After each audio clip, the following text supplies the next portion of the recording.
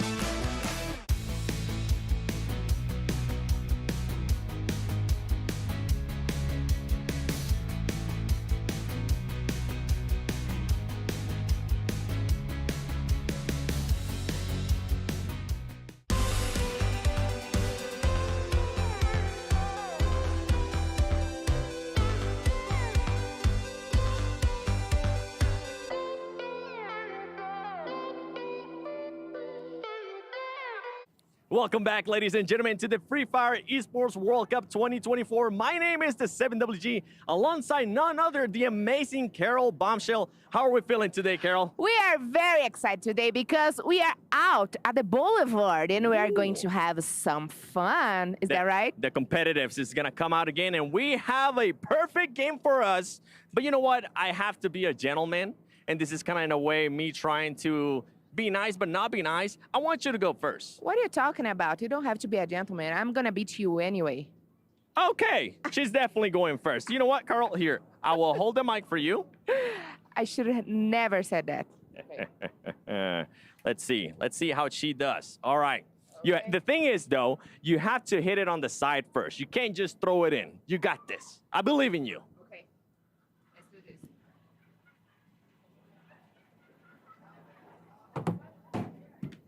Nope. That's one down. Nope. Okay. It has to stay inside. Okay. Come on. You got this. Oh! That was so close. That was close. You know Okay. what? It's my turn. It's my turn.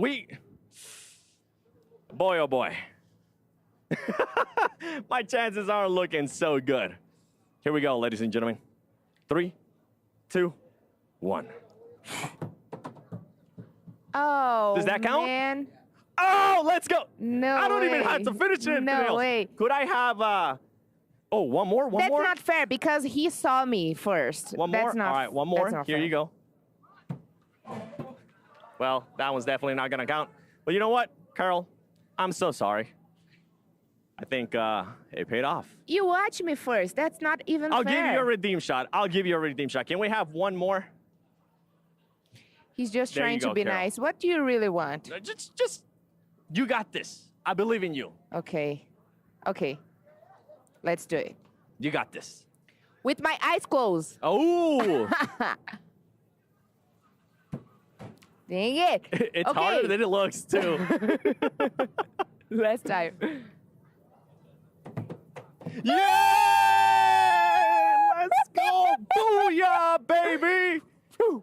Ladies and Okay. gentlemen, we hope you guys are enjoying the Free Fire Esports World Cup 2024. And you know what? Since we did end up winning, Carol, I think you get a special prize. Oh, wait for it. Okay, guys, we have a winner. You ready? Booyah! 2, 1, we have a winner. Woo! That's awesome. Okay, let's move on to our next game. Who's mostly likely to? I will give you some options and you can tell me the name of your team players. Okay, your teammate players. And you can say Bops, Butizin, you can say Renan. Ela já sabe que tem alguma pergunta ali que vai vir pra ele, né? MT7. MT7, ó. MT7. MT7. Fechou? Qual é o último? É Looking, Jayu, Lucas, Vinicius. Gil. Okay, and Jill. Okay, let's start. Who's mostly likely to try a weird combination or weapon when play Free Fire? Gil, com certeza Gil. É, o Gil gosta de dar umas trolladas de vez em quando. Do nada assim tem tipo, vamos dar um exemplo, uma Trogon, que pô, é a arma que todo mundo joga. Aí o Gil vê uma Meg assim, acho que hoje eu vou jogar de Meg. Mano, Meg tá Só ele. que não é num dia normal, é num dia de um campeonato, pô. Nós jogando um campeonato, ele acha que hoje a Meg 7 tá Aí ele ainda boa, chega né? em mim, Caio Boto, A Mega 7 tá boa, você viu, Gil? Para de graça, pelo amor de Deus, vai no certo. Quem fica louco é o Luking. O Luking fica louco já, verdade. fala na hora. Pô, você vai Verdade. pegar a Mag 7 tendo uma Trogon, é campeonato, pô. Fazer o quê? Verdade, Ele verdade. pega? Pega E brinca e de mata jogar ainda. Who's mostly likely to give the wrong direction during a gunfight? Eu acho que isso não tem assim. Se eu parar uma cor errada, vai ser eu? Ah, me quebraram essa pergunta Vai pro ser capitão o aqui, Boot, né, pô. mano? Bootzinho? Boot. Um tiro, tá ligado? Aquele tiro mentiroso. Tá um tiro, tá um tiro. Tá um tiro que Vai você lá, deu. descarrega o pente no cara e o cara não morre. Ah, Gil fica doido três nessa aí. capas 50 de nesse dano, fala que tá um tiro, aí o Gil pula e morre. Mas eu juro que tava um tiro, Gil. Eu juro. Às vezes não conta. Não contou. Quem faz isso é o Gil. O Gil falou também. assim, tá um tiro, aí o Gil. Na minha tela contou. Na minha tela contou. Na minha Quer ver minha tela tela? contou. Quer ver minha tela? Ele não contou, mas ele na minha tela contou. Eu vi. Verdade, o Gil também. Muito bom, muito bom. Who's mostly likely to use a vehicle to get kills in game? Pegar kill. Zé Carrinho. Teve o MT-7 naquele que ele entrou no caminhão monstro. Isso, vão ver muito no campeonato, tá? O pessoal entrando no caminhão monstro e saindo verdade. rodando assim. O MT-7 tentando pegar fez isso na kill. LB. Ele entrou no carro monstro assim e saiu tentando atropelar todo mundo. Vamos ver muito no Girando? endgame. É, Vocês girando. vão ver que nós vamos usar, pô. Spoilers here, com okay? certeza. Spoilers. Shh. Okay. Next one. Who's mostly likely to charge into battle without thinking? Fala. Bootzinho. Okay, next one. Who's mostly likely to fall to the blue zone? MT-7. Oxe, cara. Aí nós não sabemos pros caras, pô. Não era do time? Era do time. O cara desabafou, mano. O Bafão desabafou na brincadeira, velho. Que isso. Tell the T, Eu okay. concordo também, não discordo disso aí, mas acho que é MT-7. Se for da brincadeira do time, ainda é MT-7. Tá bom. Ai, me quebrou. Who's mostly likely to have a difficult time choosing which weapon to use? Quem? Gil. Porque o Gil tem a loucura de pegar uma arma ou outra. Ele do joga nada, com todas. Gil? Ele fica na indecisão. Não, mas não é ruim pro time? Não, é bom, sei que qualquer arma que ele tiver, ele vai rebocar todo mundo. É, que ele... Ele é igual o Raoni, um jogador versátil. É. Um jogador versátil, Juninho, pô. Uma fera. Ah, tá bom. Who's mostly likely to take the most time to loot? Um longo tempo. Mano, acho que é MT-7. É. MT-7. MT-7 demora pra lutear. O Bops às vezes fala, mano, tem que ser rápido. A MT, nossa, calma aí, vou pegar uma coronha ali 10 casas pra trás do loot, aí quando vai ver, meu filho, não, deixa isso aí, vambora. Se não, já sabe, né? Demora muito. MT-7, então, tá bom. Who's mostly likely to accidentally lock his phone while playing? Quem é mais provável de estar jogando lá, ó, e de repente bloqueou o celular? Bloqueou o celular? Você, né? É, Porque acontece muito isso, é o boot de bloquear o celular. a barrinha de Acontecia muito notificação. com o Gil também. O Gil, é verdade, eu e o Gil, acho. Acontecia muito com o Gil, com os dois. É que o celular, o jeito de segurar o celular é igual eu e o Gil. Tipo, é meio parecido. Aí bloqueia aqui embaixo. Who's mostly likely to have an excuse every time he goes down? Gil. Gil também. Gil é o que mais inventa O celular bugou, mano. Minha net caiu. Minha net caiu, papo reto, é o Gil. Várias desculpas. É Gil, como é que nós chamamos? Mike É o- Baguncinha. é É o o Mike Baguncinha. Baguncinha. É o Baguncinha, Fica só só inventando mentira. mentira. Quer ver minha tela? Só assim. Ai, gente, that was way too good, guys. I have so much fun here. Thank you so much for being here and for us to finish this. I would like to know what you guys are gonna do to take the trophy home. Since you are the world champions. O que nós estamos dispostos a fazer? De tudo, pô. Mano, o Dispostos possível a fazer e o de impossível. tudo, é. O que precisar, É não o vai que fazer. nós mais queremos, é o que nós vamos buscar e pode ter certeza aí que vamos dar o nosso melhor. Se for a vontade de Deus, vamos ganhar. É Perfect. isso aí. Thanks so much, guys, and I wish you the best of luck in tomorrow's matches. Thank you. Thanks. Segue fluxo. Vapo. Let's do something really fun. Then we are moving to the part who is most likely to. In this part, players are given a prompt and has to choose a team member that is most applicable to it. Then first, give the wrong direction during a gunfight. What would you guys use a vehicle to get kills in game? Will you do that? ใครไม่มี ไม่รู้อ่ะ ไม่มีครับ fall to the blue zone.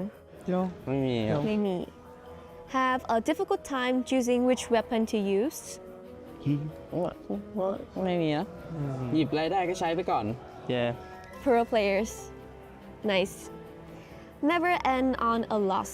อ๋อ We เอา all จริง ทุกคนนะ Okay. Take the most time to loot. ไม่มีนะเดี๋ยวนี้ Maybe.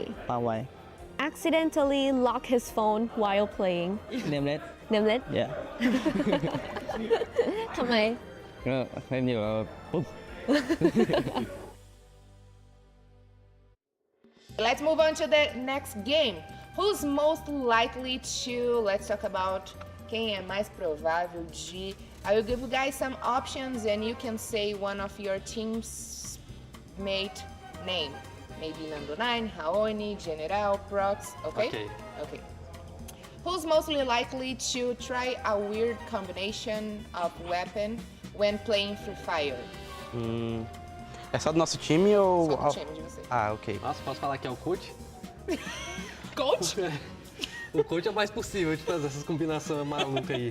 Porque ele pega uma coisa na mente ali, ó, já era, só ele... Já é. Até dar certo ele vai lá. É, então, só ele testando. Such a great answer. The coach, none of the players. Coach. Okay. Next one. Who's mostly likely to give the wrong direction during a game fight? Raoni.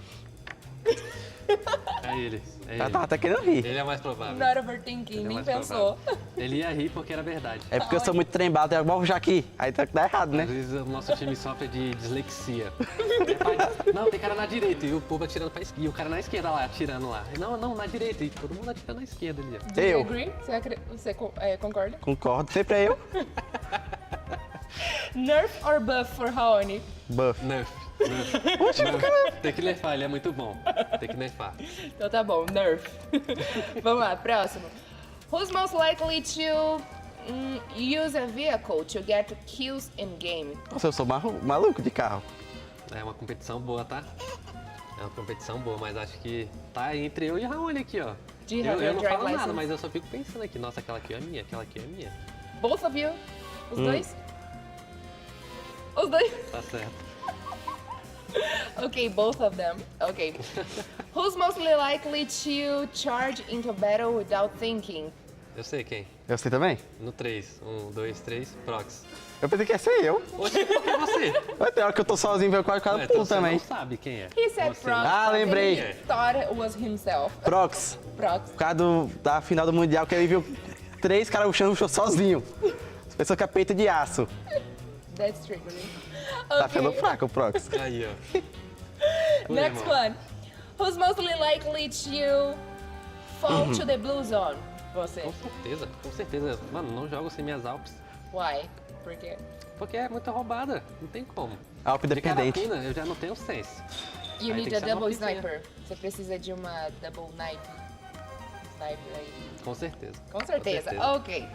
Next one. Who's mostly likely to have a difficult time choosing which weapon to use? Não sei se tem isso no nosso time. Acho que Porque é muito acho que meta, não né? tem muito assim. Mas eu chutaria que o Prox também. Às vezes ele joga muito de Bisão, às vezes joga muito de Trogon. É, se fosse nesse caso, seria o Prox. Meio indeciso. Aí tem hora que eu tô com frente com essa arma, vai ser Mas essa arma. Aí amassa com as duas. Então fazer o quê, né? É mais fácil pegar as duas. Um em Tá cada falando lote bem do saindo Prox? matando. Ah, mano, meu parceirinho ele, né? Então tem que, pô, tá ligado? meu parceirinho. Ok. Who's mostly likely to take the most time to loot? Eu acho. E aí, Raoni? Também entro um pouco nessa briga aí. Então que eu vejo ali um lança, uma arma ali, eu fico, vou ter que pegar essa arma. Mas eu acho mais o Nando. É, acho que é. Nando vê um cara de Alpine lá longe, vê se o cara morreu, ele vai lá. Ele vai sozinho lá, não fala nada. Eu fico perguntando. E aí, Jess, dá pra ir? Dá pra ir? Eu fico só... Ih, indo fazendo a devagarinho. mente Ele fala, dá pra ir, ele Eu indo fico devagarinho. Assim, e aí, Jess, dá pra ir? E eu chegando, dá pra ir? Dá pra ir? Aí, não, pode ir eu. Não, peguei já, tô voltando. Fun fact. So far, they never said the name of the captains. Are you guys afraid of your captain's team? Não, é porque... Mano, ele, tipo, ele é equilibrado. Ele é equilibrado. Ele, tipo, não tem muito e não tem pouco. Ele tá sempre no meio, tá no equilíbrio. Tá bom. Who's mostly likely to have an excuse every time he goes down? Até eu ia falar meu nome aí. O Raoni ganha essa briga disparada. Olha pra sua câmera e fala, Raoni. Raonizinho.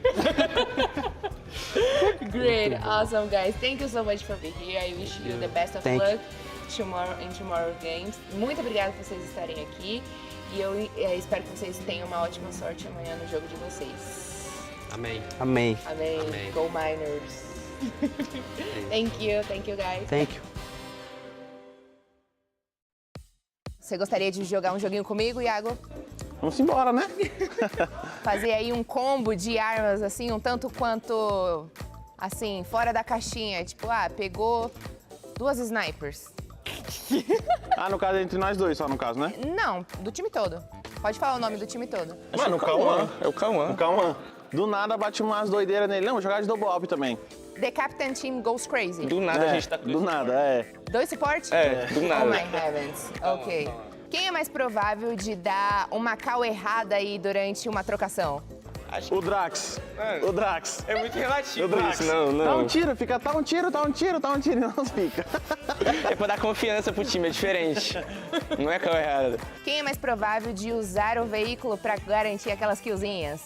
Acho que mais eu e o Lost por aí. Caso a gente pode encostar, sei lá. Os rushadão, os rush é Lost e Drax mesmo. Acho que é mais eu e o Lost mesmo. Ok. Pra garantir umas killzinhas pra uns carros. E quem é que vai assim, rushando sem pensar, tá nem aí pro time, só vai deixar todo mundo pra fora, tá nem aí? Esse aqui. Não tem jeito, aí eu não Tá posso numa negar. troca do nada. Tropa, muitos caras comigo. Se enfia no meio de todo mundo. E vocês vão salvar? Não posso negar. Tem que ir, né? Aí tem que dar a vida pelo cria, né? E depois? Aí depois... Não, depois se deu tudo certo, tá tudo bem. Mas Se se deu errou, aí errado. fudeu, aí lascou. Aí lascou tudo. Fun. Quem é mais provável de ir direto pra Zona Azul? Iago. Eu. Double bite, não tem como. Double sniper é muito bom. É as armas que ele gosta, né? Quem é mais provável de ter dificuldade em escolher qual arma quer usar? Mano, é eu ou vocês. Porque tem muito sniper e tem muita arma de vídeo pra vocês. Não, acho que sou eu mesmo. Acho que é tu, pô. Você é indeciso? Sim. Quem é mais provável de levar mais tempo luteando? Iago. Eu. O cara é doido por loot. Não tem como, tem que ficar forte, né? Pra poder correr da partida. Tem que Pô, estar tu não bem de consegue loot. decidir a arma que tu quer. Você ainda cai na Zona Azul. E aí você também demora mais tempo pra lutear? É foda, O né? cara gosta de lutear, fazer o quê, né? Quem é mais provável de bloquear o telefone na hora que tá jogando? Apertar o botãozinho lá e bloquear, e aí sair do jogo. Acho que eu já. Pelo jeito que eu jogo, Deixa eu ver o vezes tamanho dessa desligo. mão aí. Let me see your hand side. Ok, that explains why. Ele sempre ficava azul. No começo que você jogando no celular, ele então. tava jogando, ele... Pô, Eu desliguei a desligava o tela celular. sem querer. Toda vez eu desligava. Isso é por causa da mão? É. É E do mesmo? jeito que eu jogo também. Como é que é? Eu jogo meio que assim, ó. Com esses 2 dedos, né? Aí eu seguro meio estranho o celular. Ok. Aí acabo desligando sem querer. Ok. Quem é mais provável de dar bastante desculpa toda vez que cai? Eu acho que eu tenho uma pessoa em mente, mas quero ouvir a resposta de vocês. Quem é que mais cai nesse time aí e dá desculpa? Quem, menor? Fala tu. Mano. Cauã. Cauã 7. Fala os dois Cauã juntos? 7. Vai, Cauã 1, 7. 2, 3. Cauã 7. O homem é rei. The captain. Ok. Nice.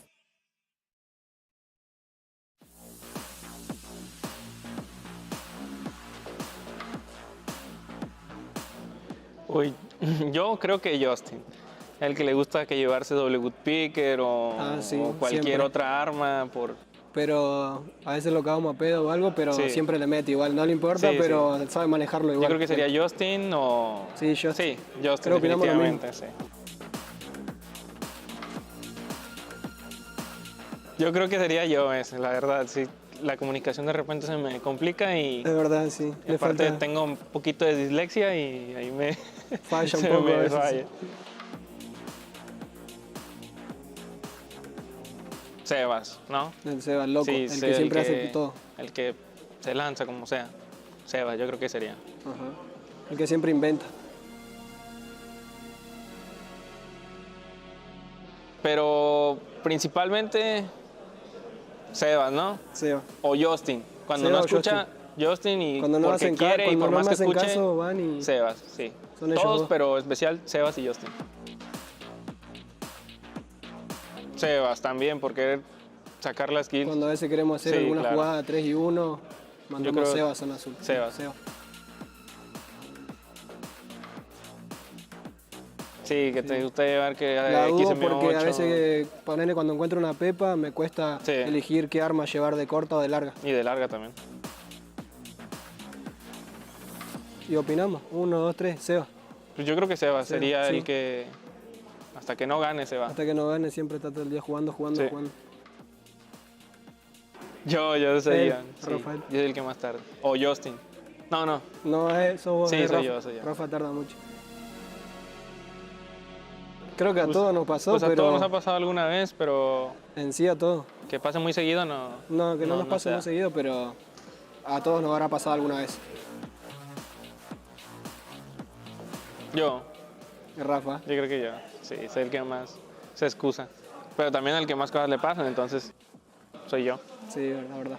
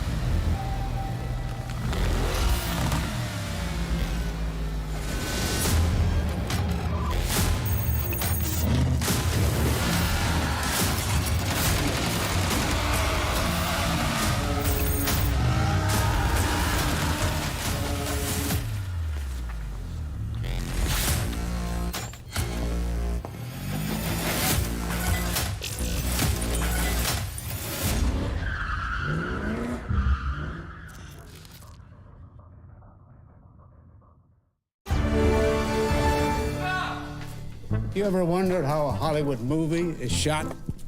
On a Sony. You review it on a Sony. And how do you make that sound epic?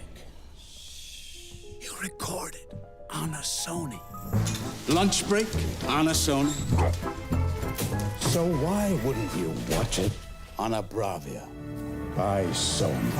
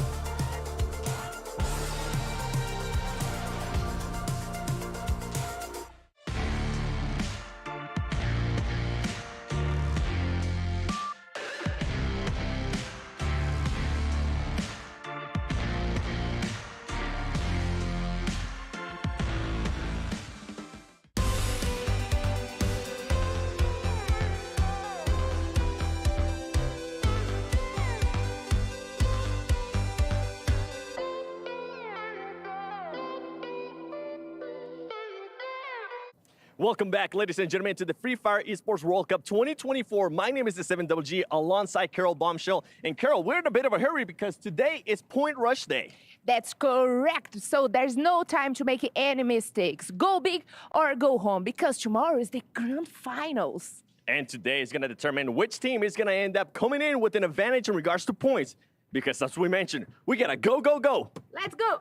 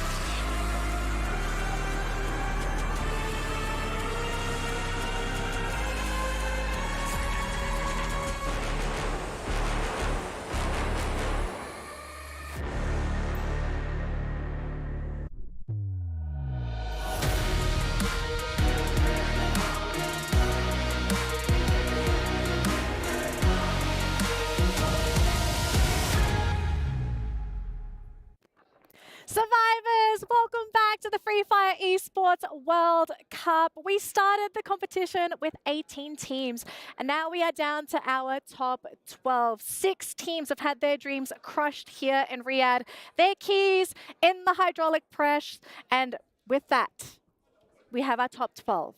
It's Point Rush Day. We're getting ready for the grand finals. And you know what that means? We're getting ready to crown our champion. But before we do Point Rush today, I do need to welcome my wonderful analysts, because this trophy is what everyone is aiming for. And to reach that, you're going to have to play at the pinnacle of Free Fire. But we must welcome my wonderful analysts. Please welcome these 3 wonderful gentlemen. I have Sir Cloud, I have Neptune, and Hauler. Gentlemen, welcome to the stage. It's amazing to see you again. At that start, these boys are ready to go just like our players. I love you guys. You're great. How are you feeling? Feeling great, feel excited right now, especially that we have our top 12 from the knockout stage and they're ready to get the head start points. But I'm feeling that it might not be the same as what we've seen for the knockout stage. They might not be giving it all. Well, I would disagree with that. We have seen hearts broken from the group stage by the tiebreaker, so every point matters. Every point matters. I mean, we saw that tiebreaker. It was very close, but going into this one, we're down to the 4 countries, and we're going to see who actually is going to get that head start going into the finals. That head start is massive as well. So some people might think 8 points for first place. Like, what does that really mean? It's grand finals, folks. You need every point is going to make that journey to first place a little bit easier. But to kick things off, let's have a quick look at our tournament format today, just so you guys know where we are at in the competition. So we finished up knockouts yesterday, as we unfortunately had to say goodbye to 6 teams. 6 keys have been crushed. And with our remaining 12 teams, with Point Rush Day, Neptune, how does this work for people that might not follow the Free Fire scene? Well, this is where they get a few more points that they can use or that can add up from the beginning of the grand final. So it would help them, especially if they are not doing well based on experience on the knockout stage. Yeah. Now we do also have our point system as well. So if you guys are a little bit confused, you might be new to Free Fire, this is how you secure your points for the competition. So our general point system per round, mosey on over to the left-hand side. Teams that secure first place per round will be getting 12 placement points. These points are simply your placements, depending on how you end your round. Unfortunately, bottom 2 per round are going to take home no placement points at all. However, there are elimination points, and every elimination that your team gets will be securing that 1 point for your team. And for Point Rush, depending on where you place in your matches for the remaining of today, these are how many points you're going to start off with in the grand finals tomorrow. Again, extremely important, because we don't know how these games are going to happen tomorrow. We don't know if it's going to be our top dogs or maybe an underdog slipping in through the shadows and swiping away that first place. We truly don't know until those games begin, Hauler. Yeah, definitely. And it's one of those situations where, you know, you want to get the best foot forward, especially going into the grand finals. So scoring as highly today is the most important thing. Yeah, so again, you don't want hearts to be shattered because the prize pool is big. The prize pool is massive. So let's take a look at the prize pool very quickly so we know what the teams are competing for. It's not just the trophy, but also a lion's share of that prize pool. So at this point of time, we already have teams slotted in from 13th to 18th place. Unfortunately, we had to say goodbye to 6 teams. However, 1st to 12th, all of these spots are open. We have not locked in any teams yet, but we will be finding out their final placements tomorrow. But for first place, $300,000. I mean, you got the lion's share. That's what you're aiming for, gentlemen. Yeah, definitely. I mean, this will help the organization, will help the team as well to grab a few more, any upgrades, anything that they would need to be better each match, each tournament overall. Before we start Point Rush, however, folks, we do have a quick recap of what happened on day number 3. So let's have a look just so you guys know where we are at here at the Esports World Cup.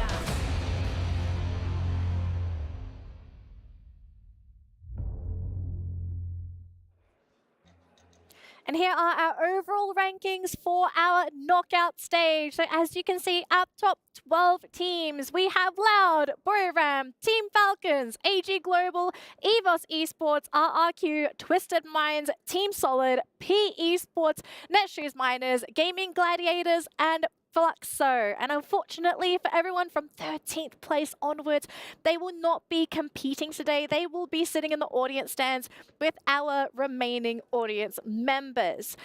Now, these rankings now mean nothing. It's basically saying these teams, they have made it into the grand finals. You are not getting extra placement points. You don't get anything. We have a fresh reset for our top 12 teams. Neptune, are there any teams that we kind of saw yesterday making it through? And actually, before we have a look at that, just a quick look here, folks. These are some of the keys that have already been crushed. We see Falcons holding onto one of the other team's keys. We don't get to see the names on these keys, but this is what happens when you don't make it through. If you're not the champion, your key, it's going to be crushed and it will be put into the trophy case. Yeah, I mean, crushed along with the dreams of heading and grabbing that championship. That really hurts. And our heart goes to the bottom 6 after knockout stage. Well, more to AGG, because that was so close. Very, very, like, I did say that it's a good way to end the day because they can keep thinking and then use that motivation for the next tournament. But from the beginning, it will be heartbreaking. Yeah, it was hard to watch for Radar Esports and Hotshot Esports as well. They could not do anything about their points in the final day because they were done with their games and they had to sit back home, watch the game and just pray that they still go through. But then again, the points weren't enough. Yeah, and there's that saying where you win or you learn, and we saw a lot of learning. These 6 teams are going to go back home. They're going to, again, just watch the VODs and then learn, like basically find out their mistakes. Hopefully this is going to be something that pushes them forward in their esports career. But we actually have our top 5 plays ready. So let's have a look and see what were our top 5 plays yesterday in the knockout stage.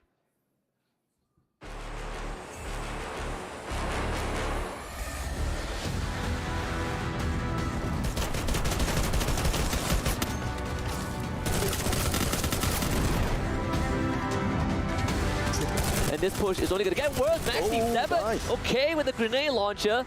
Blows out Liam, can't find a knockout punch though. The grenade out good, time turner. And a counter push from the side of Gaming Gladiators. Netshoes Miners gets eliminated by Jota Temp. Red Side comes out with a katana. And the slash on the Guardian's face. That's the chop first blood.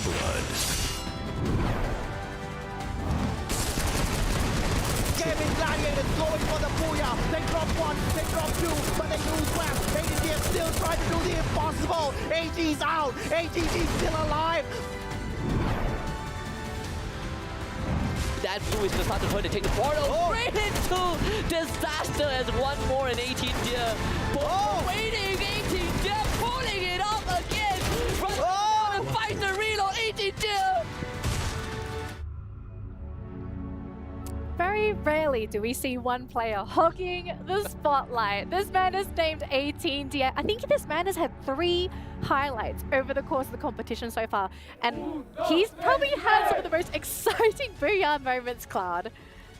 Yeah, and also let's remember for 18D, he was the FWSC Week 3 Predator as well. And he performed among all the giants in Thailand. And seeing him able to perform here at this stage again, I mean, he's just proving why he's such an important player for the team. Yeah, and I mean, you're kind of seeing every time that they lose or he dies, the team just kind of falls off, right? He is the catalyst of that team. He brings a lot to it, and you got to keep him alive because he's an absolute monster. Well, the question here I have is 18D possibly going to be targeted here? Because teams have got to look at Gaming Gladiators and they say, okay, we know this man is an issue. Do we just get rid of the entire team? Just throw the whole kitchen sink at this man, because we've seen time and time again, you leave him alone and he just solo queues the entire lobby. One thing I would say is that has happened a lot from the FFWS Southeast Asia. 18 has this rusher spirit. He always rushes into the gameplay, and I remember the questions that were being asked, like post-show or pre-show, and he might be one of the players from this team from GG that will be answered as the one rushing in without thinking, because it's all instinct for him, and it just shows how well he can do it. Yeah, and you kind of think about it like during a fight when it's all messy and you wouldn't be thinking like, oh, did I get him? Did I not get him? You just shoot whoever that's in front of you, and if you happen to get him, great.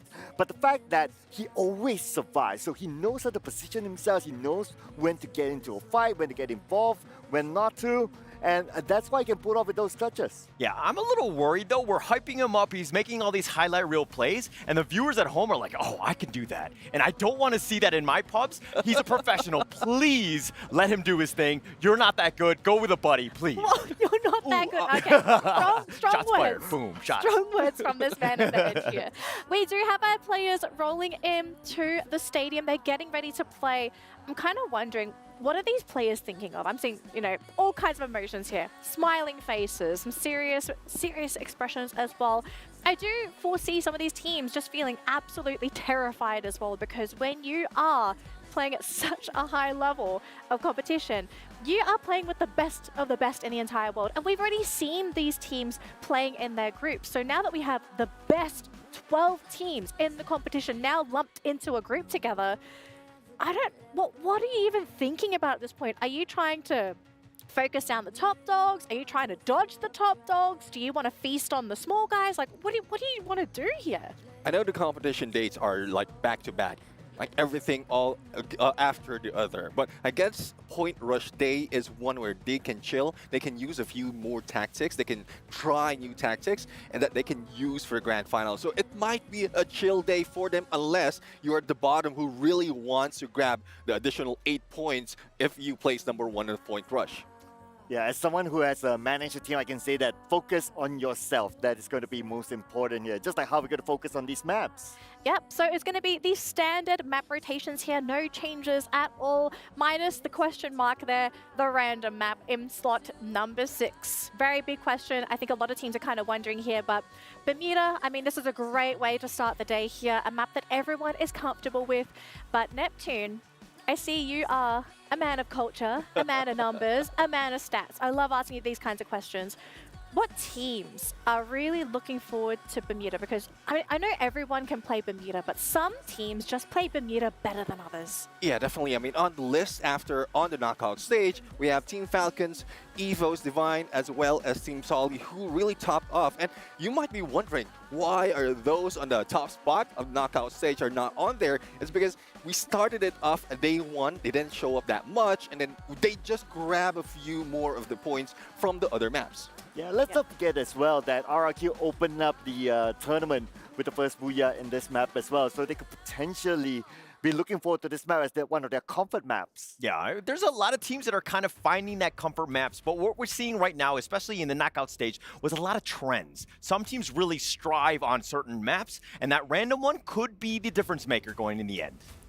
Now, to all of our viewers as well at home, if you haven't already, submit your predictions, because we'd love to hear who you think is going to take the trophy, who will be our champion. Head on over to stcplay.gg to submit your predictions. We want to hear your thoughts. We kind of have some predictions, but do we want to share them again for anyone that might be a little bit late to the party?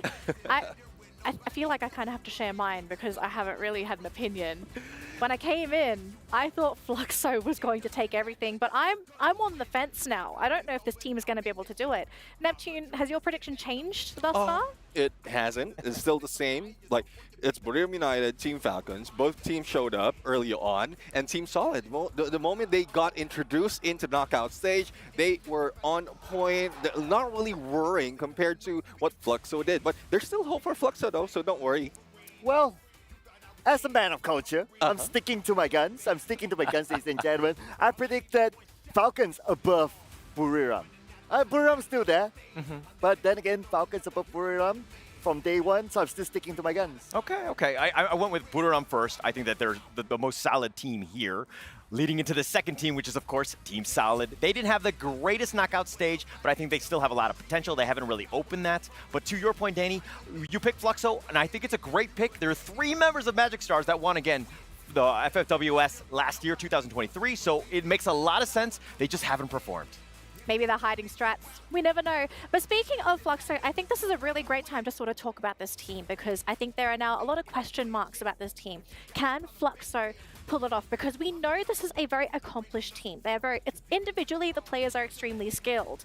But from what we have seen already, this team barely made it to Point Rush. They actually made it through based on tiebreaker rules. And if you guys don't know how tiebreakers work, in the case of Fluxo, they were tied for points in 12th place, but they made it through because they had more eliminations. So after seeing them scrape on by, is this where we see the team step up? Like, what are we kind of feeling here for Fluxo? Well, I think they learned a lesson. I'm not quite sure if it's something that they intend to do, like day number 1 is just slow, and then they tried on day number 3. But right now, I think head on, start in the game of Grand Finals or even Point Rush, they will be grabbing as much point as possible because as Holler mentioned, I mean, 3 players coming from one of the World Series Championship. All right, looks like we do have an interview lined up with Fluxo, so let's see what the players have to say before we kick things off today at the Free Fire Esports World Cup. Welcome back, ladies and gentlemen, to the Free Fire Esports World Cup 2024 on what's going to be Point Rush Day. My name is the 7WG alongside Carol Bombshell and none other than Gio from Fluxo Esports, a team that was barely able to qualify to right now the weekend. How are you guys feeling after such a nail-biter day yesterday? Como vocês estão se sentindo depois das partidas de ontem terem sido muito difíceis, especialmente a última que vocês estavam assim para se classificar?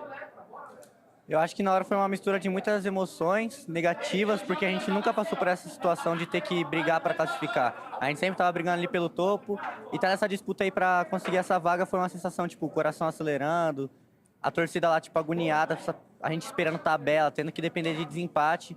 Então acho que na hora foi uma sensação muito ruim, mas deu um alívio, porque a gente sabe que a gente pode muito mais e a gente vai melhorar 500% para esse dia de Point Rush, essa final, e tentar trazer o título para o Brasil novamente.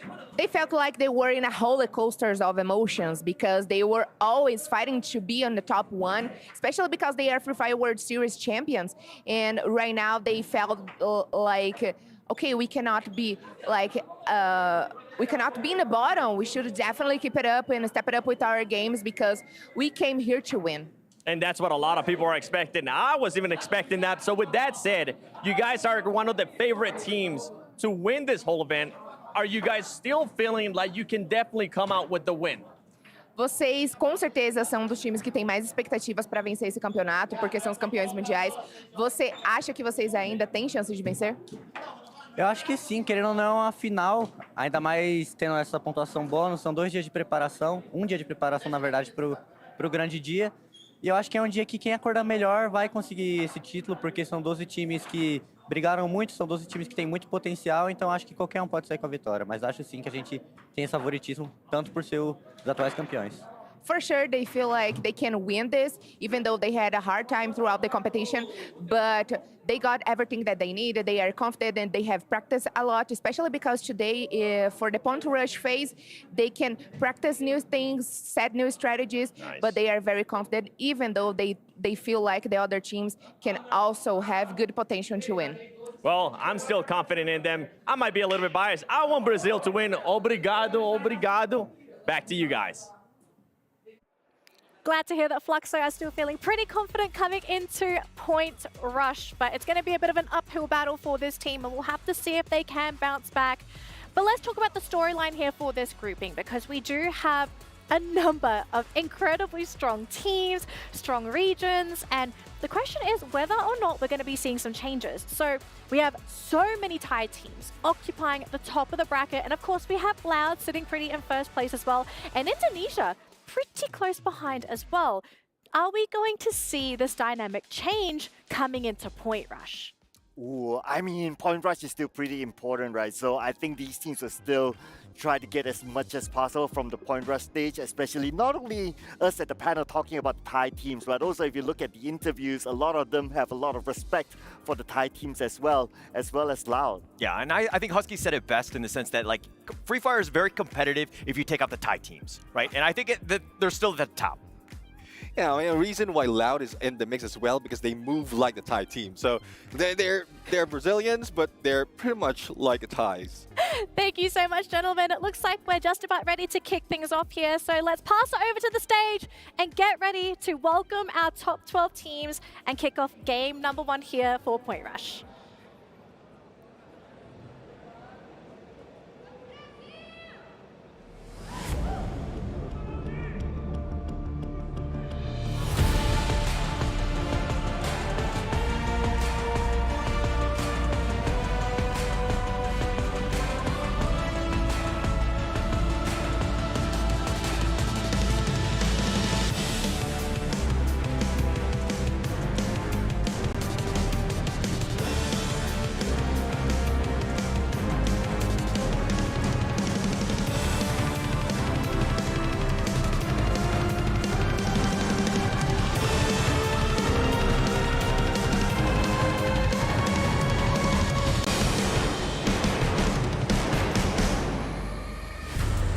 After an intense 3-day group stage, our 12 Free Fire finalists have been decided here at EWC.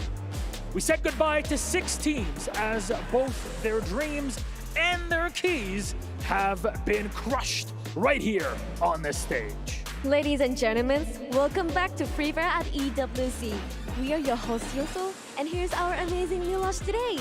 With eliminations behind us, we now look to find out which squad is going to be the best of the best. Absolutely, and today though is all about speed and determination, where our finalists can gather bonus points to help them out in their run, starting off in tomorrow's grand final. But since we're talking about our players, how about we introduce them to our stage? Yes, and let's go. Moving on to our first team from Vietnam. They are Don't Cry, Nero, LBT, and Hoang An. Welcome, P Esports!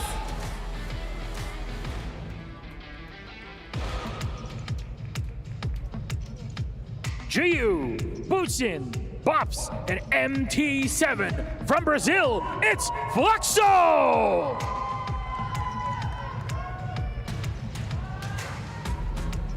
From Brazil, Tattoo, Nick, Trabi, and Guasha. They are Team Solid!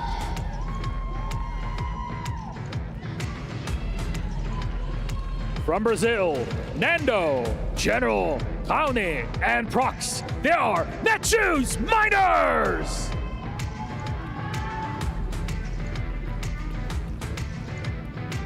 From Brazil, Iago, Kawan, Lost, and Drax. They are Loud!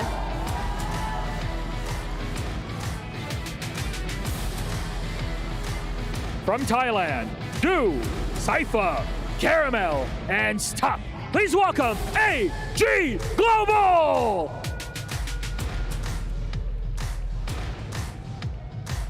From Indonesia, Razor, Mal, Dudes, and Abe High. They are RRQ!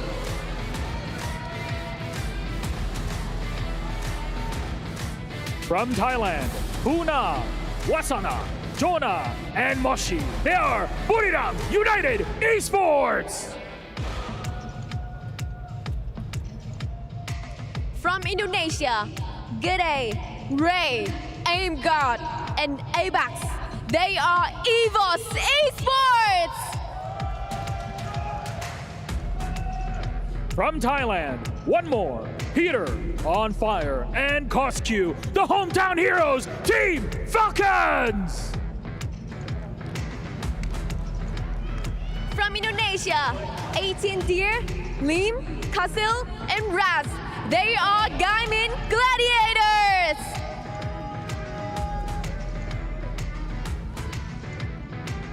And last but not least, Sming, Naples, Diamond, and Exposi. They are Twisted Minds!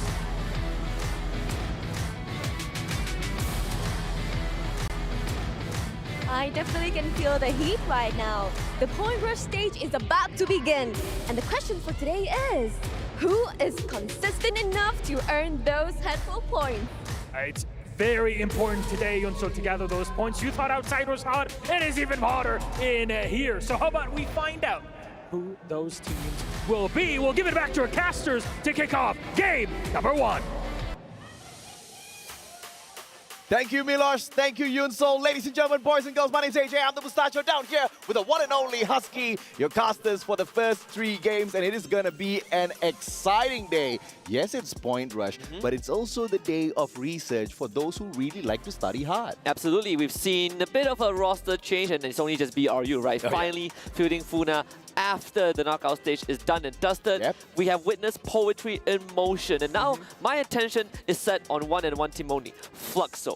How crazy would it be for them to defy the odds and win the whole thing based off of yesterday's tiebreaker? Then they will get exactly what they have wanted all this time, which is to have their names in our mouths throughout the whole broadcast, not just on Point Rush, but also on the grand finals day. Because if they can really break away from their struggling moments out there on the battlefield and prove to the rest of the teams that they are not here just to fill in a couple of roles, but to really fight for the title, it's going to be an exciting grand finals tomorrow. Especially when the region of, for example, Brazil and Thailand and even Vietnam having one representatives, right? Basically, the entire region in full attendance in this grand finals. Indonesia just missing out on Onyx Olympus, but for a team like Fluxo, I think a lot of fans have noticed that ever since they won the World Series last year, Yago left the team, went to Lao, and it has never been the same, right? Almost feels like no Yago, no Fluxo. MT7 has been struggling in his role. This is his first international tournament. It's feeling the jitters a bit. Yeah, absolutely. And Loud with Yago just seems like they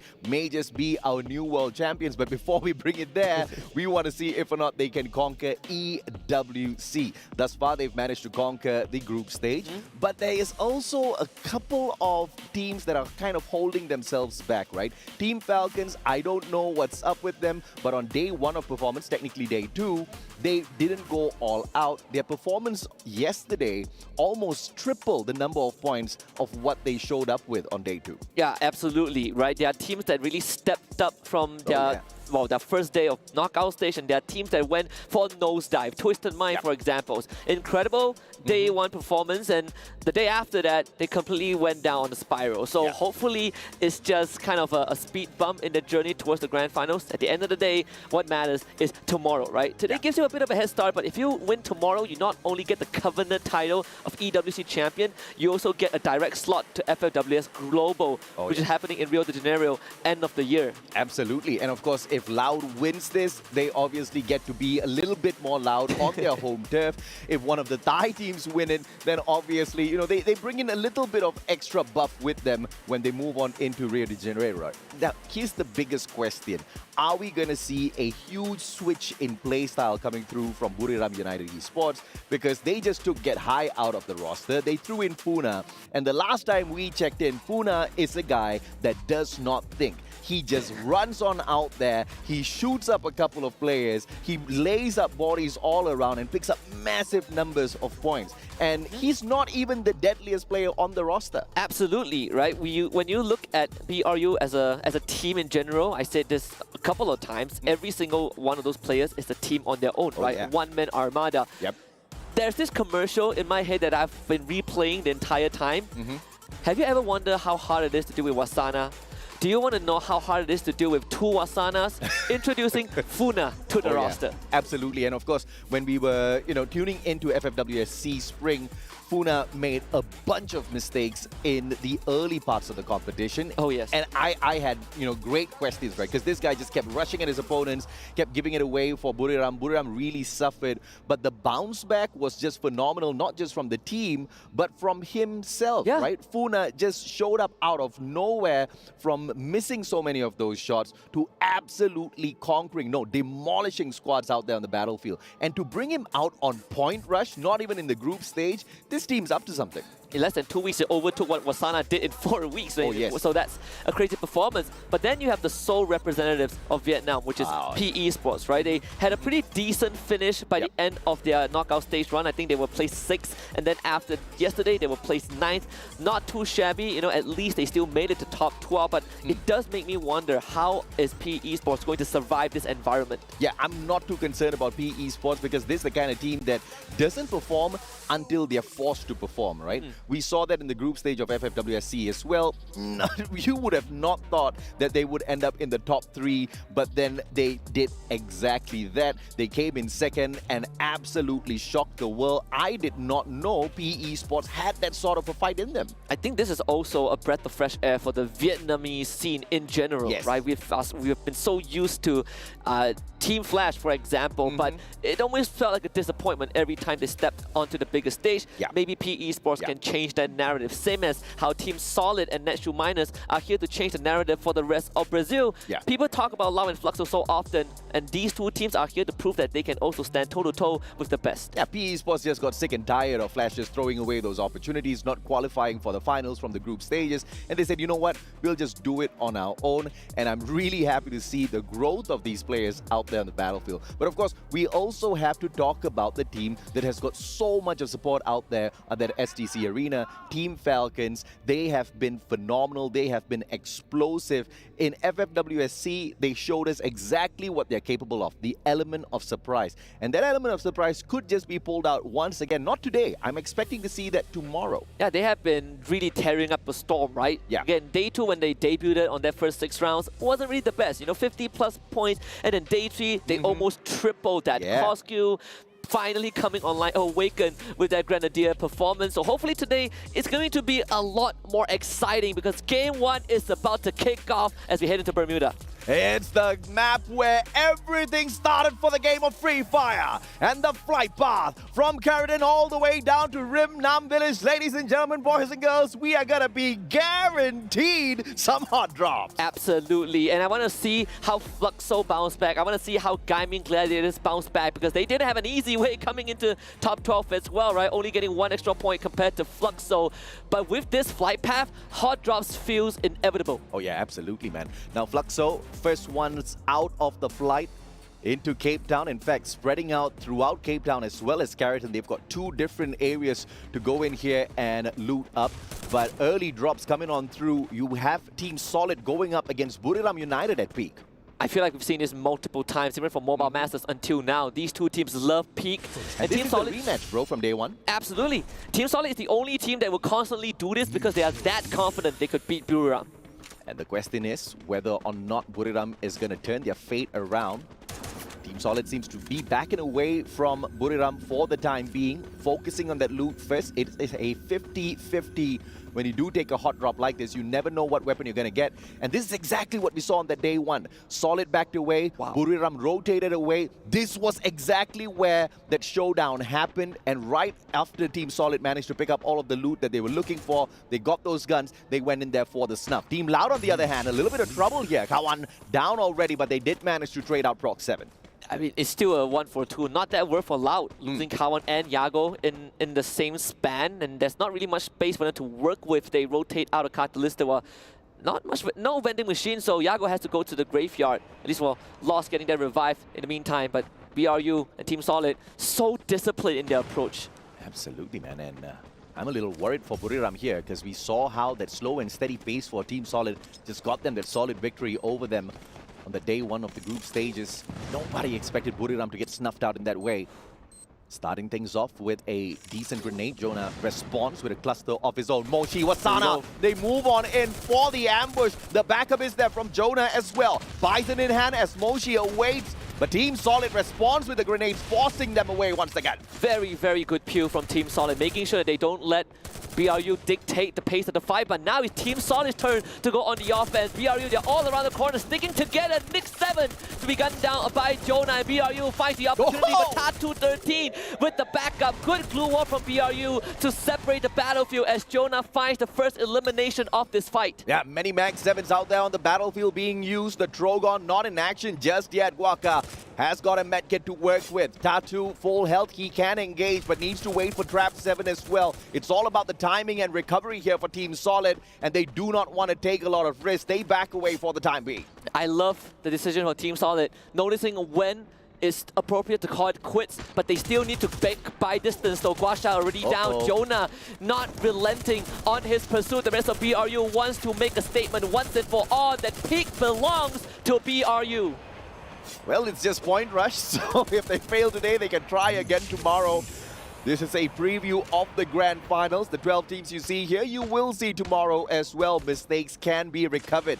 Of course, you do throw away a couple of very important rush points. Those bonus points will definitely make a huge difference. If we do have another tiebreaker, Dew, unfortunate, down very early, does not have that sniper in hand to dance around. Cypher with the Trogon on the other hand, backing up Caramel, who backs away, taking away lives from PE Esports. Unfortunate for the Vietnamese squad, but at the vending machine, LBT buys back Wang An. That's his insurance for him to run away in the meantime. And Huang An will decide to fly towards Factory, which is currently unoccupied. So good spot for PE Esports to find that safe haven and reset for the upcoming skirmishes.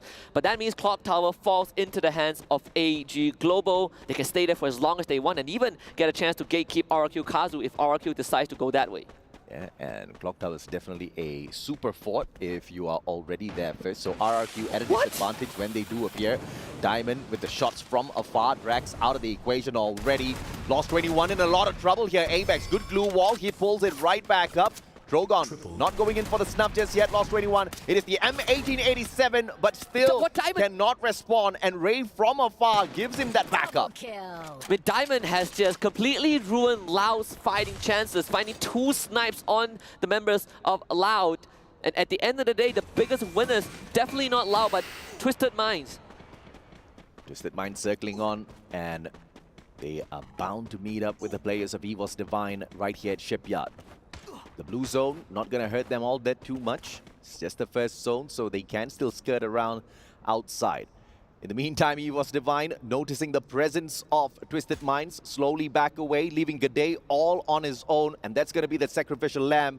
And Netchu's Miners spotting out a couple of engagements, actually moving on in to gatekeep Twisted Minds. And G'day just caught between a rock and a hard place. EVOS Divine, they were looking to leave that area, but they still had to end up losing G'day. Nando 9 gets a good vantage point. An Eagle's Eyes view over Twisted Minds as the rest of NMG are coming from behind. Nando tagged up already, and Rawan with a double on the grenade launcher. The finisher is important though, and Rawan moves on in, takes them down. Superb action, of course. Had to be knocked down himself, leaving Saming all alone here. Twisted Minds, they thought they had this one in the back. Now Saming's gonna be that distraction as they try to play for the game of survival. And the only difference maker of this skirmish was just Rawan having that grenade launcher. Saming was in a decent position to provide support, but now with the rest of the team down, there's really nothing much you can do. You just have to somehow try and make it out of Shipyard. How do you get the revive? Jump pad saves the day, gets tagged up from the back. Do they go in for the rush? A sliver of health left on Saming.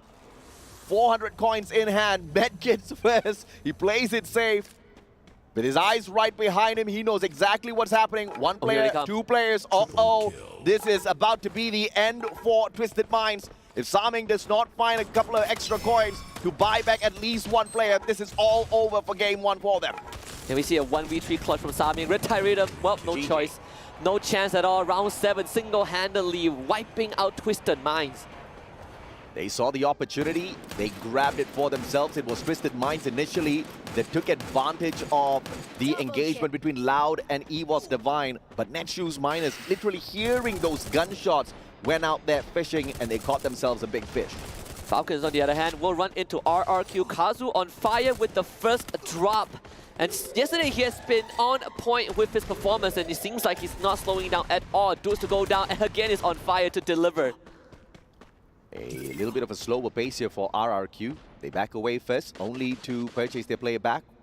That's that insurance policy in case things do go a tad bit sour here, as Falcons slowly circle around looking for a Beihai, the final player who's been left behind as distraction, as the rest of the players from the side of RRQ back away from this compound. On fire still hasn't spotted anyone just yet, but it's just a matter of time. One of my personal MVPs of Team Falcons and Abe Hai.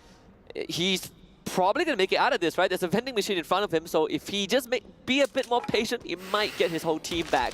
Gaimin Gladiators will have to face up against Fluxo, the bottom 2 teams at the end of the knockout stage, at least when we talk about top 12.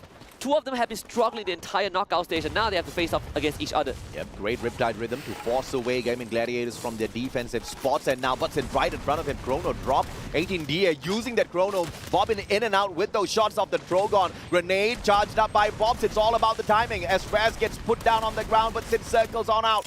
This Drogon just cannot find that perfect knocks, and he instead gets knocked down by Colcheo. Yeah, actually a pickup onto Butsin. Jiu taking that risk. 18 Deer will eliminate Butsin. Bobs also goes down on the ground, and Jiu is just on paramedic mission while also having to deal with the rest of Gaimin Gladiators. They finally took out 18 Deer, the star boy of the Indonesian squad. Jiu around the corner finds Kuchil. Fluxo might have a chance. Jiu does not land the finishing blow. MT7 on top of this bridge could not find the angle to provide support. Takes the portal, and she decides against it.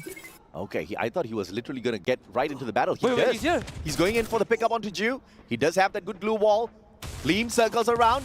Another glue wall from MT7, and he responds with a VSS. Now it's a 2v1. The tables have been turned. Gaimin Gladiators in a lot of trouble.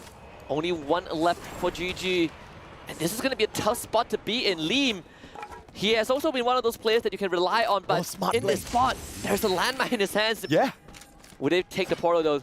This could be the greatest player of all time. Raz is also still around, but for Fluxo, they're not going to take their chances. Too smart. Used the portal go, got out of there, pulled out a good glue wall, dropped a trip mine just in case someone pursues him, and gets the hell out of there so that the squad can stay alive for a little bit longer. Beihai, you spotted him earlier, managed to survive long enough, and surprises Yago, shutting him down. Of course, gets traded out, but 1 point nonetheless. Oh, that must have really felt bad. Felt really bad for Loud to go down like that, or at least to lose Yago in that fashion. But still, Loud's in the running. They just need to bring Yago back, and looking at the state of the game right now, we're past the 10-minute mark, so not much time left for Loud, but AG finds himself facing up against BRU. Funa down on the ground so early here. Jonah circles around, Bison in hand, but it's a 2v1. Wait. The backup is there. Wasana shows up in the nick of time, but now, as the final player, Wasana, can he 1v3? Answers no. And BRU falls in the hands of AG Global on top of this roof. New kill leader. In fact, 10 eliminations already. AG Global. Felt like we sidelined them a bit, right? Talking about Falcons, Twisted Mind, BRU. And AG wants to make a name for themselves as well. I mean, apart from the consistency out of Dew, we haven't really seen a lot of action from the side of AG Global. Caramel, of course, once in a while, he does give us a couple of plays to really scream about, but we haven't seen enough promise from them in the past to really bet on the squad. But that was a fantastic start of the day. 10 eliminations already. We just want to see if or not they can continue this in the next of the 5 games. Trap 7. Brazilian showdown right here. I mean, NMG and Team Solid both occupying a decent space, but it feels like Team Solid are the ones that goes on the aggressive. 18 Deer brought back to life by his team and decides to mess with Guaksha, and that is going to put a spanner in the plans of Team Solid. Good play thus far from Solid, and that manages to push away Netshoes Miners. They don't really seem to be in a lot of action at this point of time, mainly because they want to conserve all of the utilities for that final battle. They're looking for those placement points. They know exactly how important all of that is going to be, because by the end of the day, they want to grab those 8 head start points for the grand finals. Raz in a very sticky situation, blue wall down, but he's got natural defense. I'm telling you, it's pretty hard if you're in the position of GG, right? You had to revive a lot of your teammates. Yeah. And right now, to get through, you have to either get rid of Team Solid, or you just pray that someone else does that. And even then, you have Netshoes Miners to work with. For Lim somehow finds an isolated Mao. So that's a free point for the Gladiators. Free indeed. And RRQ out as well in the 11th spot earlier. A little unfortunate as to how they started off this whole group stage, and now for Point Rush, on the other hand, it's the exact opposite. One of the first few teams to get taken out of the equation. And it was 2 back-to-back Indonesian teams being eliminated, as it seems. Yeah, absolutely. But down to just 8 teams left. Still a bit too populated for my liking, and I'm sure the game would agree. Blue Zone is going to start closing in. A lot of teams on that west side though. Team Solid, Netshoe minus. Team Falcons, one more getting a shot onto Yago as well, so Lau will be forced to join in. And Falcons, they are going in hard. Hard indeed. Peter down on the ground already. The Chrono is there, but on fire. Backs away. Drogon in hand. Tracked in by Drax. A double glue wall into the house. Beats Kawan on the opposite side. Still taken out. Amazing pincer by Loud. I'm telling you, that was a mission impossible by Team Falcons. The fact that they made that play is a show of confidence. Maybe Koskyu can bring it back for them, but not able to confirm that elimination spells impending doom. And now Koskyu thinks about going for that CQC, and even then it doesn't feel like it's workable. Loud, they are disengaging. Yep, one more outside the circle. He's going to take a lot of damage from the blue zone, and he catches up with Koskyu, but a little bit too late. Shut down. One more sprayed down by Drax, leaving Koskyu all alone, and he's going to take the blue damage. There's just no way in hell he circles on in. Does he have a portal goal? That's the biggest question at this point. I don't think he does. He does. He can use it, but he needs to get his health back, right? He needs to get his health back, and then to travel, you have Team Solid and Lau and PE Sports to go through. It's all about the timing now. Koskyu patching himself right back up, but Goldcry says, no sir, please get out of our lobby. Loud 7 eliminations, strong Riptide Rhythm tears apart the defenses of Team Solid, and they get one more point off of them. Trapped behind the bunker. Kawan not stepping out of his defense just yet. PE Sports can put an end to Loud and their rotation, and they start taking those shots. It's a Riptide Rhythm. Narrow with those shots as well. Lost 21, a sliver of health, but they find the defense. Yeah, they both slip through past the open area. Lost will be brought back up, no problem. And Lau have found certain safe haven. PE Sports amping it up. Oh and my that is exactly what we want from this team. Do not let your enemies take more than what they deserve. Lost 21 on the run, but PE Sports are the ones that find their way. This is exactly what we were talking about, Husky. You cannot sleep on the Vietnamese squad. PE Sports is not just here to play, they're here to dominate. Great usage of that portal goal. They rotate around. Now Fluxo is the threat, and a double nade from the Drogon, courtesy of GU. Bye-bye Netshoes, you can mine in the next game. Absolute clinical performance from the two dark horses, Fluxo and PE Sports, making it into top 3, but can they overcome AG Global, the last bastion of Thailand in this round 1? AG, the team that wiped the floor with Buriram Riptide Rhythm, will force PE Sports to find a reposition. Now puts them in the perfect distance to take the fight up against AG. They've got the vantage point as well. Glue wall melters all around them. Riptide Rhythm not needed just yet, but they're taking the fight straight up. That's the Chrono, and that will block out a couple of defensive points. LBT on that left-hand side with the flank, but he can't seem to connect. 79 HP, a sliver of health, but he still stands. I mean, Fluxo have the best possible chance of winning this one. Bombs even lets a grenade. Riptide Rhythm from afar. Fluxo cleaning up the battlefield, and this is what we call recovery. Fluxo with an absolute performance to get a booyah in round 1. Someone said we're not here to win the championship. We're gonna start the day off with a booyah. This is the craziest comeback that we have seen in the game of Free Fire for a long time. Fluxo is a champ on their own. In fact, they're the current reigning world champions. That's the world champion performance. Some teams, some people counted them out. I mean, even I was heartbroken before the tiebreaker was even presented. Oh yeah. And here they are telling people, reminding everyone else that they still have 3 out of the 4 world champions that was on that stage last year in Bangkok. And that is how they prove it, with a booyah in the opening round. And knowing the Brazilians, knowing how cheeky they are, they would probably say they planned that all along. Probably. Yeah, we planned to get into the tiebreaker. We knew we would slip through. It's a big risk, right? But you kind of win the gamble. I know Fluxo were very emotional yesterday, a lot of tears, but you know, it's how you pick yourself back up. And I think they did it so well in this game.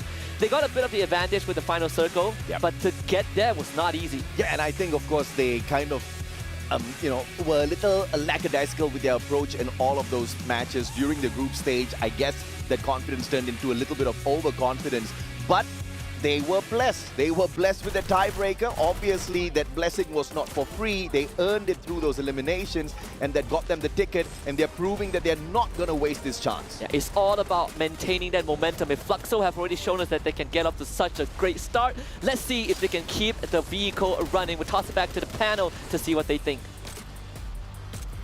Thank you so much, Husky and AJ. What a game. I don't think anyone would have predicted that ending. Of all the teams, PE Sports, Fluxo, and AG.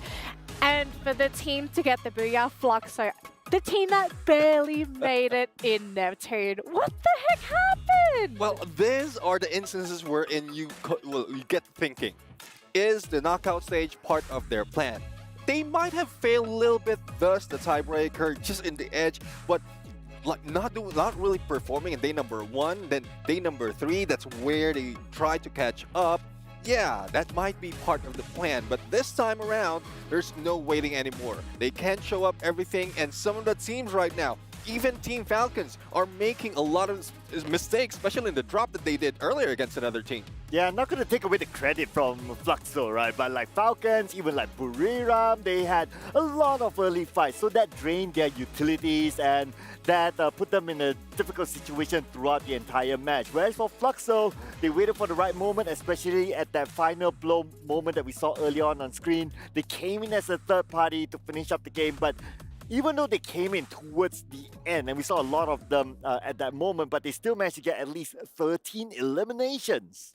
I think that was a smart play as well, because if you just sat back and you let the competition eat each other up, you're missing out on eliminations. So Fluxo swooping in with all of those eliminations, securing them in game 1 today, 25 points. This is a fantastic comeback for this team, but AG Global also finishing the round with 19 points, tied with PE Sports.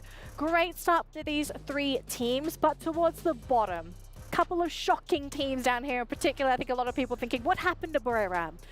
I think we kind of have to talk about this because a lot of us had expectations of Buriram. We thought this team was going to have a very consistent day, and game number 1, not quite happening here for this team. What really happened for some of our top performers? Because we did have expectations coming into the point rush today. Well, Buriram United, after being like while they're engaging with AG Global, I think they're just taking it easy, trying a few things in mind. And AG Global, they understand that they need more. They need more to go to grand finals, because even from the knockout stages, they were struggling. They're trying to do their best to do a lot of more, and similar to what we're seeing Sir Cloud trying to do his best to do a lot more with Kitty right here. I'm sorry, I'm a cat guy. Yeah. You're not allergic. No, I'm a cat guy. Okay, great. How many cats do you have? Yeah, I have 5 at home waiting for me. I'm glad to see one more here. It's okay, Kitty's on the panel. We're gonna enjoy some time here. Cloud, I kind of want to talk to you about Loud, because Loud was our top performing team coming into the competition today. But PE Sports, coming out of nowhere, absolute monsters, just shred the team apart. What happened to Loud?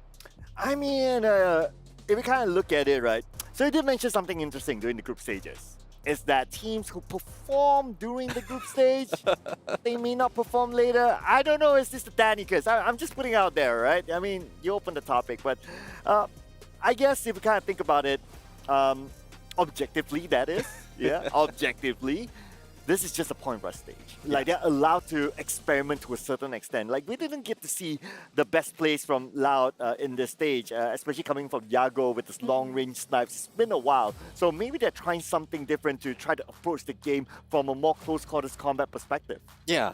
I mean, we did see a few great plays in here when they took down Team Falcons, but that was a mistake that has been done. I mean, after Yago has been knocked down, then one of the players from Team Falcons just jumped in, missed the window. I'm pretty sure he was trying to get in because he saw there's a whole squad waiting for him. He got taken down. The rest of the squad of Team Falcons is just rushing in, being taken down one at a time, and Loud is just going Loud and taking them down.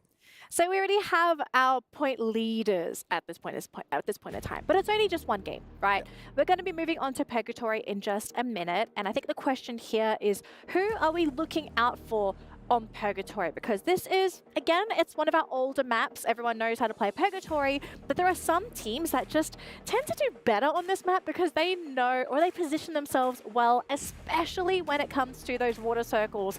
But very quickly, congratulations to Gio. He earned this MVP. Yeah, I mean, 6 elimination and 23-61 on the damage. There's a lot of healing involved. I mean, this is that instance wherein they were being taken down, so you really need to top up, and they did it quickly. They did it with so much finesse that they recovered overall and grabbed that booyah. Yeah, and I mean, we've seen like 3,000, 4,000 damage by a single individual, but you know what's sexy? Is elimination. And that is where it all matters here, ladies and gentlemen. Eliminations is where the points come in. And for him to be able to come up with 6 eliminations just by himself out of 13, that is almost half the eliminations of the squad. All right, we're going to have to send Kitty away because I know cats don't like water. So thank you for joining us on stage, Kitty. You can stay on dry land with us. But Purgatory, this is our next map. We know a couple teams really like this map, but I think the question we have to sort of ask is, with Fluxo already off to a good start, how is this transition going to be for the team going on to Purgatory? Is this a map that the team is going to do well on, or is this a map that they're a little bit weaker on? Yeah, I mean, first off, I'm going to look into the historicals, what we've seen from the knockout stage, and to be honest, none, if not only a few from the top 3 of our knockout stage are topping the Purgatory, because probably there's a few more changes, or they're focusing more on the ladder schedule, the ladder maps in the schedule. And Fluxo might be another team who will bring more points in this game. Oh, I guess it comes back to what they say, my village, you know? Doesn't matter how you start, it matters how you end. So gotta keep an eye on that, ladies and gentlemen. I know Fluxo cool, come in with the first booyah and all that, but gotta stay grounded. Yeah.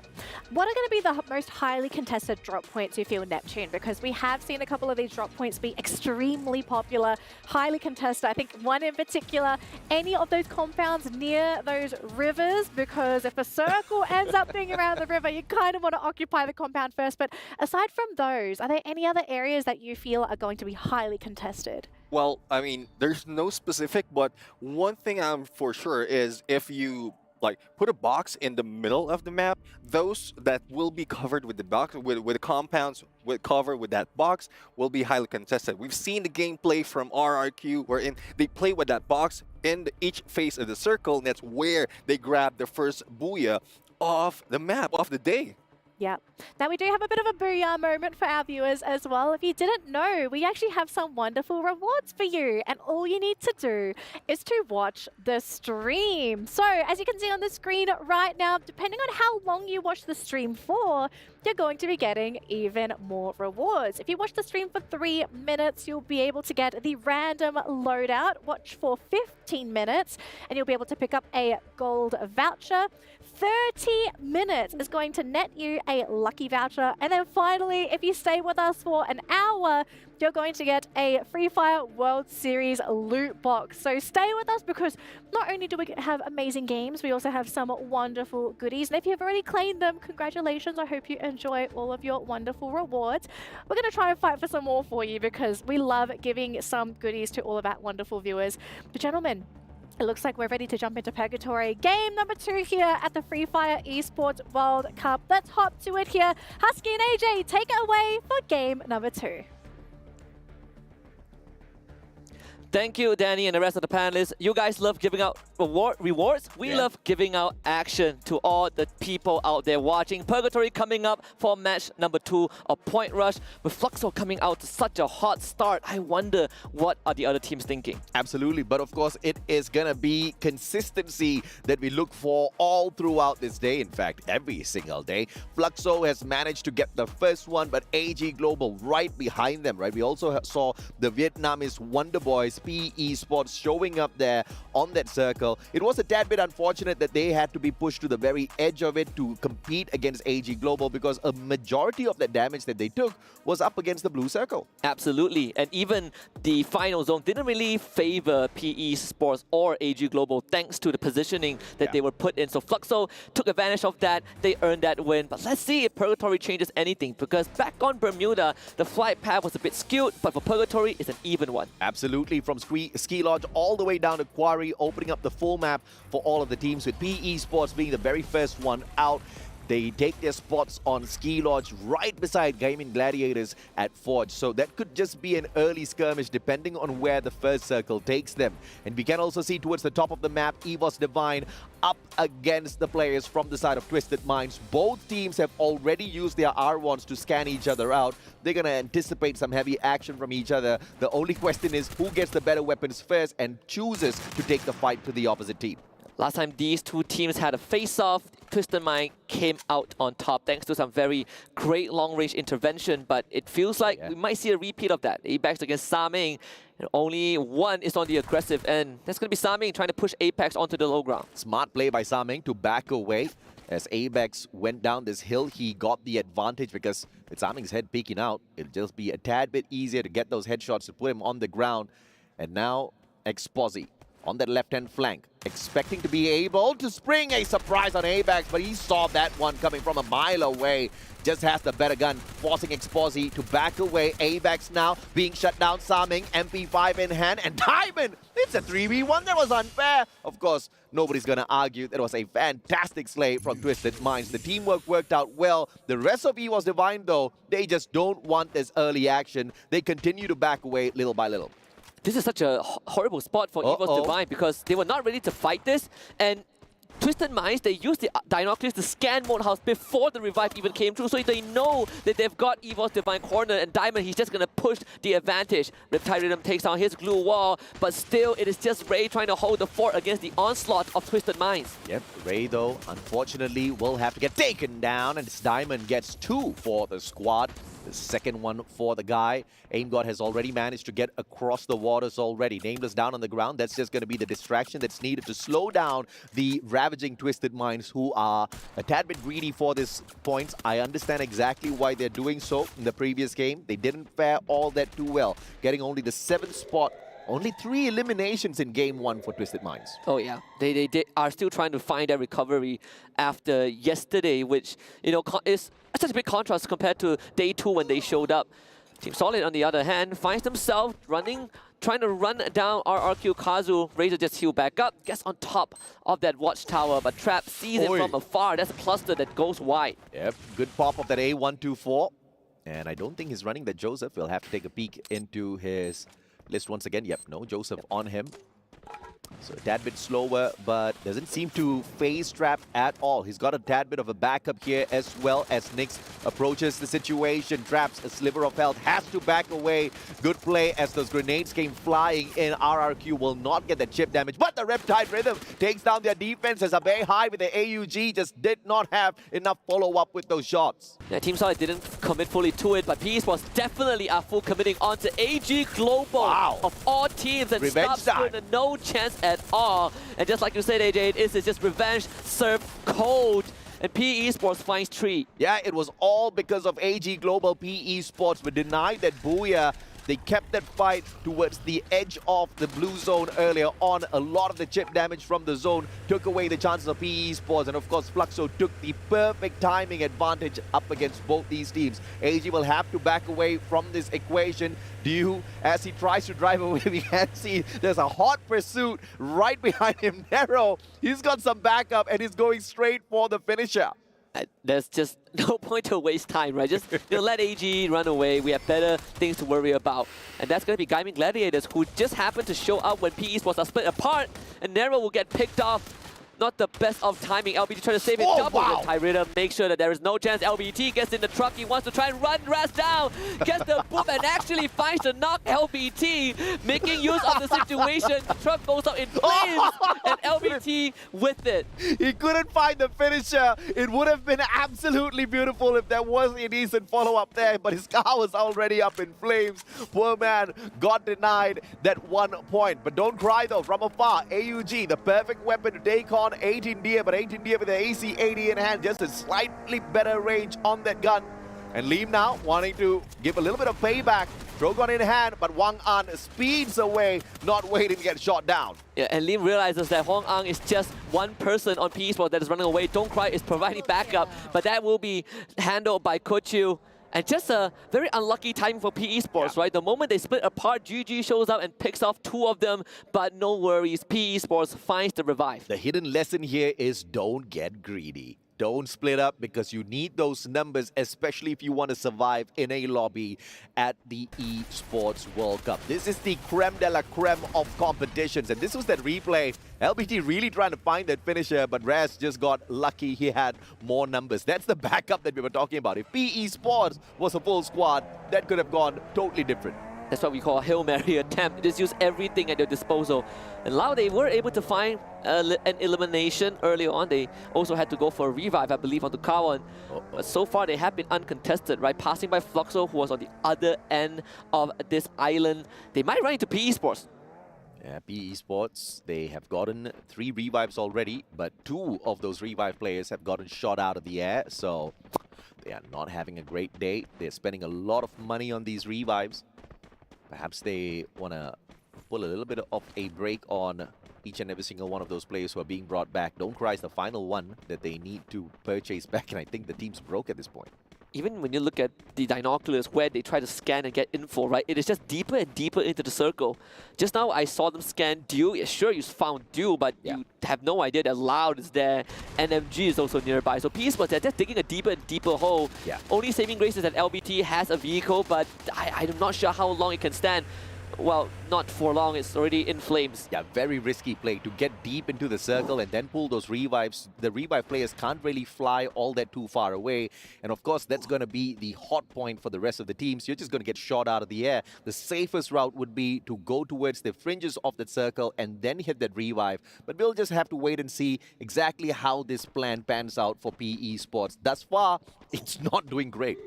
I see Lao, they have 2 sets of vehicles. They actually scan out RQ Kazu, but they might get intercepted by NMG as they go for that rotation around the edge. As PE Sports gets eliminated, it is just not their map. Hidden lesson, don't be greedy. Don't be chasing twisted minds when you have not secured yourself a perfect defensive spot out there on the battlefield. They went looking for one, and the whole team got crushed. You know what's the most poetic part? The guy that they were chasing took them out at the very end.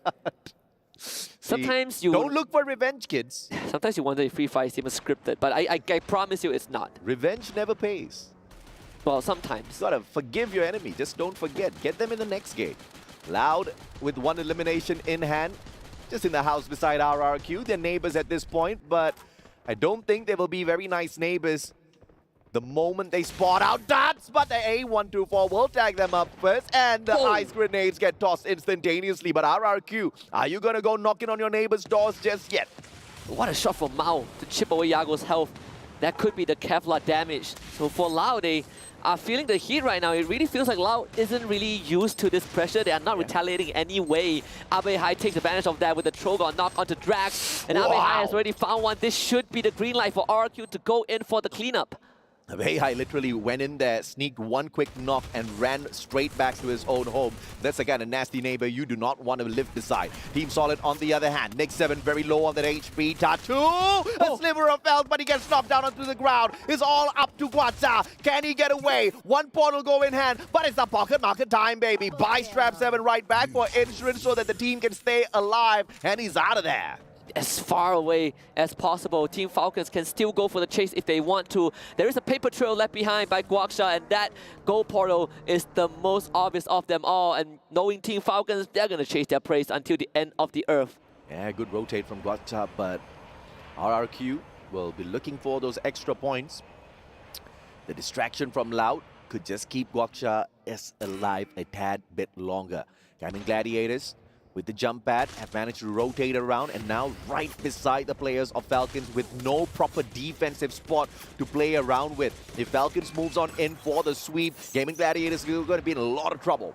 Coach Yu needs to get as much info as possible. This feels like a King of the Hill moment where Team Falcons was able to push back one team, and now another comes to challenge them.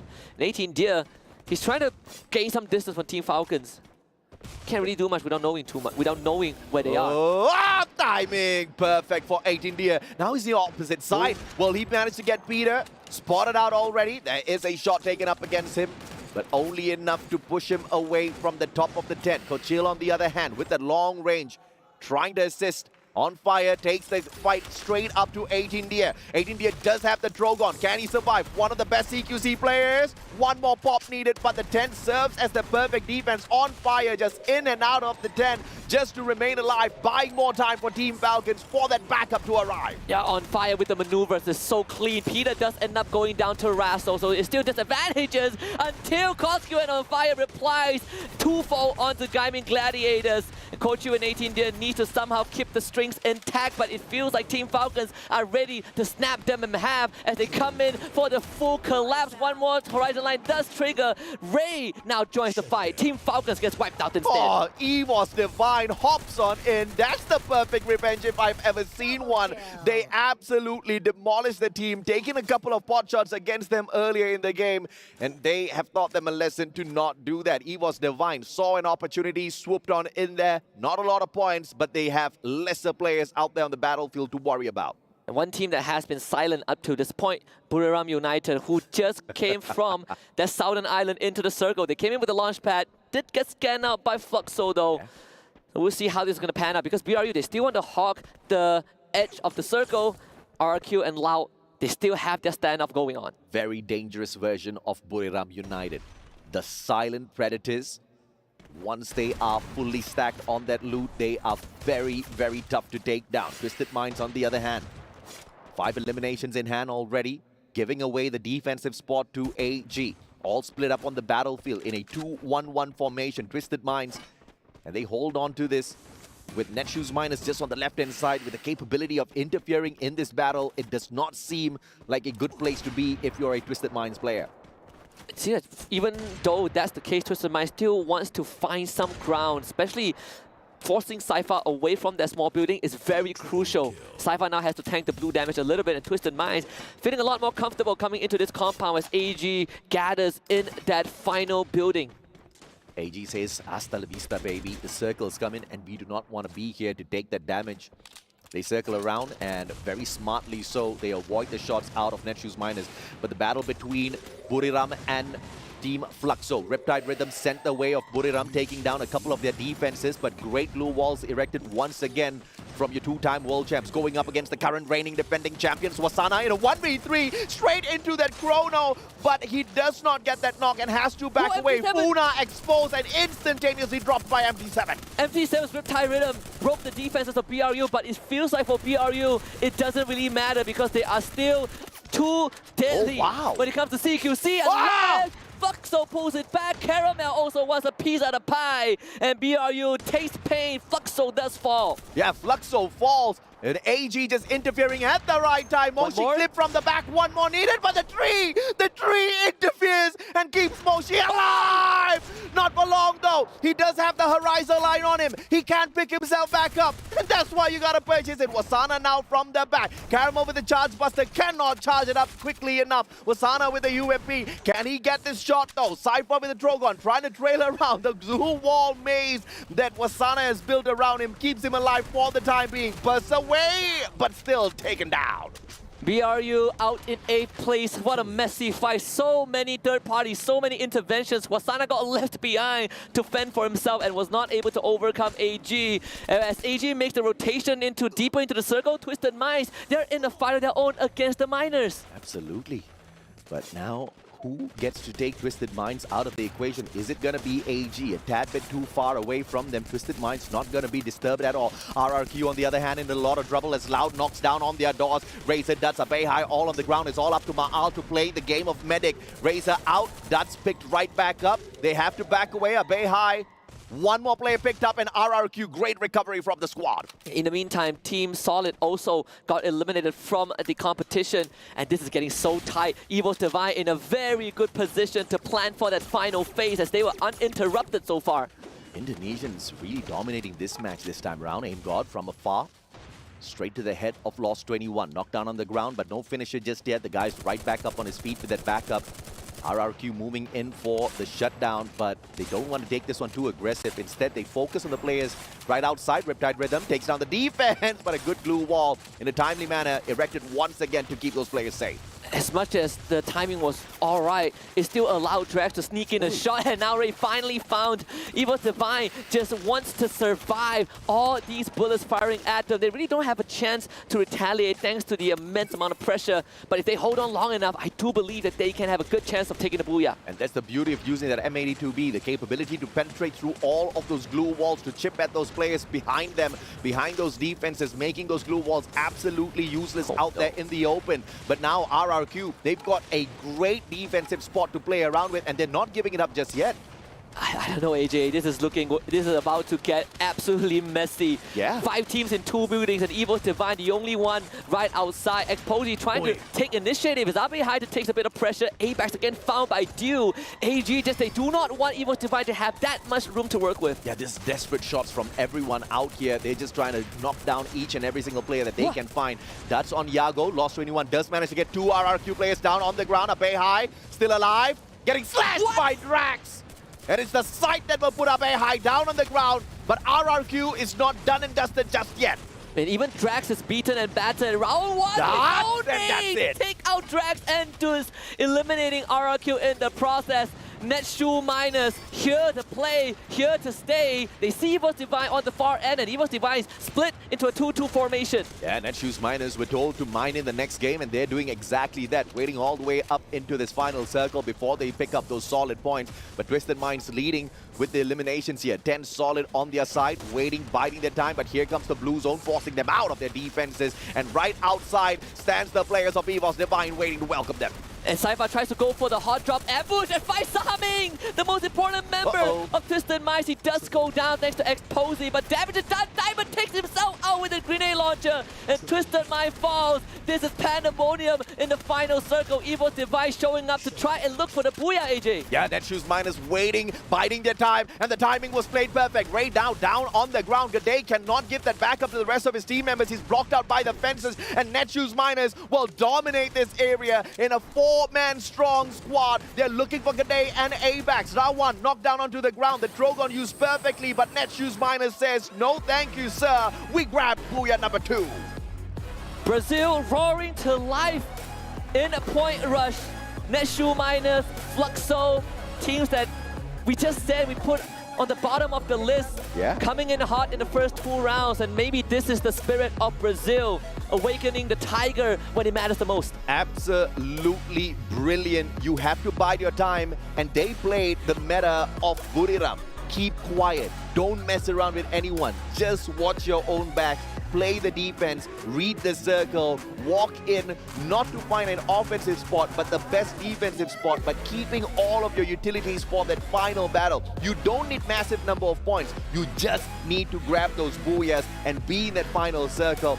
Beautiful stuff out of Netshoe's Miners. But of course, can they maintain this consistency? We saw Fluxo grab that booyah and then got knocked out a tad bit too early in Purgatory. So this is something they have to avoid at all costs. Completely agree with that. I mean, the panel did say Lao feels so strong because they play like the Thais. Maybe this is the formula, right? Just play like the Thais. Yeah, absolutely is, right? I mean, you have to play safe. You cannot underestimate any of the teams out there. Even if the team came in at the 12th spot, they can still wreak havoc out there on the battlefield. Fluxo clearly proving that we just have that sort of a lobby here at EWC. Even Esports Divine, a team that felt undermentioned, understated, made it to top 2. Oh, yeah. I mean, Indonesia must be scratching their heads right now, right? We lost Onyx Olympus, but Esports Divine is showing up. Yeah, absolutely. And that's just so beautiful for the region. As long as Esports Divine continues on their trajectory, they're not going to win out the competition today, no. But they're going to get those bonus points that's going to make a world of difference, because every single ranking on the grand finals will have a race that's awaiting you, right? Every single ranking has a different slice of the pie, and it just gets bigger and bigger and bigger. So even 1 or 2 points can make a great difference. I implore people who don't believe that every point matters to watch yesterday's games. It came down to a tiebreaker. Yeah. Came down to elimination points. So every point is as important as it gets. A slot at the Free Fire Global Series. Yeah. I mean, it has most definitely been rare where the point rush has enabled a team from second to take the championship. That we have not seen just yet. But dude, there are many things that we have not seen in a long time that the Esports World Cup is offering up on a silver. No. We played gold here on a golden platter. And I think this might just be that show. 24-karat gold, might I remind everyone out there. We feel like a prophet, right? Everything that we say we haven't seen before has shown out year after year after year, and it just gets me excited on what's to come. I mean, a lot more is to come. I just want to see exactly how much more these teams can provide. But of course, we want to throw it back to the stage for an interview with the players. Welcome back, everybody, to the STC Arena. You've just seen it. Netshoes Miners are taking the booyah for game number 2. I'm joined by Raune, the MVP of our match. Please, it seems like today is getting extra aggressive for all of the teams. Is this the play day, the way that you want to play today? Hoje parece que está extra agressivo para todo mundo. Essa é a forma como vocês querem jogar? Sim, nós adaptamos agora um jogo mais agressivo, buscando mais troca para no começo do jogo, sabe? Mas no early game é mais calma e só. This was more in the beginning of the game, but in the end of the game is more soft, more calm. So you're really taking your time, letting other teams make mistakes, and then you can close the game? Então vocês estão tomando seu tempo para deixar outras equipes fazer erros e aí vocês jogarem, então? Sim, estamos estudando as outras equipes e trabalhar no erro deles, né? Yes, we're studying other teams and working on their mistakes. Very good. Thank you very much, Raune, and congratulations again. Muito obrigado. Thank you very much for joining us here on the interview. That was it. Netshoes Miners to take the second win for today. We'll see how they do throughout our 6-game play day here. However, I'll translate things over to our Arabic viewers. مشاهدينا بالعربي. Netshoes Miners looking fantastic in game number 2 there, but I have to say, that was a very crowded endgame with 6 teams waiting for phase 5, phase 6, 2 compounds. You can't fit 6 teams in 2 compounds. But let's break things down. It was an incredibly slow late game, but this was a very purposeful decision by the teams. Cloud, do you agree with the way that these teams sort of played that end game? Because we've had this discussion before, right? Teams that tend to take the high ground in these late games have a pretty significant disadvantage once that circle starts to close in. Yeah, because they're forced to go down to the lower ground. That's where like the sharks are waiting. So if besides the high ground theory as well, if we look at the final moments of the game, EVOS, they played patiently. They wanted to come in as a third party. They waited at the other end, and they kind of did, but I guess the timing wasn't right because by the time they came in, it was still pretty messy, so they had a lot to deal with. So with that being said, I guess it's all about fixing their timing if they want to do a little bit better. Yeah, no, really smart play. I mean, all the teams that you're talking about, Andy, everyone was really cagey, right? It was kind of started off with like a slow start. EVOS had really good positioning towards the end, and they were just kind of able to pick people off. But what a difference, you know, the points rush stage is starting to be. We're seeing Fluxo win. We also see Netshoes Miners, like both, you know, Brazilian squads that are really starting to step up right now. I mean, considering that we started the day with one Brazilian team at the very top, and then we had Thailand, Indonesia, Vietnam. Very exciting time so far here for the Brazilian squads and their fans. But are the Thai teams really worried about this? Because there seems to be a different mindset for a lot of the teams coming into Point Rush. Some are taking it seriously because they want that head start. Others, they're still testing out strats. Paul, I'm going to start with you on this. Do you agree with the mindset that today is more of a strat testing day, or would you prefer to take those points? I'm going 100% every single day. I'm not holding anything back. I think that playing at your best, if you're going to play like basketball or whatever, any other sport, you always want to play up against the best. If you're playing against Michael Jordan, I want to see where I stand. So no matter where it is, if it's a practice game or it's the championship, I'm going 100%. Yeah, I have a different thought there. I think that some teams have the room to actually experiment. I noticed that some of the teams try to play the same kind of strats, especially RRQ, who's still hugging the river. But then again, if you look at the points that they collected, they only managed to collect 7 points. So you're overly exposing yourself by doing the same thing in the group stage. So it's okay to kind of experiment to try to throw your opponents off in the finals. Maybe that was the strat for RRQ. Just do the exact same thing today and then do something completely different tomorrow. I mean, we are starting to see that shift in mindset for a lot of teams. It wasn't just a case now of everyone playing super safe. We are starting to see some teams running the YOLO strat, right? Go in, guns blazing, get those points, because we saw what happened during the knockout stage. If there's a tiebreaker, you want to have that elimination advantage. So moving forward, we do have an MVP for the round. Let's celebrate, because for Netshoe Miners, this was a very big victory for this team. They've been sitting towards the middle of the pack, but to be able to get that booyah in game number 2 today, this will shoot them up on that leaderboard and put them in a really nice position to start off the grand finals with a very nice set of points here. Yeah, so we gotta give it to Rawan in this round. 3 eliminations, and Netshoe Miners, they got 9 eliminations total. So that's 1 per 3 out of the eliminations of the team. Not the highest that we've seen so far, but then again, a booyah is a booyah at the end of the day. So 3 eliminations, I think it's an alright round for it.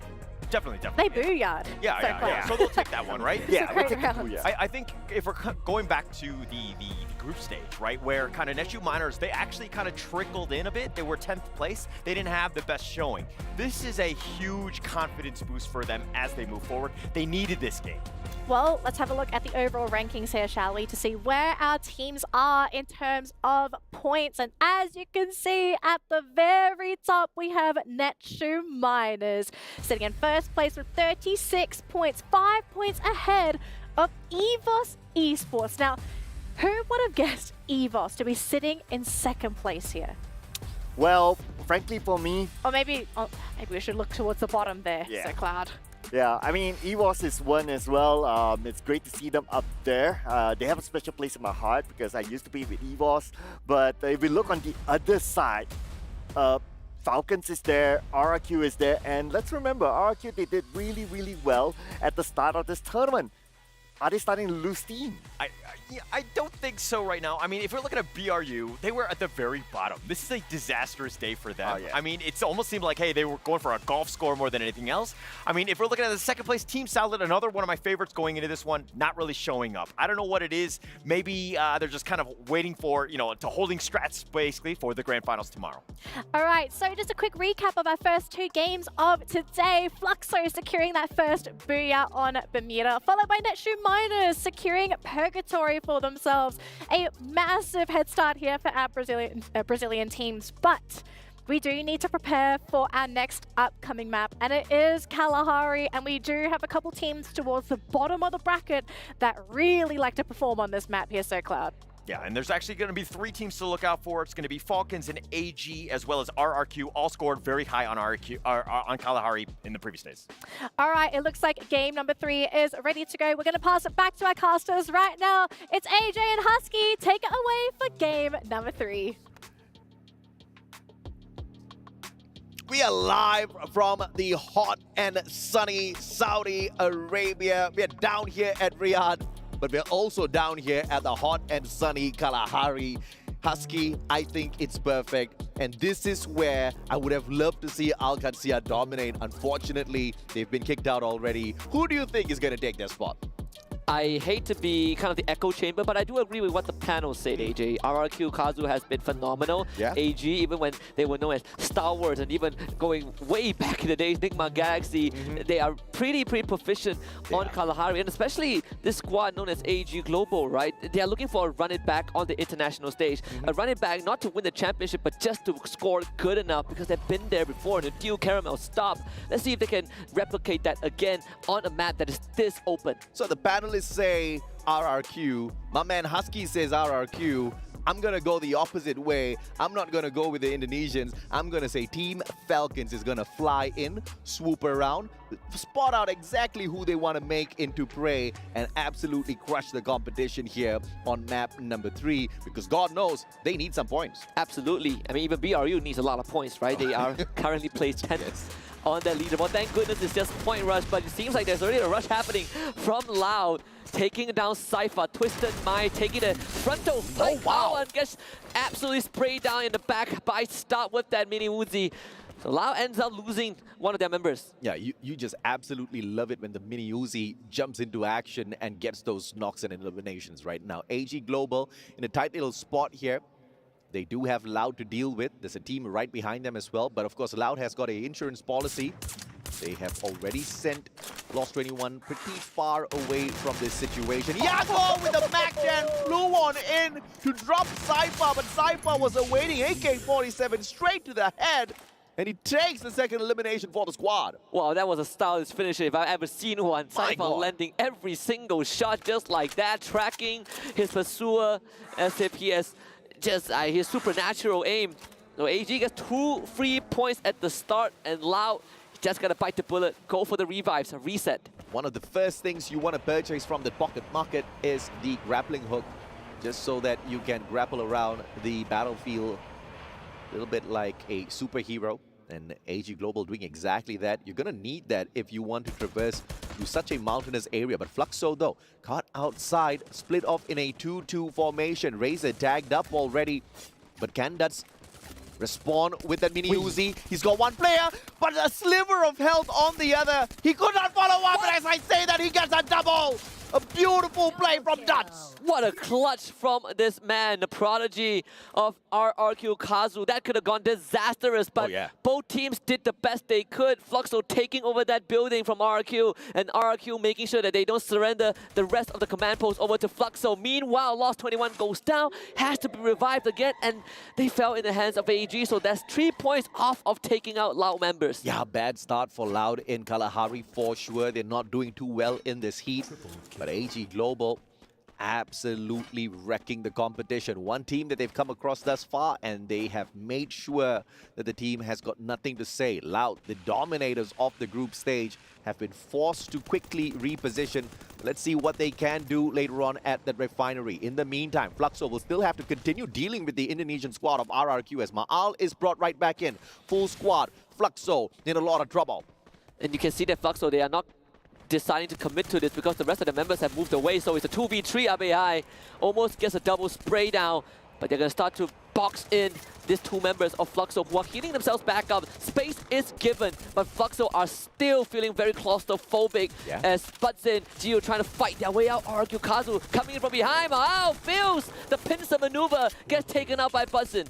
Yeah, Butson goes in for another one, and a very high out as well. Finally put down on the ground. But of course, the revival onto their brother Bobs is going to keep the squad alive, even though this does go south.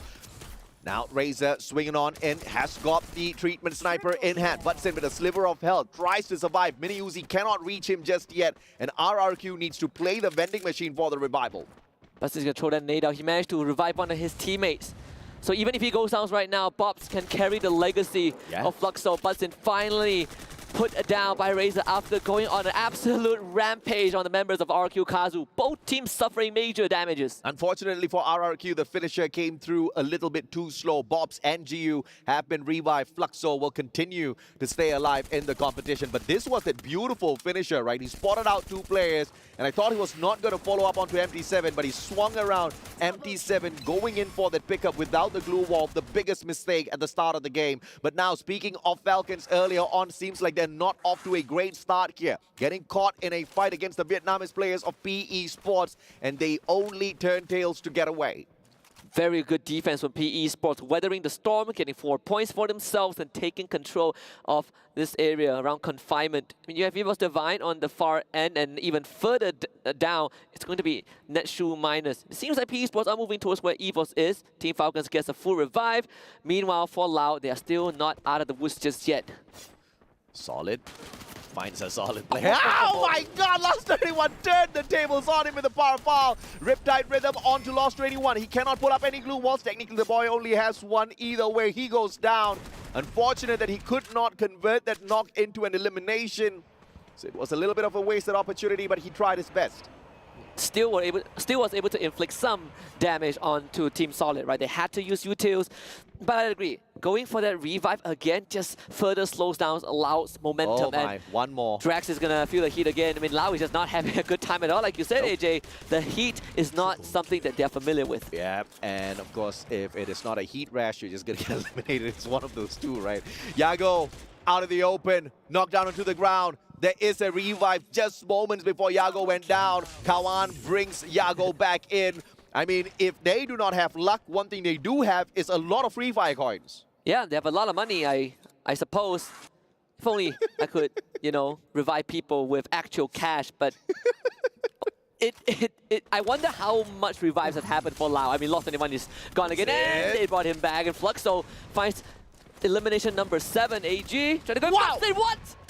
Still finds the knock before he goes down. Yeah, but Dew was just pushing his luck there. He had 7 HP. He did not need to re-engage. Went in there for the finisher. Wanted the style knock, but unfortunately got knocked down himself. Giu now, hoping and praying that On Fire does not find him. He's got the MP5 in hand. But the blessing in disguise here is his opponent does not have backup just yet, so Giu could just have a 1-up here. Esports on the other side of the battlefield, taking a battle straight up against EVOS Divine. This is going to be a very, very tough fight for EVOS, in fact. Reptile Rhythm does break all the glue wall. Aim got up onto the roof, so it's between him and Huang Ang. Apex joins his friend to go for a 2v1 maneuver, but Esports have all of the angles covered. Huang Ang goes down to the ground floor. The portal also used. Good reposition from Esports, and Nero now gets pushed. Yeah, EVOS Divine backing away slowly. They just want to find the reposition. Nero from down the bottom, getting the cue from the rest of his team members to slowly back away, but the boy's just a tad bit too slow. He will have to be the sacrificial lamb unless the portal go comes in handy for a quick reposition. And now it is EVOS Divine on the flip side of things that might just be in danger if they come in there for the pursuit. On the other hand, Team Falcons and Fluxo on the screen across a great distance from one another, but Fluxo still had to go for the revive. And even for Team Falcons, sharing the same fate. Circle a bit brutal though, going towards the east side of Kalahari. That is a lot of complex terrain to maneuver. Team Falcons spotting out Ray Fest. He will be tagged up by the Holmer. And Ray doesn't have much of a defense to play around with, and Peter unfortunately throws himself off of the tower with a misclick off that grappling hook. Something you don't want to see at a stage like this, but mistakes do happen. You fat finger a couple of those clicks on your screen, but thankfully that did not turn against them. Ice grenade is going to be dropped on Abax, who manages to back away. Aim God is there for the defense. Coscu does not get tagged up by that grenade, but EVOS Divine doesn't really need to sweat. They've got enough players here to overwhelm Falcons. It's all about the timing. Even have the Steffi in hand as well, so Abax is going to play a crucial role when bombardments start happening. EVOS Divine still lingering around this area. Apex is drawing attention from Peter as Aim God takes refuge in that building beside where Team Falcons is. And even this bird's eye view, Twisted Minds sticking together to go for their long rotation. It's Kalahari experience in a nutshell. So much open ground to work with. Too much of open ground if you ask me. Twisted Minds not in danger just yet. Trying to place themselves smack dab in the middle of the current safe zone. Oh, sorry, the next safe zone, I have to say. So they don't really need to travel all that too much. This is positioning supremacy from Twisted Minds. Not looking for engagements, not looking for points, just purely looking for a safe ground for them to get into an engagement if they're forced into it. Yeah, I agree. They're smack in the middle, or almost in the middle of this circle for now. But it's a slightly different situation if you compare it to Bermuda, Nexterra, or a non-Kalahari map, right, essentially, because it's just so less building to work with. Yeah. The fact that Twisted Mind found one, they have to hold on to it with their lives until the next phase. In a couple of seconds, we will find out exactly where the next phase drags us into. Buriram up on top, having to deal with Team Solid. Tattoo tagged up already. No follow-up. Funa just waiting to ambush the squad, waiting for that call. Riptide Rhythm takes down a defense, but no player from the side of Buriram behind there. Watsa, on the other hand, downed by Dew. All gamers, they get a free one off of Team Solid. New kill leaders, 8 eliminations for AG Global. Just doing it slow and steady, right? It's not like they're getting into big firefights. They're just picking off players one by one. There is a trade happening even. AG Global not stopping. Nyx goes down. Cypher picks that up. A quad for this man. And Team Solid, they just have to take the L. Yeah, unfortunately, Tattoo's just going to be hunted down. This is circle number 3 already. Pocket Market's not your friend at this point of time. Nameless and Gang shutting down players from the side of Gaming Gladiators as well as Loud, both at the same time. But Twisted Minds in the advantageous position here. They've got a full squad going up against Twisted Minds, who are very slowly circling around them. But Gaming Gladiator is going to be the distraction. Raz does manage to steal away the point. And that's not going to be making Twisted Minds too happy. Not at all. Even Twisted Minds, they saw the opportunity, wants to go for intervention, but this is going to be a pretty tricky one, right? They try to go for the two-prong attack, divide and conquer. Drax does lose his head, and Diamond goes in for the collection. Twisted Minds now finds the building. Gaming Gladiators, they could have gotten a tad bit more aggressive, but they've got a bigger goal in mind. They want to get to that final circle, but can they get past Twisted Minds, who are most definitely desperate for a couple of points out there? Oh my goodness, this could be just like shooting fish in a barrel if they do toss in those grenades. But great gameplay from Gaming Gladiators. All of them just sneaking behind this one counter, hoping and praying they don't get found. No R1s used. I'm surprised. A couple of grenades could finish them off there. That's how you saw that glue up put up, right? Gaming Gladiators, they don't want to take any chances. And Twisted Minds, they're not going to do that. They're not going to take their chances as well. LBT getting taken down on that elimination feed as Team Falcons finally showing up. But Sin gets spotted. Good day with the secure. Fluxo eliminated. Don't Cry getting ran at by On Fire, and Team Falcons are just going to hunt them down. Don't Cry falls along with PE Sports. That was the perfect revenge found within this match in itself. It was PE Sports that sent Falcons flying off, running with tails stuck between their legs earlier on in this matchup, but they still managed to find them and nail them down onto the ground. But of course, this was where everything started crumbling for Team Solid, right? Watcha out of the equation, and the rest of them just fell one after the other. That's our MVP from Thailand. That's our sniper MVP due. Yeah. Right there. The one with the most MVP in a single league. And no one came close to him. But still, AG taking off fights one by one, you know, slow and steady. Neshu Miners, on the other hand, will have to face off against Team Falcons. 7 eliminations in hand already, and Falcons have an opportunity to shut down Netshoes Miners, but they have got a bigger goal to attain for themselves, looking for the circle, but tagged up from the back. Riptide Rhythm, do you get to get the save? One more picked right back up. A timely maneuver from Team Falcons, but General goes in for the shutdown. It's the grenade that finds one more, pun intended. Absolutely stunning performance from General, leading the charge and making sure that his team goes for the clean play. Koskil with the Mac 10 finds one, but one is not enough. The rest of Neshu Miners here to play, and Team Falcons will not stand a chance. Netshoes Miners from clunking out early in Game 1, getting the booyah in Game 2, absolutely stunning the Falcons here at Game 3. And now EVOS Divine, ABAX can't run away from Gaming Gladiators, all suffering outside of the blue zone. Little by little, they creep on in, but a fantastic showdown out against the Indonesians. How many of the GG members can make it into the circle? They're doing the juggling very well. Kochiu gets brought back up, instantly goes for a bit of that heal with the inhaler, and maybe GG will just drag themselves across the finishing line, but Kochiu gets knocked down by the play zone again. They still want to go for the pick-up rest. With a good rescue, they are doing it so well. The juggling from the side of GG. Teamwork at its finest. They all make it to safety. Yeah, I thought the Team Falcons were very used to this heat, man. I guess they're not just yet. But thank goodness this is just Point Rush. The recovery can be there for the grand finals. But Netshoes Miners, on the other hand, with Brock 7 picked right back up, they are spending a little bit too long out there at the very edge of the circle. Now this puts them at a disadvantage unless they take a long rotation around the right-hand side. But instead of that, they're just going to move straight on into bird's eye view.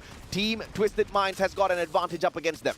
Neshu Miners have a couple of infos to work with. Twisted Minds in front of them, but also Gaming Gladiators to the west side with that Dinoculus that they deployed earlier on. But for Twisted Minds, they still somehow managed to find cover, and this is a pretty good spot, right? Even having a monster truck right in front of them, they could take a few eliminations with those pot shots. AG, 12 points in hand already, but not a lot of players to survive with. So they just have to stick by, hoping and praying that they do not get found. It is the Wonder Child due. One of the best snipers out there from the Thai region. We did not see a lot of him in terms of dominance over at FFWSC. But Buriram trying to make that recovery gameplay as well as Gaming Gladiators get taken out. BRU finally having a great round. This is the round that they are going to get that big point injection regardless of the results. Twisted Minds now a part of this final conflict. It is going to be Armageddon unleashed. Exposé ends up going down first, and BRU is the only team with a full squad left.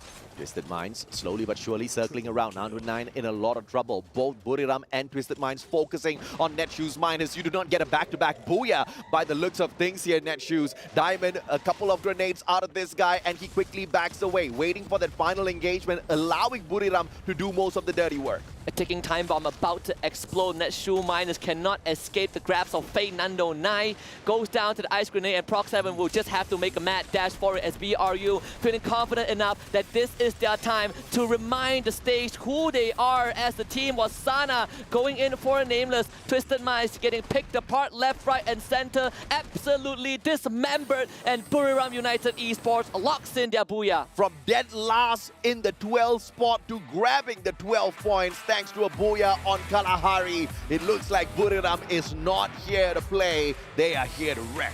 Here to wreck, here to stay, here to conquer the entire world again. The Brazilian regions in particular put such a big target on their back, and they want to make sure that when the heat comes, they can respond. But that said though, Netshoes minus from a mediocre performance in the group stage to coming out on top, making sure they find that final circle so consistently is very impressive. Absolutely impressive. I think even if they don't win this round, doesn't really matter, right? Yeah. This is the improvement, the growth we want to see from NMG. Sure, of course, certain teams will fall behind. It's the nature of competition, but it's good to see some new faces. Absolutely, and of course, we have not seen that perfect interaction between these 12 teams in every single game. We had the group stage to play with. A few of those teams got swapped out, a few got thrown in, but this is where this is the true preview of the grand finals, and it's so interesting to see that nobody can really tell exactly who's going to be grabbing the booyah at the end of the day. Yeah, this is just the halfway point of Point Rush, right? The heat is just getting hotter and hotter, and like you said, so many permutations of what we can expect from the stage, right? The teams have not been able to interact with each other, and they will never have enough time, and that just leaves a lot of unpredictable circumstances waiting to be discovered. Absolutely, man. And of course, it is a absolute beauty as to how Twisted Minds got into the final circle as well. But unfortunately for them, they just did not have enough manpower to get into that final circle and really do a lot of damage, right? Only Saming was left in there. But as the sniper of the squad, what can you do? Unless you're Moshi. Unless you're Moshi. The only guy that takes a sniper rifle, does a 360, 720 in close range and wins the game for you. Absolutely. And of course, Buriram showing that they are most definitely not going to be staying at the very bottom of the leaderboard. But the Brazilians as well showing that they've got the resiliency, right? I am most interested to see exactly what Team Solid has to say, because we have not really seen a lot from them for today.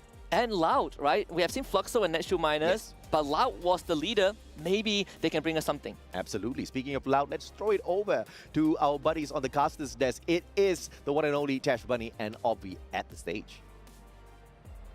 A very exciting moment. The air completely electric as the cheers from the crowd is completely wild. Today's a very important day as Point Rush goes through. We all know what happens on Point Rush. Collect the most points and bring yourself to the top. 4 points over in the grand finals tomorrow. And for now, let's talk a little bit about what happened today. We've seen so many different things happening. We saw hot drops, we saw a change in pace, and also aggression coming in for the rest of the day. Today is the day where everyone is going all out.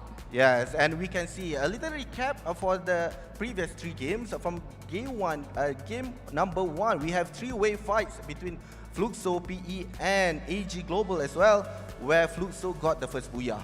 And for the second 5-way fights, whereby the Netshoe miners came out from to get the second game booyah.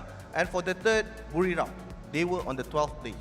And with that 3-way fights, they got the booyah. It was great, the aggression was there, and of course, they will try to get the best point for that Point Rush. That's right. When we look about today, what's really important to see is how the last few circles have been happening. Game number 1 especially intense with 5 teams still alive. It was so packed in there, no space at all for teams to move. And as mentioned as well by our casters, AJ as well as Husky, that today one of the most interesting parts to see is how much these teams are trying to survive. Each point matters, especially after Fluxo's tethering on the knockout stage yesterday, making it to the end. Regardless, I think we have an interview happening on stage. Let's throw it to our very, very cool stage host. It's gonna be Milo as well as Yunsul. Why Hi, thank you so much, Tash and Obi. Yes, my name is Milo. But seriously, guys, welcome back to the panel. We are going to have an interview lined up for you guys in just a second. But before that, though, we've got a lot of stuff that we have to talk about. And firstly, Paula, I want to start with you. We are not seeing any defined teams taking all the points. It has been rather spread across the board. I want to hear your thoughts about this. Why is that? Is this a case of teams just really trying different things? Is it maybe some teams trying to go for a defined strat and then they're just being foiled? Like, what's really going on for today? Everybody is just so good. Like, the level of play is so high that it's kind of even throughout. I mean, BRU was last place. They got the booyah on this one. They're going to be evenly distributed throughout. So this is kind of like a crazy situation where, like, all the teams have kind of gotten even points. I would make some sort of communist joke here, but I mean, it's only funny if everyone gets it. I mean, couldn't agree more. There's a lot of teams really that's showing up, and that's the reason as well why they are here right now on the point rush. Top 12 from knockout stage, but I'm seeing a lot of a change in strat as well. AG Global is showing a lot of elimination all throughout, even challenging a lot of top teams from our knockout stage. But one thing is for sure, there are a few teams that might need a few more, like, hype in terms of grabbing placement point, because they would need that once they get in the grand finals. Yeah, and Neptune, we actually discovered something really interesting from our last couple of play days, and it was actually specifically for Kalahari. So what is it that has made Kalahari such a defining map that has actually split the competition apart? So, well, after saying this, we're going to call Kalahari the Team Breaker map, because after reviewing all the numbers, all the points from the knockout stage, the bottom 3 adding up for all those 3 days, or bottom 6 rather, adding up all those 3 days are the bottom 6 that has been eliminated from the knockout stage. So that was just a fun fact. That was not quite sure if it's a coincidence, but I guess this might show us a little bit of insight on how it will end up on the grand finals. Yeah, and I think Kalahari is that type where it's like some teams are really hot on it. Some do really, really well, while others are just like, they just can't figure it out. It's like a whole other beast on its own. It's a team breaker. That's what it kind of sounds like at this point of time. So if you do well in Kalahari, that's a really big benefit to you as a team.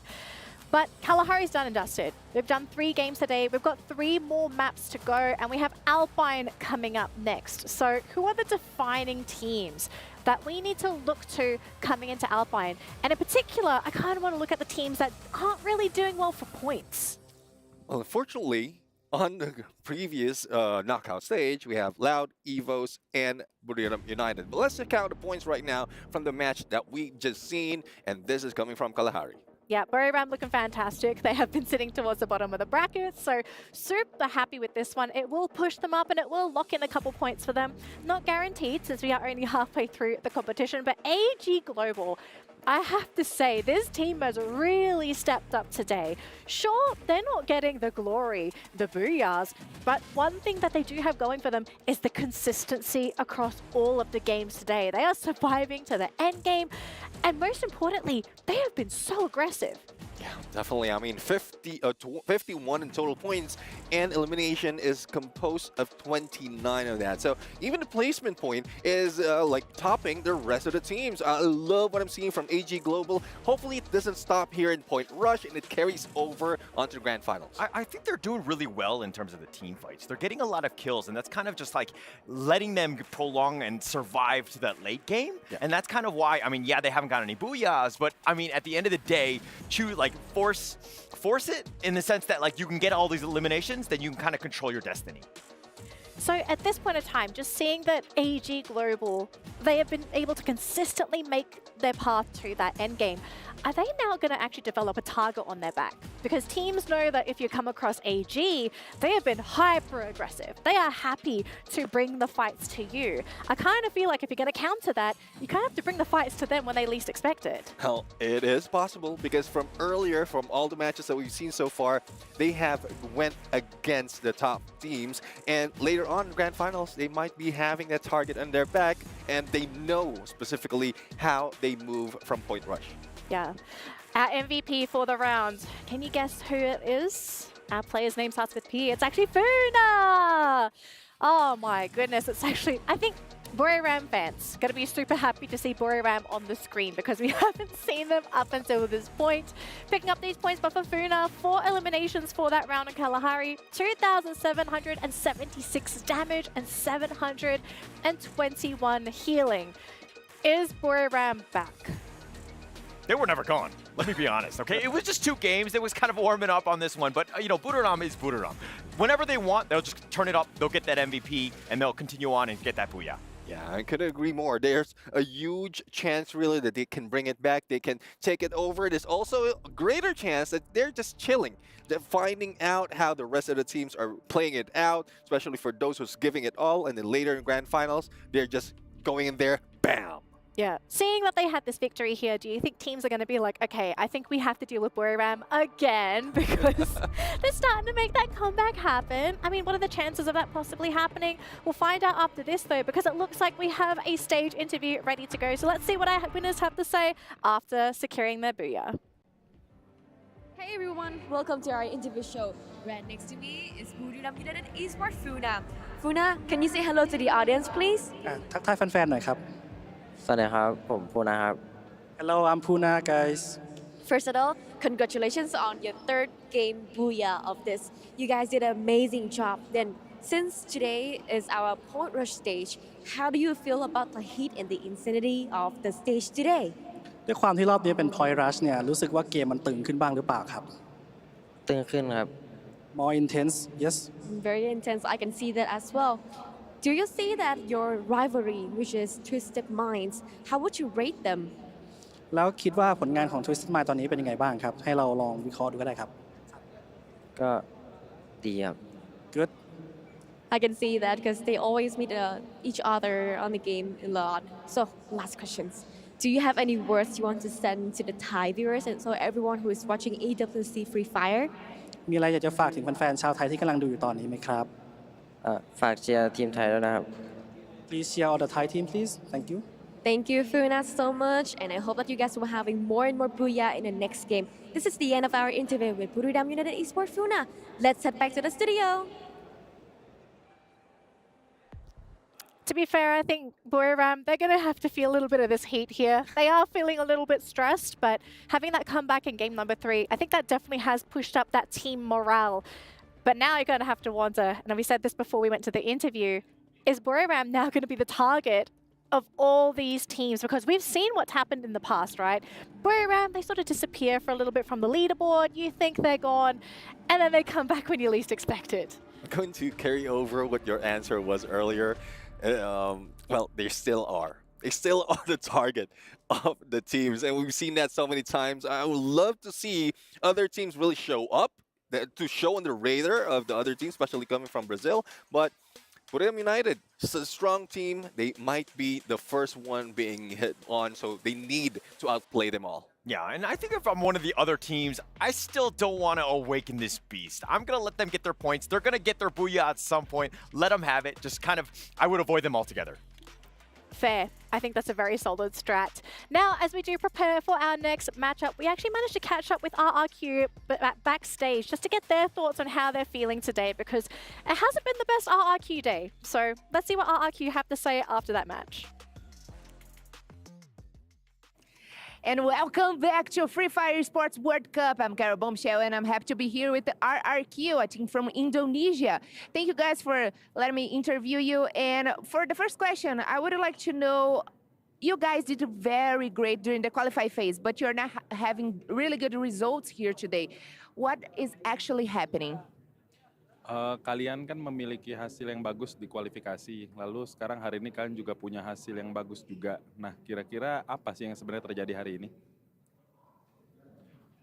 Yang terjadi hari ini ya, lihat kamera. Kita masih coba-coba aja sih.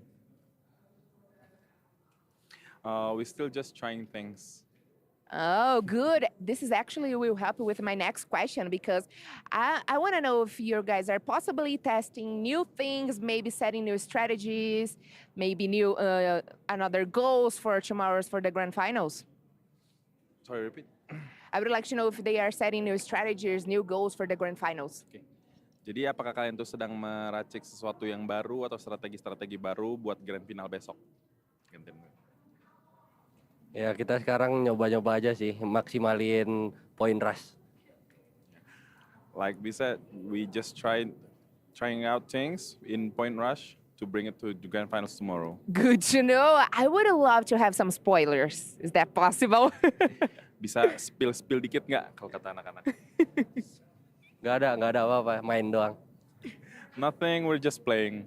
Okay, and for us to finish the interview, I would like to know what can we expect from you guys for the rest of the day? Jadi pertanyaan terakhir, kira-kira kita bisa ngelihat apa nih dari kalian di hari ini? Ngeliat apa?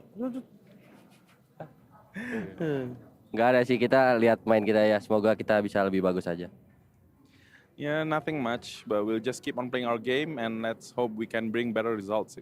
Okay, thank you so much for the interview. I think they are hiding something, but we will see during the matches. Thanks so much. I wish you guys all the luck for the next matches, and I will go back to you guys. Thank you so much, Carol. So RRQ fans can maybe breathe a little easy knowing that they're just trying some stuff. Okay, so today might not look so good, but you know, with experimentation, you do sometimes have to fail here and there. Do we think RRQ are really saving strats though? Because I'm an RRQ fan and I love to advocate for them, but I'm feeling a little uneasy to be completely honest. Well, halfway through this day, and if they're trying new strats and it's not working, I guess they have to go back to where they were before. But we'll have to see. We'll have to see. Still have 3 more matches.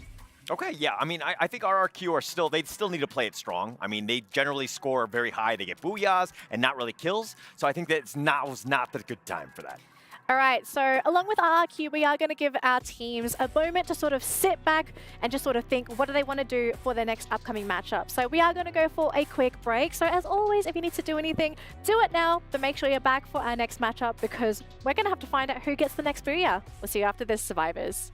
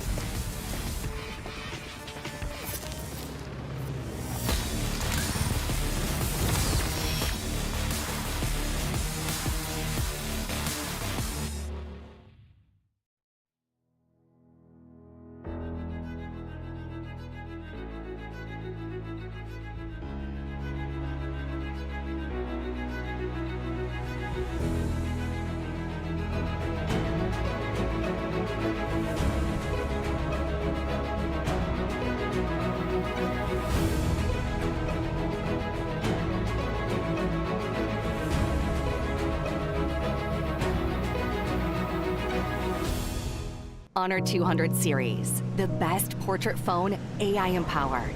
Studio level, AI portrait camera, 3 hardcore portrait modes.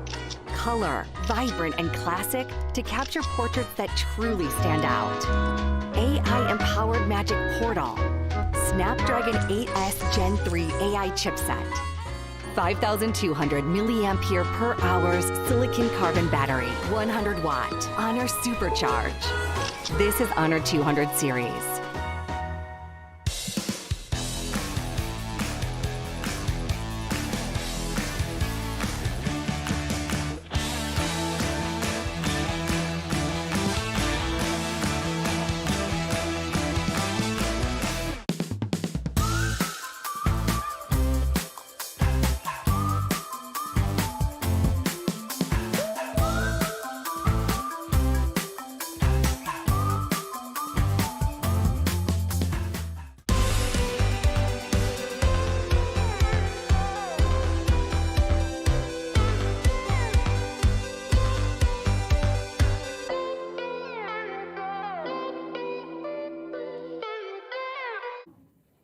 Welcome back, ladies and gentlemen, to the Esports World Cup Free Fire 2024. We're here in Punt Rush Day, and I'm none other than joined by Luan from Loud.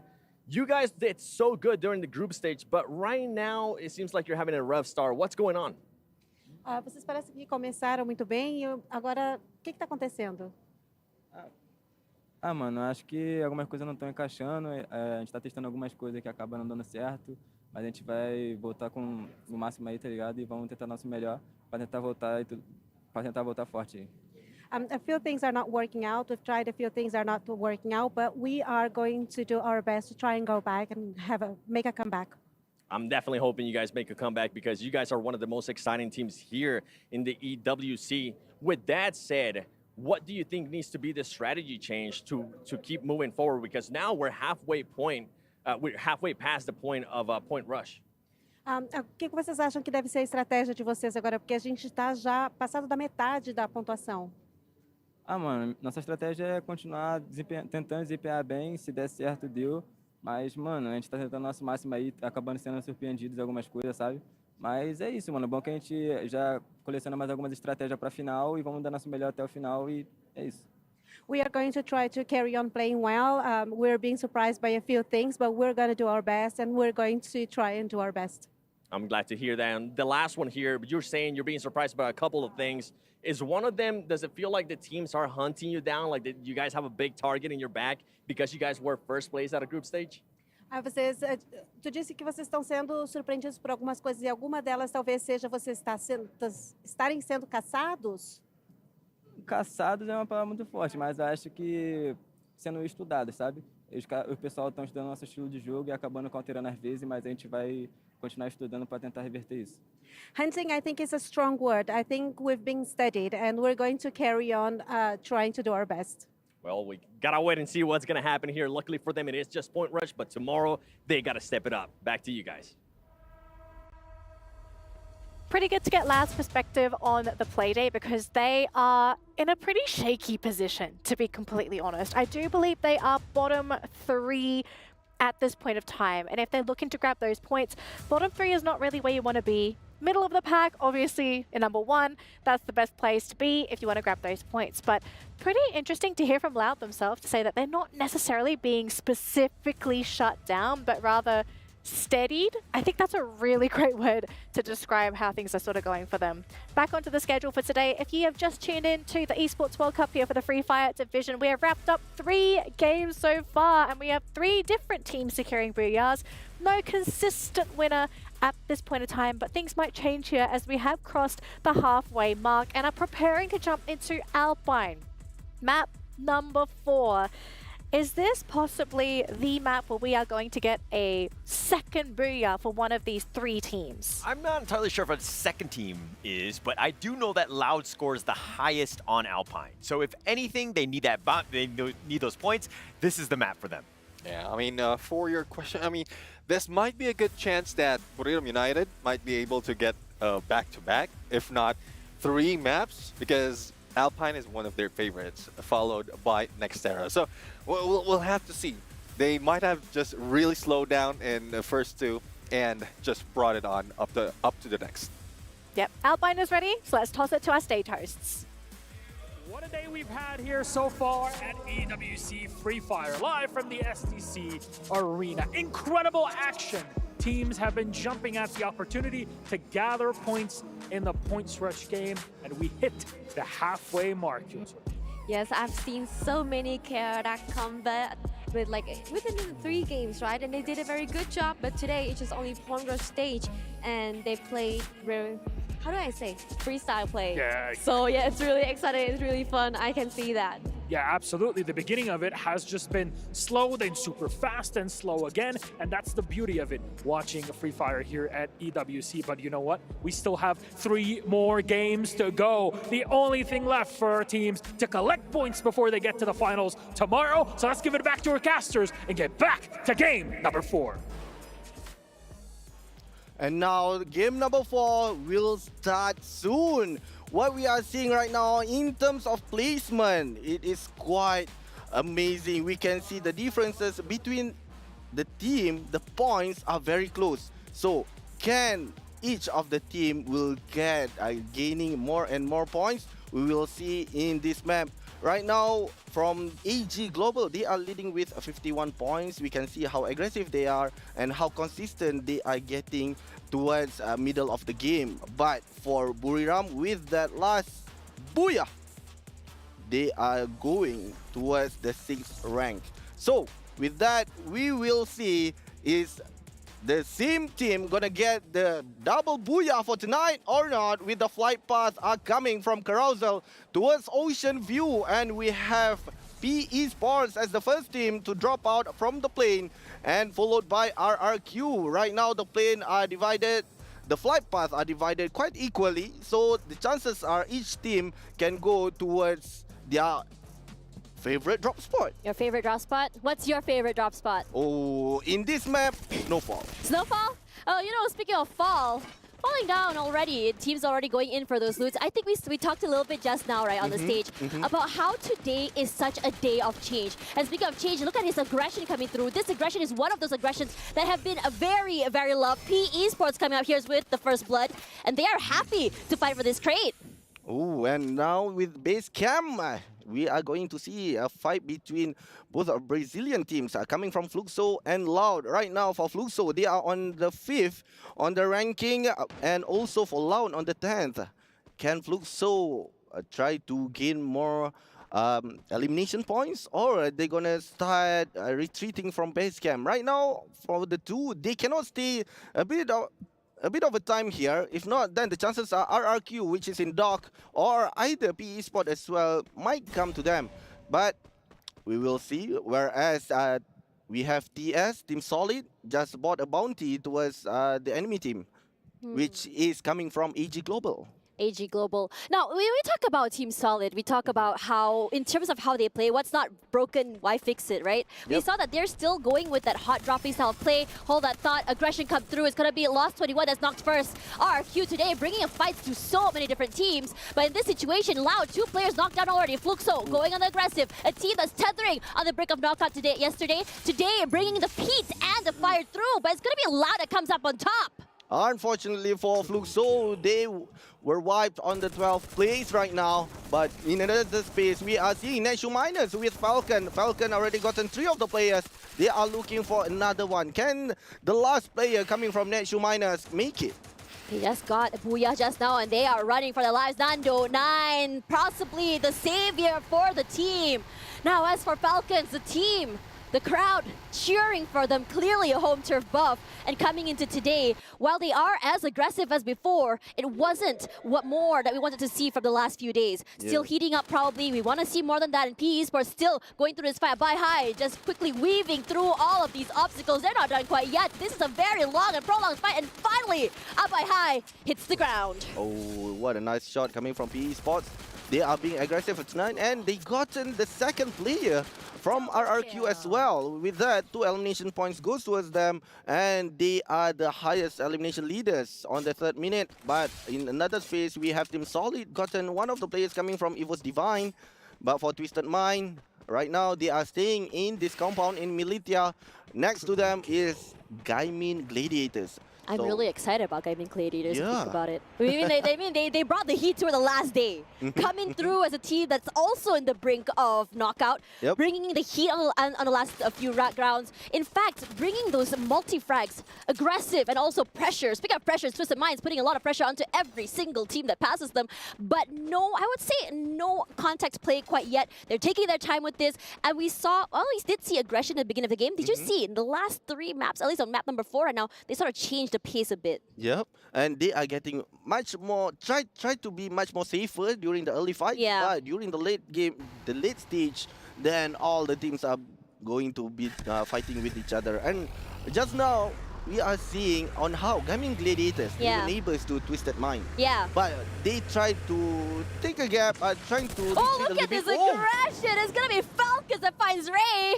Not the best situation to be in. Evos One knocked already, and the kill leader, as I say that, as a term in Malay, masin mulut. Falcons now making dreams come true, and they are the kill leaders. A good thing for them, if you think about it. When you talk about home buff is real, this is what you want. Just now, we were sitting there in the stadium. Yep. The crowd was electric, loud. They were cheering loudly for this team. The team that then wants to go on top, the team that has home ground advantage, they want to get as many points as they can for Point Rush to give themselves a leg up tomorrow in the grand finals. But today for EVOS, a team has been quiet now toward the middle of the, I would say, the ladder. Today, coming in second in one of the maps, they are bringing the heat as well to this game. Yeah, and they are giving so much pressure. But for AG Global, right now they are seeing Loud detecting one of the players coming from them. But with that, they are trying to hold the ground. By Drax is trying by stopping. Immediately came in. Both of them are going down. Assisted by Dew as well with the sniper. Do you see how quick that trade was? Both teams bringing their A game today. Cow17 is here. Just kind of ring around on Rosie and being able to reconvene with his teammates. Left to do a one-on-one, but it's so good that they managed to isolate each other. Caramel is there, but you can see that for Lost 21, it's all about being able to have the long-range fights, just really clear out the entirety of these stragglers to the side. Yago is still here. Yago is solo! Not for long though. Sypha is just quick on that trade. Drops into the out, and he also managed to bring Stop back into the game. Lost 21 in trouble, all alone. Can he make something happen? Not quite, as he does bring his teammates back. But for now, Sypha and Stop are the two S's in the team that make things smooth for them. And from what I see here, AG Global, they are really quick on that reviving their own teammate. Whereas Loud, they were having some troubles. They are losing one by one of their players. Yeah. But unfortunately for them, they need to get away to reset their own team. And here, some of the SPC replay, we are seeing Falcon getting Netshoe minus, where they immediately taken 3 of the players. It feels like a booyah kind of like turns into a target on your back in this situation. Netshoe Miners also managing to get one today. And, you know, I think on day number 1, we talked about the brilliance of Nando9, a player from that team. Often really puts head-to-head with Yago. Yago this time around shines a bit more, but today Nando9 saying, hey, I've come here to play as well. Now, speaking of coming to play, Buriram United today start off rough. And then in that previous one round, managing to go all the way to the top of the ladder with so many eliminations, getting that booyah, and suddenly everything went so well for them. They really trained for it. I mean, Wasana was insane, let's be real here. Wasana out here wiping out entire teams on his own while his teammates either get revived or rotates over. And right now we are seeing one of the players coming from Netshoe Miners have been taken out. And Wasana, like you said, immediately push 3 of the players coming from Netshoe Miners. And we have Raywon is trying to hide behind the boulders there.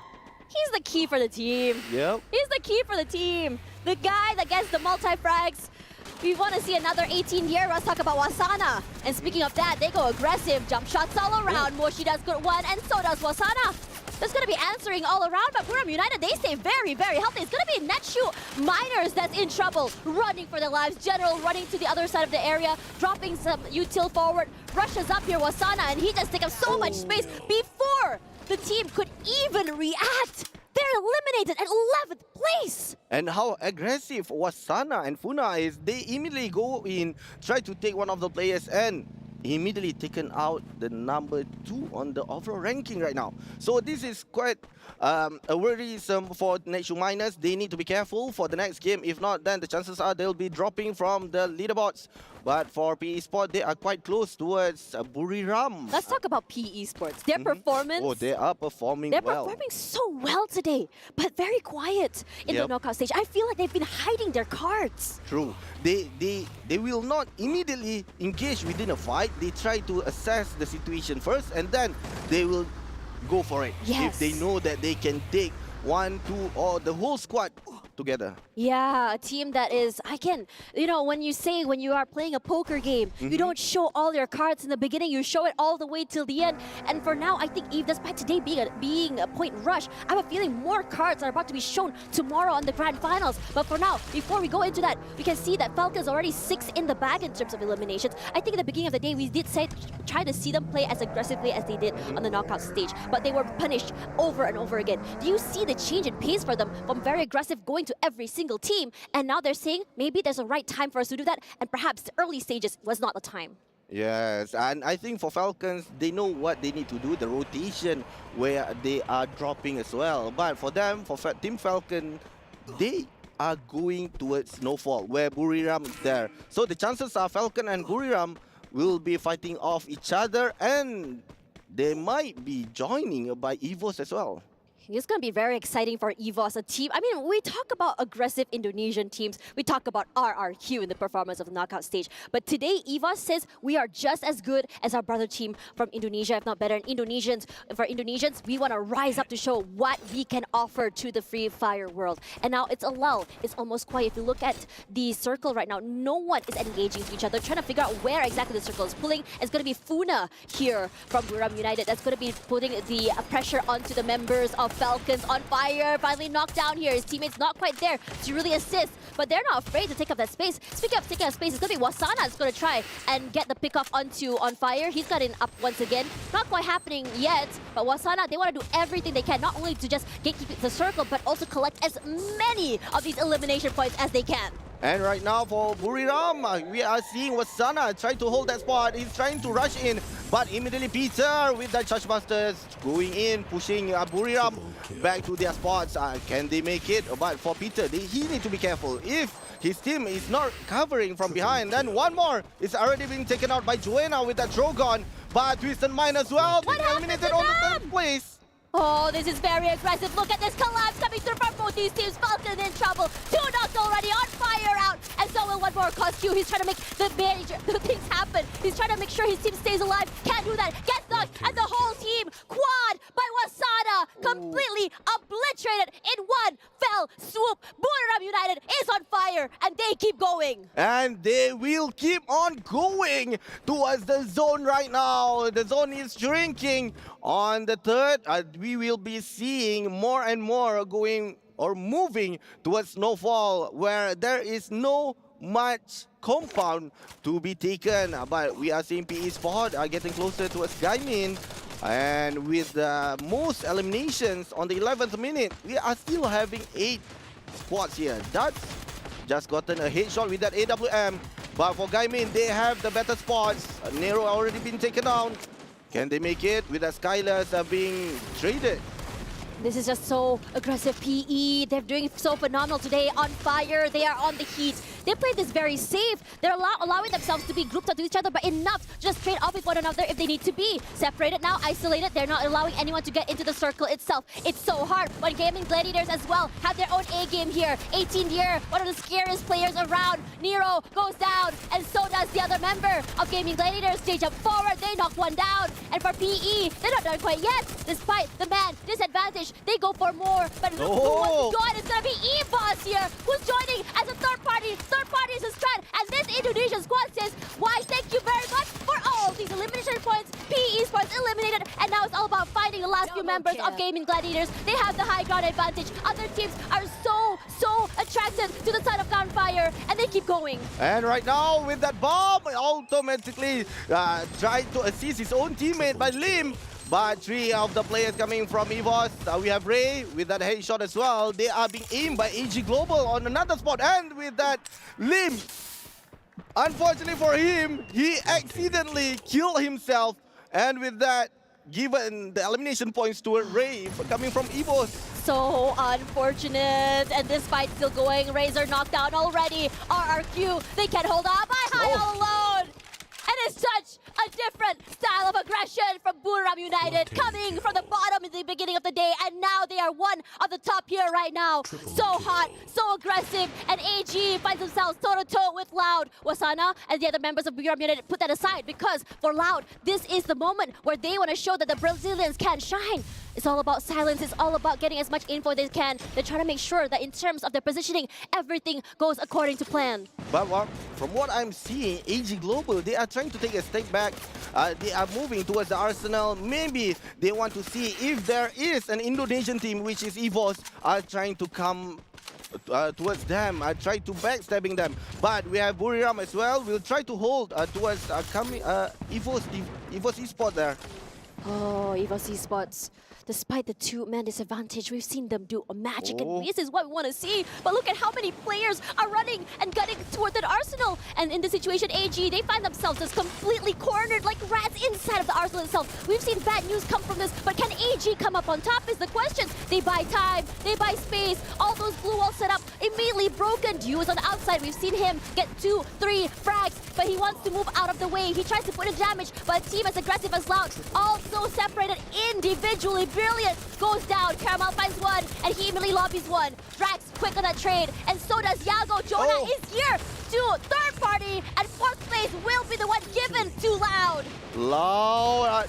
They were on the fourth place, and now Buriram are coming in, trying to disturb AG Global. They will not give them a chance to rest or reset themselves. But with this arsenal, they can create a compound, a defensive structure that they can use. But for EVOS, currently 2 of the players have been taken out. Ray and M-God. Will they join the fights? But from what I'm seeing, Buriram is going towards them. And with that Tatsuya as well has been used by Joanna, the chances are EVOS will be the one put on the chopping table. Might be that. They have a two-man disadvantage. They don't have a lot of space to work with. The only cover they have is that rock. Perhaps some blue walls to work with. And we know that in terms of Wasana as a rusher, he's aggressive. He takes up so much space. And he's just so quick, individually brilliant.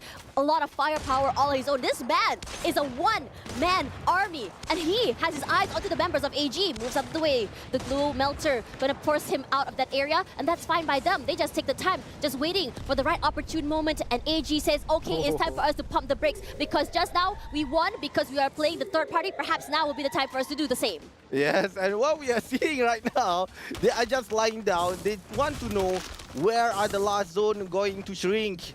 Because we are at the last, and of course, the damage will be significant towards the player. And with a lot of bomb are being thrown by AG. Going toward EVOS. EVOS with 2 of the players. Can they get ready? Almost. But the engagement is not going through by AG Global. They know Buriram will sooner or later will join towards them. They are still waiting. They know if they start it first, Buriram will come as a third party. But if Buriram going towards EVOS, then AG Global are waiting to get that opportunity. Right now, who have the patience or the disciplines to wait for the other team? It's all about just waiting who does the first contact first. And the situation's gonna be Ape-God just knocked, and suddenly AG just completely collapses onto that. And they secure the points too. This is massive for them, but look how quickly the collapse happens. Wasana already good for 2. Jonah as well joins in the fray, and suddenly every single member of AG just knocked down like dominoes. Not the best situation for them to be in. And Buriram United, they're smiling. We have seen miracles happen, but could this be the time that miracles can happen for this team? Looks like it's not going to be that, because Buriram United once again, another booyah in the bag. And this team from bottom going to the top, they're hot, they're slow at starting, but great at ending the day. But another 2 maps to go. Let's see how they do this. Yeah, they were great coming from Buriram. They really took their time. They knew on how to engage in that fight. AG Global started the fight with EVOS and immediately taken 2 of the players, making EVOS on the 3rd place. But for AG Global, since they started it first, Buriram ended it. I think it's all about just perspective in this situation. It felt like everyone started first, because everyone was just throwing so many utilities, abilities onto every single corner. It was about how unlucky they were, because you have to understand, the mindset for most of these teams is one player knocked, we just completely collapse. And I think for AG, they're thinking, okay, if they collapse, that's fine, we just quickly get these 2 points and just rush straight onto Buriram United. But Buriram United, they're just waiting for that first contact play, and that is the most important thing to talk about. Regardless, for Buriram United, I'm honestly wondering, there was a lot of questions about them this morning, what happened to them, what is going on, and then suddenly bringing it back and a blink of an eye. What do you think happened in their mindset shift? I think they're gonna go on for the most point for this game. Most the point rush. for every single... Wait, hang on. So if you say Buriram United is going to get the most here, if they lose and not get the most, does it mean you are the jinxer? I hope not. I hope not. You hope not? Because just then, on the 3rd game, they were on the 12th place. Yes. And now they got back-to-back booyah. Right. They are now number 2. I think so with my calculation in my head. Yeah. So the chances are they might be on the top 3. Most probably, we'll see how our analysts are gonna table out the leaderboard soon. Yeah, I'm really excited to see that. I mean, we have the brains of Neptune as well as everyone else. But for now, here are the highlights happening. And I think what's really important about talking about this team, I mean, it was pretty much already recapped just now in our recap before game number 3, right? About how the change has been for most of these teams. The Brazilian teams are a little bit more aggressive than usual, kind of following the tempo of the Thai teams. We have the teams that are playing, that everyone is playing so safely yet so aggressive at the same time. It's really hard to pinpoint what exactly is their game point. But for that, let's have a go at on the main stage here with our victors, 2 Booyahs in a row. It's Buriram United. Esports, of course, are joined by Wasana from the squad. Now, 2 wins in a row. That really is a big recovery after the first 2 games. How do you feel so far? 2 วินรวดที่ได้มาตอนนี้ก็คือฟื้นตัวขึ้นมาได้แล้วรู้สึกยังไงบ้างครับ ก็รู้สึกว่ามีความมั่นใจในการเล่นมากขึ้นครับแล้วก็เพิ่มแบบความเข้าใจกันในทีมครับ The 2 wins give us confidence and giving us understanding on how should we play today. I mean, at the end, there were no Brazilian teams to be found. Do you think now it's SEA in control? ก็คือตอนนี้ไม่มีทีมบราซิลเหลือเลยในช่วงท้ายๆแล้วคิดว่าตอนนี้โซน4ของเรากำลังแบบคุมเกมอยู่หรือเปล่าครับผมว่าก็น่าจะแบบนั้นแหละครับ It seems like that. Very much so. There it is, SEA. But there's 2 more games left. Where do you think you will place at the end of the day? เหลืออีก2 เกมครับคิดว่าจากนี้จะเล่นยังไงต่อดีครับ ก็เล่นเรื่อยๆครับจะเอาบูย่ามาเรื่อยๆครับ We'll get all the booyahs. There we go. They're looking for it. There it is. Buriram United Esports, 2 wins in a row. We'll see. Thank you very much, Wasana. Congratulations. Thank you for a wonderful translator. Now on for our Arabic viewers. المشاهدين العرب. Buriram are back, baby. If you're a fan of Buriram, I think this is when you say, they're fine. They're gonna be okay. They're not flunking. 2 back-to-back Booyahs. Yeah. This is very concerning for the other competitors because if you're looking for points and Buriram are awake, it's going to be an uphill battle. But let's break down what really happened in that matchup because it wasn't just a case of Buriram going ham. Sure, they were getting a lot of eliminations, but we did have a couple of other teams really capitalize on Alpine. A couple to mention. Firstly, Loud. They got rid of Fluxo. 12th place. This was quite a shocking elimination, especially with the fact that we thought Fluxo was actually going to wake up today. What kind of happened in that initial fight? Because we really thought this was the time for Fluxo to shine. Maybe it's a little bit too cold at this stage, so they decide to sleep back again. But no, jokes The map aside, is a little bit cold. jokes aside, I mean, there's a few teams really that's trying the first few maps as a testing ground, as a warm-up. Like Wasana just mentioned, we are creating the first few maps to study our opponents, to check how they would fare on probably different tactics, and then if they decide to go back and grab that booyah, then they do so. Yeah, that was also mentioned by RRQ's interview before, is that they are trying out new stuff at the same time. And if we were to look at the Buriram as well, based on the interview of Wasana, you know what they say in my village?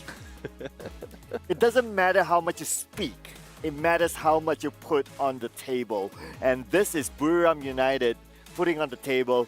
I guess they needed a little bit of a restart because they had a break yesterday. And if you remember, during day number 1, they had a pretty shaky start as well during the first half of the day. But once they found their rhythm, they just went all the way. So I guess now Buriram is back on the table. So I guess it's time for people to start hot dropping Buriram again. That sounds like it might end up being the plan. But we do have a couple teams that could potentially do that, right? Because we have had some really aggressive teams step up. Esports. This team came out of nowhere and they are popping heads. And consistently today as well, we haven't seen Esports end up in the bottom of the bracket. They've been pretty consistently hiding towards the middle of that pack. Is this a team that we're actually going to have to start looking out for? Because, yeah, maybe they don't get a booyah. Although, to be fair, I do think they are due for a booyah very, very soon. But I actually think teams, are they underestimating Esports? It is possible that they are underestimating Esports. If you remember their placement from the Southeast Asia FFWS, they were second. So And that's one thing really that can be thrown into the table when we talk about PE sports. But speaking of table, here's a table for a match ranking. Match ranking's got to grab those points, and I think Buriram fans are going to want to try and do a little bit of math here to figure out where are they on the overall scoreboard, because basically locking in 29 points here. This is going to shoot them all the way up on that leaderboard, because up until this point, I think this is the most points we've actually had in the whole of today. Yeah, 29? I mean, it is. And with these numbers, this will bring them probably to second place. But let's head over to the MVP, none other than Puna once again. Second time for this man to be getting MVP. I mean, he deserves it. Amazing performance coming out from Funa. 4 eliminations, 3,376 damage, 1,266 healing. Although I think we kind of have to give Wasana a shout out as well. He, like, as much as we like to praise single players on teams, I feel like Wasana is such a perfect complement to all of his teammates, because if someone sets up, he's always there to finish the job. Yeah, I mean, he's the MVP of FFWS Southeast Asia.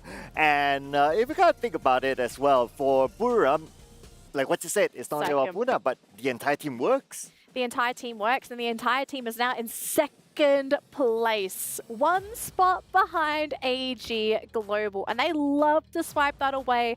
They're not that far behind, boys. So, Buriram looking to take that first place away from AG Global. But AG Global have played fantastic today as well. They have been extremely consistent all throughout today. No bottom finishes, high eliminations. So if you're AG Global and you want to stay in that first place, what are we expecting from this team moving into Nextera? Because we are jumping into Game 5 very soon. They've been super aggressive. Are they going to maybe be even more aggressive? Well, it is possible that they can do that, or they can just play their usual strength. Keep the distance, shoot them afar. They do have Du as a sniper, and then the rest of the team might be able to go in for a finisher. But fun fact, for those who saw the overall, top 5 has maintained their 33% of top 3. So meaning to say, out of the 4 matches that we've finished, they're already taken 3, every of the 3 on the top 3 spots. So that's the consistency that we're looking for. That's the consistency that we might see once again. Let's break it down for this map as well. Nextera, top teams to look out for from past performances. Well, for Nextera, there are a few teams like Bermuda United, Twisted Mind, as well as Loud, Teal Falcons. Well, I mean, I think this is where it gets exciting, because it comes closer towards the end of the day, where everyone is just trying to catch up on the points. Any final words, Cloud, before we jump into game number 5? Don't forget about AG and EVOS. All right, thank you so much, gentlemen. We're going to jump into game number 5 right before we head into that random map, but throwing it over to Ovi and Tash. Have a fun time. We are definitely going to be having fun for this one, as we see a back-to-back booyah already by Bermuda United, a comeback that was phenomenally insane. Aggression, third parties. What more is a recipe to fun? Yeah, and from what I'm seeing here, the meta right now, they are going to third party every time. They will be on the end zone later like on. A Mexican standoff, right? Yeah. 3 teams, they're like holding their guns to each other, like, I won't shoot if you shoot. I'm waiting for you to shoot first. Are you going to shoot first, or is it going to be me? We'll see. We'll see. Okay, so coming into Nextera. Now, the Descat really shared with us teams that are to look out for on this map. Which is the team do you think is to look out for on this map? For me, Buriram. They Buriram already got United? back-to-back booyah. Yeah. And now we are moving towards the map that they have gotten the booyah on the first day. Right. We also have seen booyahs come through from, I believe, Loud as well. So that's going to be really exciting. Fluxo. So this is going to be very, very exciting coming through. And let's see the flight path here. Yeah, coming from Deka Square towards Intellect Center, we are seeing EVOS are taking to the left. The split from the flight path are quite equally. And from what I'm seeing, Intellect Center, we'll see Fluxo with a Gaimin Gladiators. Ooh. will be taking the compound. Doesn't it feel like deja vu? I feel like we've casted this before, where two teams are in the intellect center, they are fighting each other, and then suddenly we have a look, it's going to be Falcons just climbing through, but that hasn't happened yet, because right now, Fluxo immediately going to go on the aggressive, and I'm not surprised that this is happening. Both teams are very aggressive, both teams very adept in firepower. What do you think will be the outcome? Because that dodge by Gio, massive, keeps him alive a little bit more. So does his teammates, and I love the protocol they have. Two players moving up here, aggression coming up forward. The glue wall does buy some time, denies a bit of damage, and Bunsin will be the one with the opener, and so does 18 Year to go for that trade. Bunsin out already, they're not stopping. One player down, it doesn't mean that the fight's gonna be stopping quite yet. It's just about holding, and Gaming Gladiators take the kill lead. And it's quite dangerous coming from Fluxo. You immediately being taken out. Gaming Gladiators, they are having an advantage here with that equipment as well. And this will make Fluxo immediately need to retreat themselves coming from Intellect Center. But they are being covered. We have Falcons in the Twin Bridge. From Topia, we have Loud. On Museum, we have Buriram. So the chances are for Fluxo, either they try to run away towards the edge of the map or not. This aggression coming through is going to be two very, very aggressive teams on the line. And look how strong Buriram United is, riding off that high from the previous games. They got 2 eliminations already, and it's going to be Loud that is their next victim. We talked about how Buriram United not only riding off that momentum, back-to-back booyahs, but it seems like from what we saw at the beginning of the day was just more of an icebreaker. If anything, they're looking for the last 2 members of Loud. They're not stopping. Wasana doing Wasana things, very aggressive, taking up space, just trying his best to just take as much of these fights as possible. Spots out 2, drops that glue wall, and then moves out of the way. Love this quick reaction. Unfortunately for Fluxo, they have been taken on the 12th place. Wait, this is massive. Wasana. Well, Wasana finds 1. Not to trade. Oh, would have been massive if he was able to isolate that.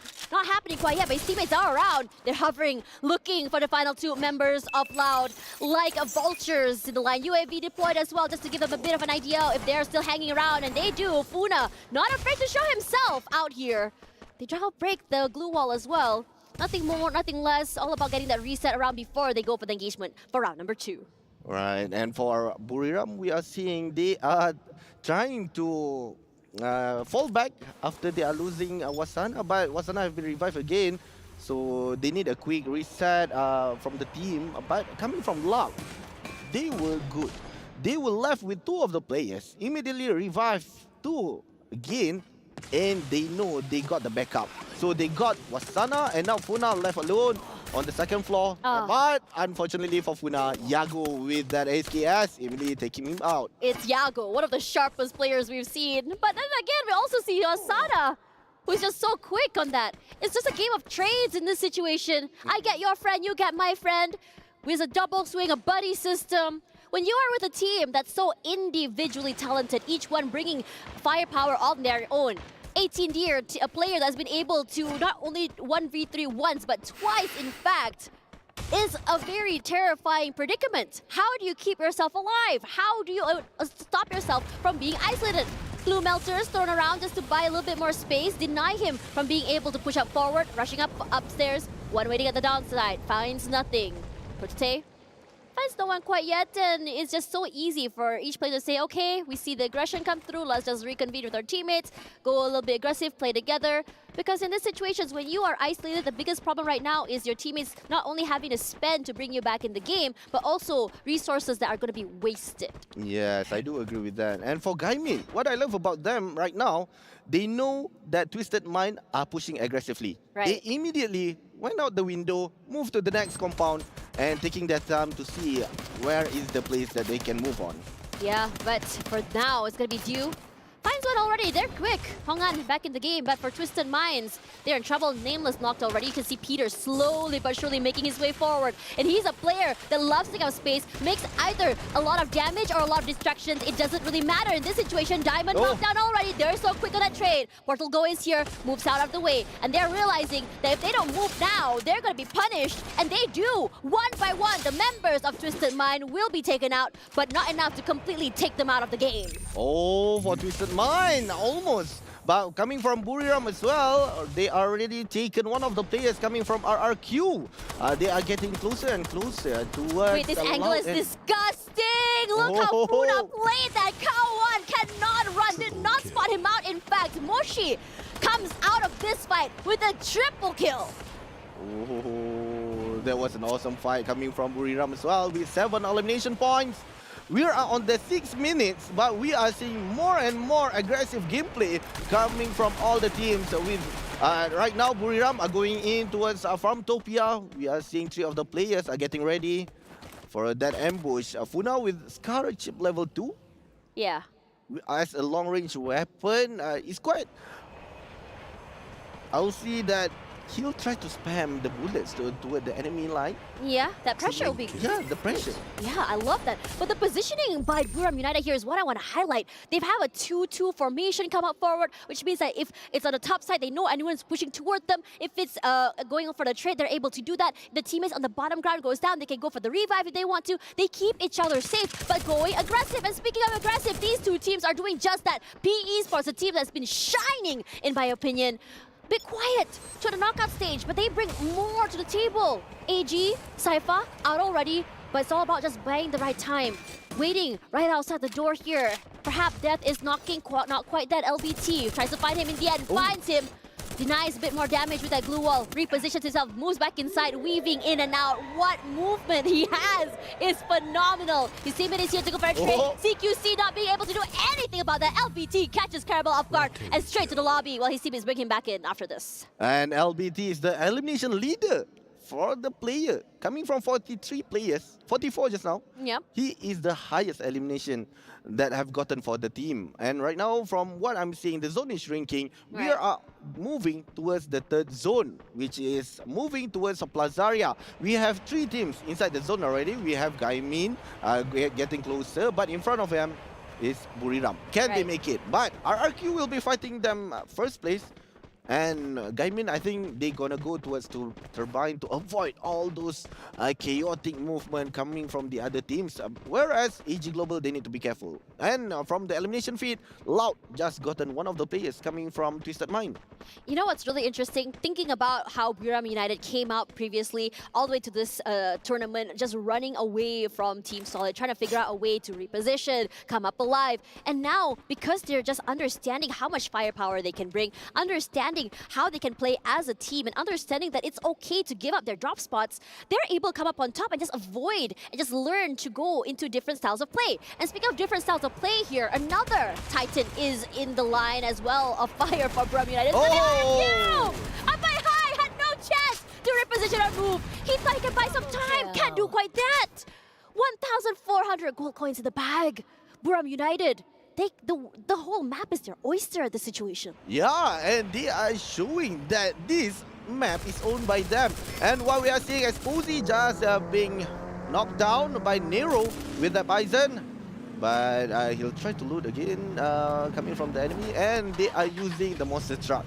Are we going to see a monster truck being used at the end of the zone later on? Wouldn't be surprised if that's going to be happening. It's going to be Twisted Minds trying to take this fight against AG. AG bring up the A game, very aggressive today, starting off aggressively. But for now, Twisted Minds moves out of the way. Nameless and Exposy is out, and so does for the Tay. Looking so terrible for them. Ju alone goes for that revive onto Cypher. Oh, almost. You nearly get rolled. Yeah. Unfortunately, Duke was on point during that time. He almost getting wiped out. But then they are still alive with 3 of the players. And now we are moving towards Buriram. They are going to fight with Gaimin Gladiators. For this Arsenal, no doubt. Been noticed, and Wasana with a quick action with 2 of the goals has been opened. He knew that his HP is below 100. He need to reset himself, but immediately going in after that 2 inhaler has been used. They're still going on here. Wasana, one of the players that's not only quick on that reposition, quick with that firepower. Look at how much space he takes so quickly. With a 2v1 situation, and he's okay with that. His teammate's finally here though. Oliver on the other side, watching to make sure that no one is third partying. It's a lot of trust given onto him. Wasana Truly one of the most impressive players I've seen so far from this team. Now, PE Esports, a team that we have been talking about a lot, about what they bring to the table today. Bit more quiet to the knockout stage, but today they say, okay, it's our A game, let's go a little bit more aggressive. They don't take unnecessary fights, they know when to go aggressive and when to hold that. In this situation for AEG, it seems like fight after fight. Caramel taking in a lot of damage. It's going to be Team Solid on the top side here. Going to be very dangerous for them. And Team Solid, one of the teams I would say, has been ruining so many teams' chances that they kind of go through that rotations. And with 11 minutes, we are at 11 squad. The zone are moving towards Plazaria. It's getting tighter and tighter.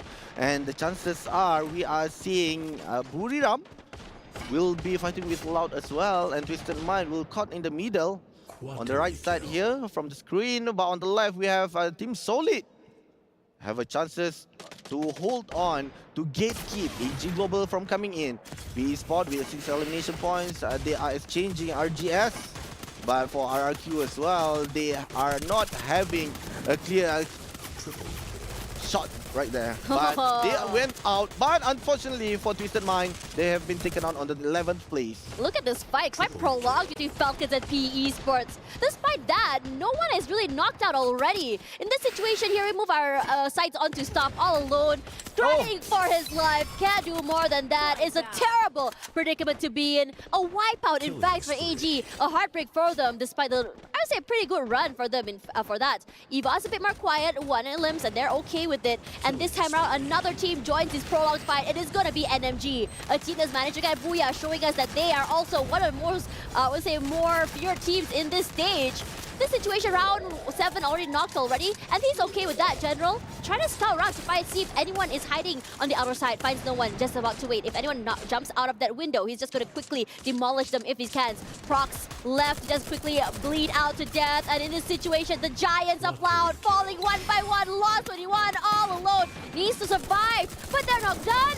Purgatory United finds the final one. Can't do more than that. Funa knocked out, but the long-range pickups is going to be happening. And Loud gets completely knocked out of this one. Great gameplay coming from Buriram. Immediately assisted their own teammate, and now Team Solid, they are trying to rush us in towards our Falcon, which are trying to hold this compound. But we have seeing Trap. They are getting ready, but Peter with that Drogon immediately taking him out, and they are going out. Trap, they are trying to stay alive with that chrono has been broken. 2 of the blue wall as well, and immediately taken one of the players again. And now Nick is left alone. Can he make it?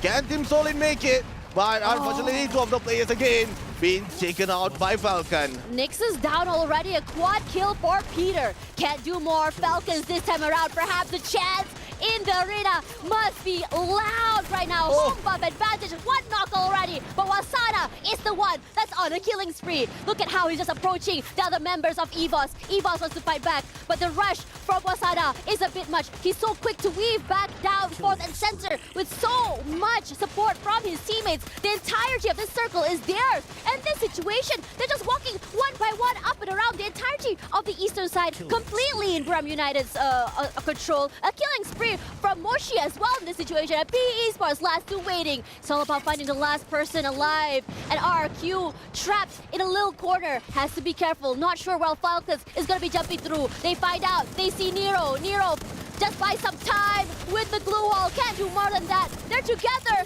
but because the glue wall is slowly one by one dropping down, they're just gonna be completely swarmed by the other members of RRQ. EVOS is out already, and now we're down to the last few teams. And with the 3 teams remaining, we have Buriram, Falcon, and RRQ. Only Falcon with 3 of the players on fire has been knocked down by Funa with that AWM. Can he revive himself? He's quite safe behind that wall there. Oh! He can't do any more than that! Falcon's pressured from so many different angles. Can't even move, can't revive, can't reposition. And Buriram United with 22!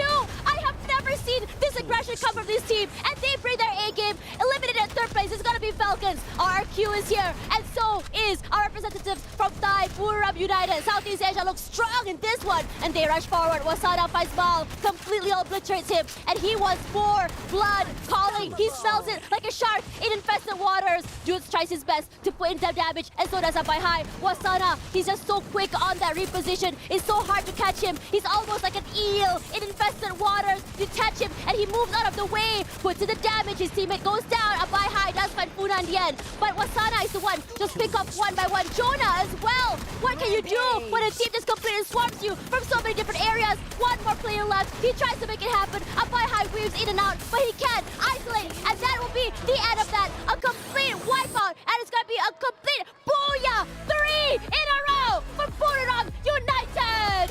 3 booyah goes to Buriram!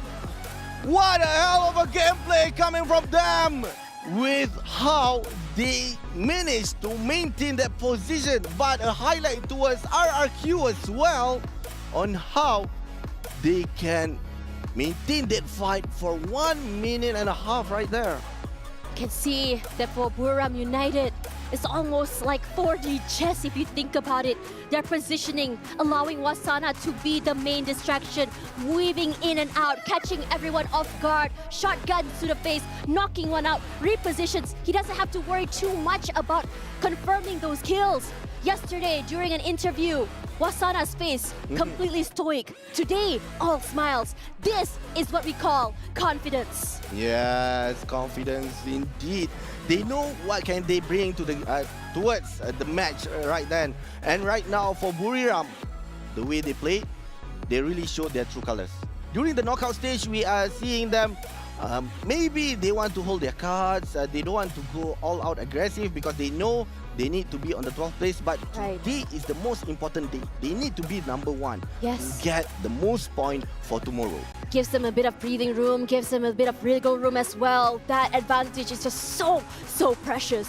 When you talk about them, we had an interview with them on day number 1 about what they were expecting from Team Solid, a team that had gate-kept them from SPS. They couldn't do anything against them, led to their downfall. But in this situation, it wasn't that. They're so confident, they feel good. They said to us, hey, we have learned from Team Solid, we've seen and understood how they play, and we can sort of readjust and readapt to their style. But, and they deliver. Yeah, they deliver. And as we can see, Moshi really plays a role for his team with that 8 elimination points, and Wasana immediately taking him out. So now let's just head on over to the panelists. I want to hear what they have to say about Buriram United. Our late bloomers today have got to be crying because if they didn't get their points earlier today, Buriram is basically going to hog it from this point on. So many eliminations. I mean, they could share, but why should you share when you should be starting tomorrow with those extra points? Guys, who can stop Buriram? Because at this point, after seeing that game, 3 back-to-back booyahs, 22 eliminations. I don't think anyone can stop this team. I would like to say it takes a Thai team to take down another Thai team, but at this point, no, you need an entire village to get rid of Buriram. Yeah, they need a whole village ganking onto Buriram. But if we look at the numbers here, it is 27 eliminations by Buriram. And 27 is the magical number now. This is the most amount of eliminations by a team in a single round. Not just that though, incredibly top heavy with these eliminations as well. Buriram with the 27, Team Falcons with the 12.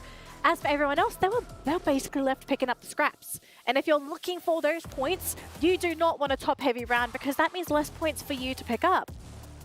I mean, at this point, it's a bit of a struggle, right? All the teams Not are a bit. literally just It's a very big trying to find, scavenge any sort of scraps that they can get because it's so difficult. BRU is taking everything. Yeah, if you kind of look at the highlights as well, right? Like Moshi on top of this rooftop with the long-range snipes, and then you got the close quarters combat. You put Funa in, you put people like Wasana who can rush in onto other teams, and they're very good with using utilities at the same time. I mean, this is a complete squad just based on this round. This is Buriram bulldozing other teams. Yeah, I want to say one thing though. I think just BRU is just being greedy at this point. You know, they're just a bunch of like bad people. True. I think at this point, they are probably in a really safe position to just take first. I don't think it's possible for another team to make that catch-up happen. Unless the stars align, Buriram get 0 this next round, and whoever gets these next round of points, you're going to need 30, 40 points to close that gap. An insane number of points. but maybe first place is out of reach for a lot of these teams. Second, third, definitely doable, but it's a random map. I think that's what makes it so difficult for these teams to swallow. You don't even know if you're going to get a favorable map choice. Yeah, I mean, talking about teams who could potentially still overtake a Buriram. Well, assuming that Buriram goes out with 0 points, not jinxing them, but just saying in theory, well, teams like AG technically could still do it. I'm not sure about EVOS, though we need to look at the overall numbers later on, but AG kind of still has a chance to take that #1 spot away. Yeah, I mean, we're going to have to see, but this is the MVP. They had 8 eliminations. Of course, it's going to be Moshi, always at the top, always in the fights, right? He's constantly getting all the knocks. He's getting all the kills. He's doing everything that you could ask for. And at least Buriram can share amongst themselves, right? Don't let Funa take all of the MVP awards. Gotta give some to your teammates, you know? Gotta praise them a little bit if you can. But for Buriram, I think that at this point, they're probably thinking, okay, guys, out of all the maps, we have taken Booyahs on 3 different maps today. If we get any repeats, that's going to be a good day for Buriram. But for the other teams, you're going to have to think, what's the next step, right? Because just like us, the teams don't know what the map is until we're ready to start hitting the basically, if you're dropping in, that's it, okay? No one knows up until it's time to play that map. So is it time to gang up on Buriram? Because that really feels like the only plan viable for these teams. I mean, that is probably the only way, right? If you look at it. If not, it's going to be Buriram that's the one ganking up onto the other teams by playing a third party. But hey, look who has arrived. We have a guest on stage. I wonder if this is a sign. I mean, technically it's a cat, though. Just saying. Yeah, it's a cat. I'm okay, I think. I'm going to be a little bit careful. Maybe I'll step over just a bit. I care for you. But I think it's still a BRU fan at the end of the day. It's okay. Cloud's a cat man. Yeah. Understand. Yeah. Let's have a look at the overall standings just to see where everyone is right before we hit that final map today. So obviously Buriram at the top with 101 points, but AG Global 76 points. They've got to hit jackpot for this final map if they want to try and swipe that first place away. I mean, it's going to be very difficult, but I just want to put a little bit of context in terms of how monstrous this score is by Buriram, right? 101 points. If we're talking about the tiebreaker yesterday, right, between Our Glory Gaming and Fluxo, right? They had 102 points over 12 games, right? So they've done this in 5 games. How monstrous is that? Absolutely, but if you think about Fluxo as well, they are currently at the second last place. And if you end the day at the second last place, I mean, you don't really get much out of today. So again, it's like the opposite story, right? Between Buriram and also Fluxo, the way you start and the way you end, it's like the total opposite.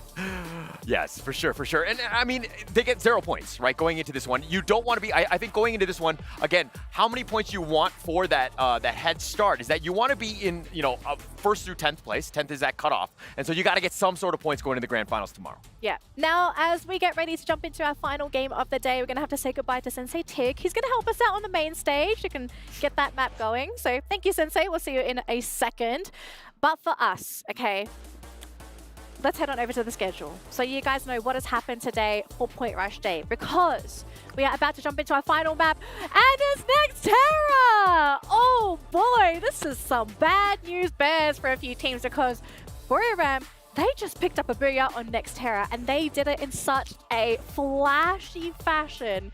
If we don't see some teams ganging up on Buriram, I think this team is going to get their final Booyah. You know, I can imagine the conversation, right? Imagine if like the team say that, hey, we want to gang out the Buriram, and they go like, oh, okay, sure. Why don't you go first? No, you go first. No, you go first. Because who's going to start it off? Okay, the alternate plan, okay.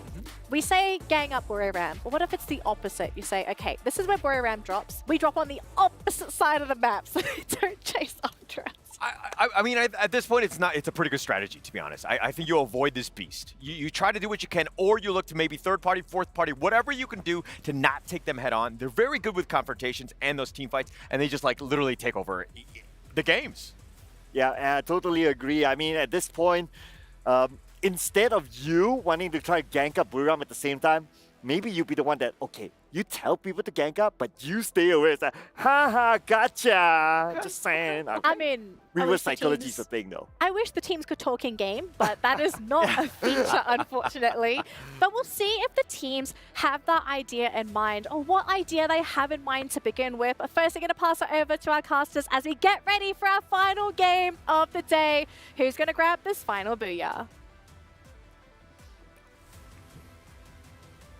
Who will get this final booyah? We had 3 in a row from Buriram United. We've seen a target on Buriram United's back. Yep. And in this situation, Buriram United is probably saying, bring it on, homies. And what's amazing about Buriram, between 3 games, immediately they have taken #1 just like that. How are they doing this? I mean, we talk a lot. I mean, me and you, we talk a lot about mindset shift. We talk a lot about confidence. Yep. But my question is, what did Buriram United have before match number 3? I also know answer to that. I need them. I need them to tell me so that I too could become a back-to-back booyah giver. But then, yeah, we are going to see the last game here. Right. Next Terra. Just now, they have been playing it, and we saw how Buriram immediately taking the advantage, making sure that the pressure is being done by the enemy team. Right. But now, can they maintain it? Or the chances are AG Global, the closest towards them, gonna take over #1 spot. That'll be really interesting because when we talk about Buriram United, they have been really not just aggressive, but they are, you know, like what the panel said, they are greedy. Yeah. They're going around collecting as many eliminations as they can. They're going around just completely obliterating teams. And they're okay with letting one player go away because they're like, that's fine. Bring your teammates back in. We're not afraid. In fact, for us, that's considered a point farm. They got booyahs as well. And that's what makes them so terrifying. Yes. They're very patient. Yep. They have really good trigger discipline. They don't, I don't know how it is, but when you talk about their communications, we have Wasara taking up space. And in the background, we have Jonah and Funa as well, just doing those long-range pickoffs and cleanups. Yep, I don't know agree with that. where to look at them. Like, who do we look at? Do we look at Wasana or do we look at Funa? We'll see in this match on how they played. But from here, we are seeing the drop coming from each of the teams. They are going right now. Intellect Center, Luxo and Gaimin again. They'll be hot dropping each other, trying to fight for this drop spot. And Fluxo gaining the first eliminations, making Gaimin Gladiators have to back away. If not, then the chances are they need to fight 4 of the players coming from Fluxo. It's a really interesting situation because I thought to myself, okay, this fight has happened at Intellect Center. Perhaps a change would be needed here because if I remember correctly, Fluxo and Gaming Gladiator, both of them came up with heavy losses. As Gaming Gladiator came up on top at the very, very end. Look at how Coach Hill has really positioned himself so far away. And this is a good thing. Make sure that no one's rotating over. Try and get as much information as possible. And these long-range fights are massive because if, say, your teammates are taking up space and fighting with them, he can put in those long-range damage. I do agree. For Coach Hill, he need to make sure that there are no players that are trying to run away coming from Intellect Center. But what I'm seeing here for Fluxo, they are immediately using that Tatsuya, going to rush in, but Raz has been taken out. And Liam trying to assist by 2v1. Can he make it? But unfortunately, with that SMG as well. AUG done by India, immediately assisted and taken one of the players coming from Fluxo as well. It's never been an all-in fight. It's all about those one-point pickoffs if they can. 18 here is the one that we have our eyes on. I think every single team is doing that. Now, speaking of fights, it's going to be RRQ. Just finding one Tattoo 13, Team Solid all alone, and they're going to be happy to take him out of here. These early fights, a very interesting one. I thought it was going to be a less aggressive early fight for this one, given it's the last match of the point rush. Doesn't seem to be the case here with Fluxo leading the charge in terms of eliminations. 3, in fact, as they move into this fight again. Waksa is back, brings back Nyx as well, and is going to boots it all alone. Catches one player off guard, a finisher! quadra for him, and Fluxo looking rad and mad. Good job coming from Fluxo. Right now, they are on the 11th place on the overall ranking, so they need these elimination points to boost them to get a higher ranking, a better point for a start tomorrow. But for AG Global, Cypher has been shot down with Parafall by Nero, PE Sports. But immediately being revived by Stop. They are waiting, they are looking, where are the players coming from PE Sport? Are they going to rush us in, or they'll be just dropping by? Interesting phenomenon if you think about this particular team for AG. Starting off the day, high elimination points. Not as aggressive, but understanding that they know that elimination is the key. But this time around, they found themselves on the other end of the barrel. But let's have a look at this replay first between Fluxo as well as Gaming Gladiator. They find Coachil all alone, and he was so separated, isolated from his teammates before finally they just completely collapsed onto the other members of Gaming Gladiators. That's how Fluxo was able to win this fight. And it was just Bunsin all alone. He managed to get a quad there, understanding that positioning is key and isolating these fights, and in a way, it's such an outplay for the mistakes done by Gaming Gladiators. Yes, and with that as well, they need to reset again. And with the zone are going towards Zipway near Farmtopia, then the dangerous spot for each of the team there. And for the Cypher, is trying to hold it in with that glue wall there. We have traps coming from Team Solid, trying to break that glue wall as well. Cypher's so low. Gonna go for that reset, coming by to see what's gonna be happening. He seems to be left alone here. Inhaler use, he knows and hears those footsteps. He knows that X-Trap 7 is here. Comes to the top side, repositions, and that's massive. Denies the damage, be able to just really buy some time for him, for his teammates to come find him. Not able to do that. Gets a bit of a heal, and up, pick me up, in fact. Waits for the right opportune moment. X-Trap 7 understanding that if he were to just be playing alone and gets caught off guard here, he will be punished. Oh. But he is the one that is doing the punishing. Cypher knocked down, and it's just so beautifully played by Team Solid. Yeah, and now they are getting that one elimination points toward the team, but we have Twisted Mind. They are engaging with the Nanshu Miners with the glue wall there. Protote coming in strong with the Bison. Immediately taken one out by Proxy with the Parafall. Diamond has also been taken out. But it's being revived. Chrono has been opened. Then they will be rushing in with the Tatsuya as well. With that, they are trying. Prox has been taken down. And now we are left with one. Nando is trying to run away, but unfortunately, 3 players engaged with him. And immediately taking him out as well. Twisted Minds. Finally finding their rhythm. This is massive with 7 already. Now EVOS, an interesting one. We talked about how they were able to get the top 2 earlier, but they weren't able to replicate that same success quite yet. It has been very, very competitive for them, hard for them to reposition. Now it's going to be Nero all alone in this situation. He can't do much, not enough income to really bring his teammates back in. It's all about being able to survive as much as he can, get as many of those coins before he brings them back. And speaking of bringing it back, it's going to be Buram United! What a shot! Finds the Miners, eliminates them. 12th place. And this must be heartbreaking.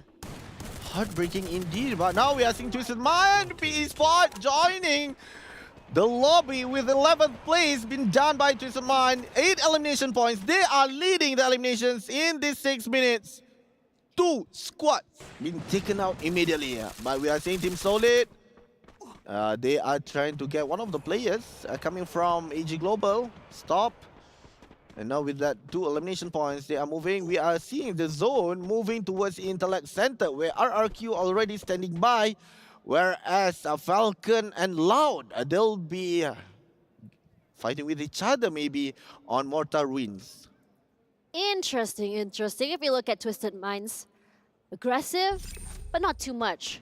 Positioning, I would say conservative, but they're doing such a good job of being able to go aggressively without compromising any of their members. And they wait. They know that Buram United is close.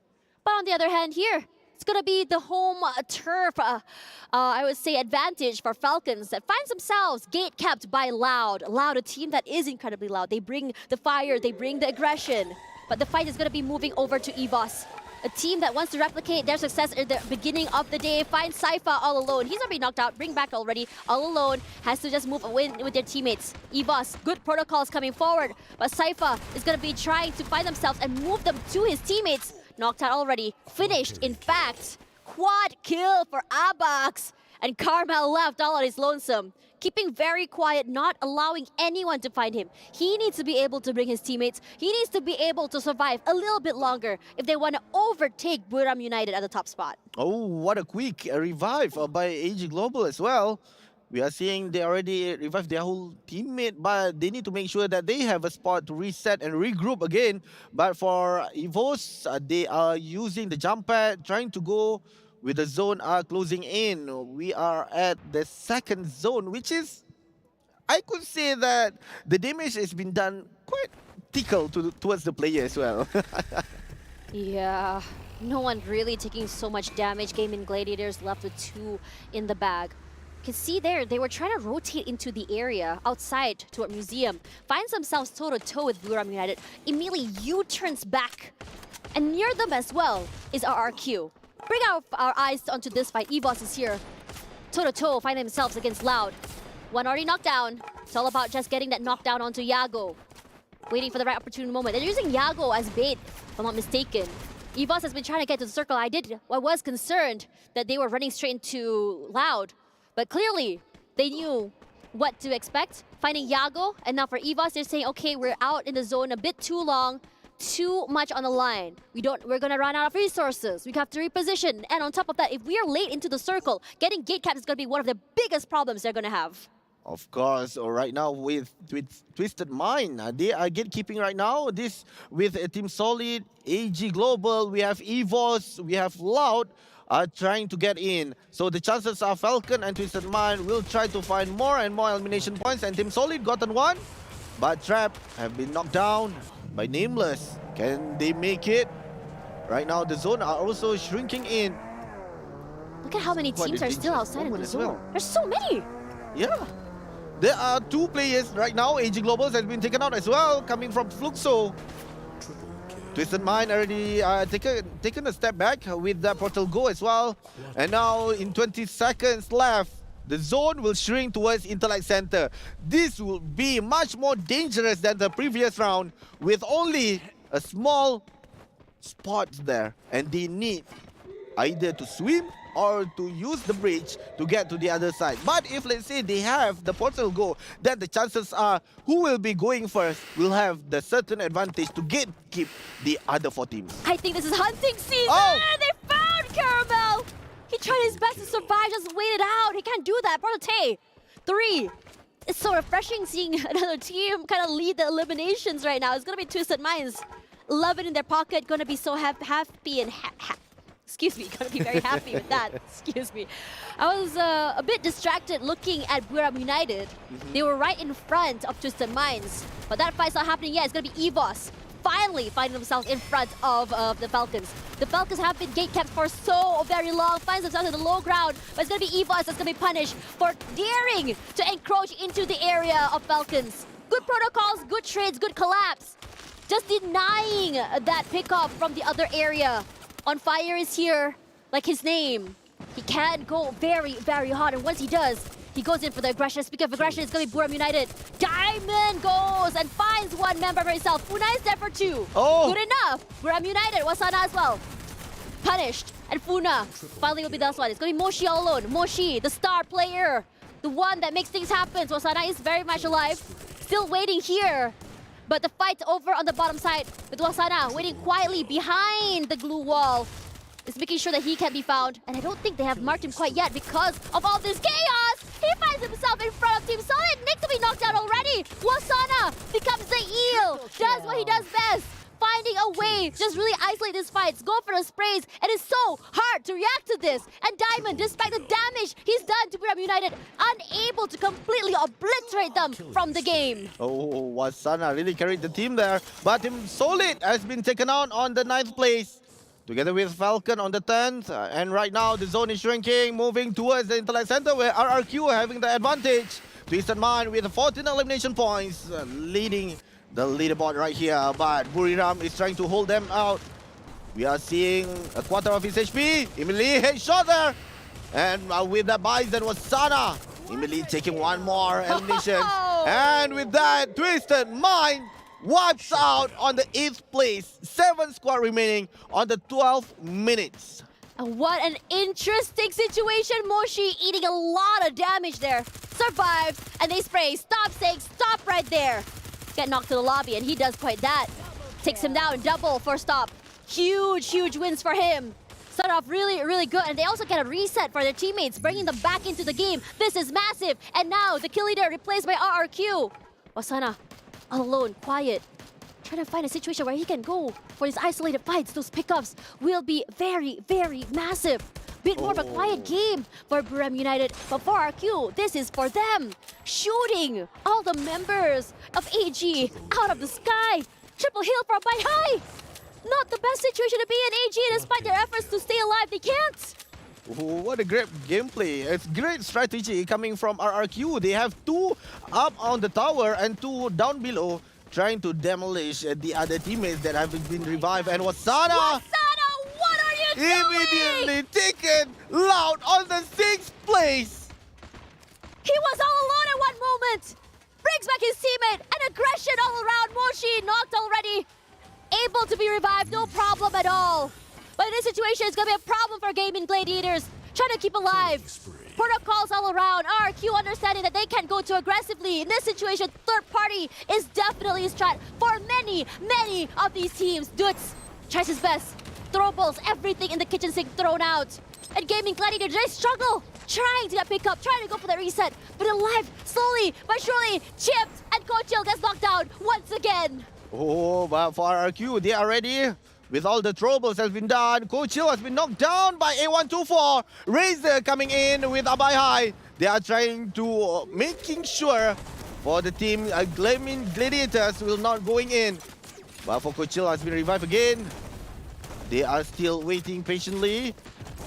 And RRQ also already moved back. Buriram, Mushi has been taken out by Mal. Trying to revive his own teammate. Wasana had to take a step back after the push coming from you, but Did not see him! He's just so good! A silent killer! Call him an assassin! Whatever you want to say! He comes out when you least expect it! You think you're safe, and suddenly you're flying from the back! Moves out of the way, Wasana! Buy some time with that glue wall! He's so quick on that! His teammates are around. He goes inside as he knows there's one in there! He doesn't! But he survived! Stop does find him in the end! 4th place, Wasana carries the team on his back all the way to 4th, and that's enough! Top 3 now. AG with only 1 member. Fuxo and RQ happy and healthy with 4. Bunsin finds 2 members of RQ already. Ahead on 4v4 here. Finds GU as well. Mal tries to bring more. He's just proning on the top side, buying some time, healing for Mal as long as he can. MT7 is here. Portal Go finds him, and he rushes down. Drops to the bottom, finds no one, and he's okay with that. So quick in the reposition, buy some time. But the booyah is going to go to no other than our team here. Oh, what a great gameplay coming from Fluxo! At last, they got the booyah for the last match. What a good job coming from them. Massive, if you think about it. This is the team that was on the brink of knockout. This is a team that won through the tiebreaker. And they make it in the end, breaking the streak of Buram United. Takes down the kill leader, RRQ. This is a team that has perseverance, resilience. A team that is one of the best from Brazil. RRQ comes in 2nd, but kudos to them, shining in the end of the day. Shining indeed. And also for AG Global and Buriram. For Buriram, Wasana really did his time. Really, he was alive. He was massive at tried surviving. himself, taking out all the players all by himself and gotten the 4th place. But for AG Global as well, they tried their best, but they are being pushed as well. And with that, RRQ and Fluxo were the one fighting. But for RRQ, from what I'm seeing, unfortunately for them, they were fighting on outside the zone where the damage is so big. That is, but for now, the breakdown will be happening from our panelists. Guys, what on earth happened there? Well, what we do know for a fact is that Fluxo, they started strong and they ended strong by getting our first and last booyahs today on Point Rush Day. And sure, maybe they didn't manage to take first place away from Buriram. That was a behemoth task for any team that wanted to try. But for Fluxo, we were worried about them coming into Point Rush, and to see this ray of light beaming across this team, fans from Brazil, they've got to be so happy for Fluxo and looking forward to seeing how they're going to do today. But let's talk Fluxo. That end game for them was perfect. Eliminations, positioning, everything was in their favor, Neptune. Yeah, I mean, end of the game, elimination leader, and then they grab that point for the placement. Ending with 34 in total and 22 on elimination. I mean, this different Fluxo overall. But as you mentioned, it's only from the beginning up until the end. But what happened in between, that is where they had difficulty. Yeah, but I gotta take it out of the game, right? And gotta give it to Fluxo as well. I mean, this is mentality of champions, if you kind of think about it. Like, you had a really big drop even during the group stages as well, but you still managed to bounce back at the end. Now, of course, it's not the end yet. We still got tomorrow, but they still showed that they are still able to stand up again, even though they went down. I mean, the biggest thing is consistency, right? I mean, getting the first and the sixth one is great, but in the middle, they kind of fell asleep, right? And I'm kind of worried for this one, especially if you're going to go up against BRU, where you have to play your A game every single game. Yeah, actually, speaking of BRU, right, they did reasonably well in this round. Even though they didn't get the booyah, they still managed to get eliminations. They hung around, so they were able to also pick up points for themselves. So the consistency for Buriram, it's still there, okay? Yeah, not a booyah, but the points, the placements, they're proving that, yeah, okay, first two games are still snoozing. Maybe someone's still left at the hotel. We kind of don't know what happened there. But at the end of the day, if you finish on top by getting so many back-to-back booyahs, that's a good sign for you going into grand finals, because we've finished all of our games today for Point Rush. These teams are locked in for their grand finals head start points. And now it's D-Day.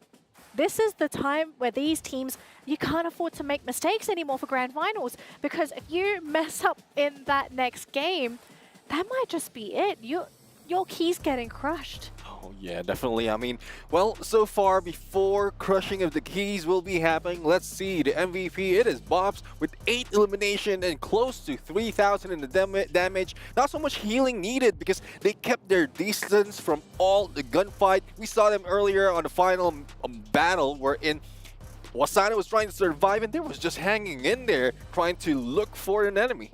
Yeah, and if you look at their strategy, so this is probably the strategy that works well for them, but does it work all the time? Not really though, because if you kind of like try to stay away from fights, there's another side to look at it, is that you may lose elimination points to other teams. So sometimes you really have to get in. But maybe in this round is that they try to find the momentum again, try to find their what works for them, at least from a mentality perspective. So that's why they kind of stay away from fights and take those long distance instead. No, I think it's a huge confidence boost for them, right? And I think that they played it well. It was the whole risk versus reward thing, and they ended up paying off with spades. I think that that's what you want to do, especially going into the grand finals. Yes, they didn't take the top 3 in this one, I don't think. We're going to have to calculate. I don't have my abacus right now, but we're going to find out and see exactly where they stand. Well, we have the graphical abacus that's going to be popping up in just a second here, showing the final scoreline for these teams today. So as we can see at the very top, Buriram United Esports going to be taking the lion's share of Point Rush points today, followed by AG Global. Props to AG. Super consistent today, always either towards the middle of the pack or grabbing those eliminations. This is something that you're looking for if you are supporting a team that can consistently prove that they are reliable every game. Yeah, I mean, AG Global, same as Buriram United Esports. 3 out of 6 maps, top 3, 50% overall. That's what they need right now. That consistency as well as a little bit more of tactic gameplay coming from the team. Initiation coming from Do and the rest of the team just going in as a follow-up. That's what they need right now. Thus, they grab 51 on the elimination. But if we're talking about elimination overall, Buriram United Esports, 71 in total. Yeah, that is a big number there. But on the other end, though, I want to point it out loud. Yeah, unfortunately, they are on the other end, and there were a lot of expectation for Laos, considering that they did really, really well during the group stages. But at this stage, unfortunately, it totally didn't work out for them. I mean, they lost a lot of their early fights where they run into a team, they lost fights. It's all about just losing fights for Laos.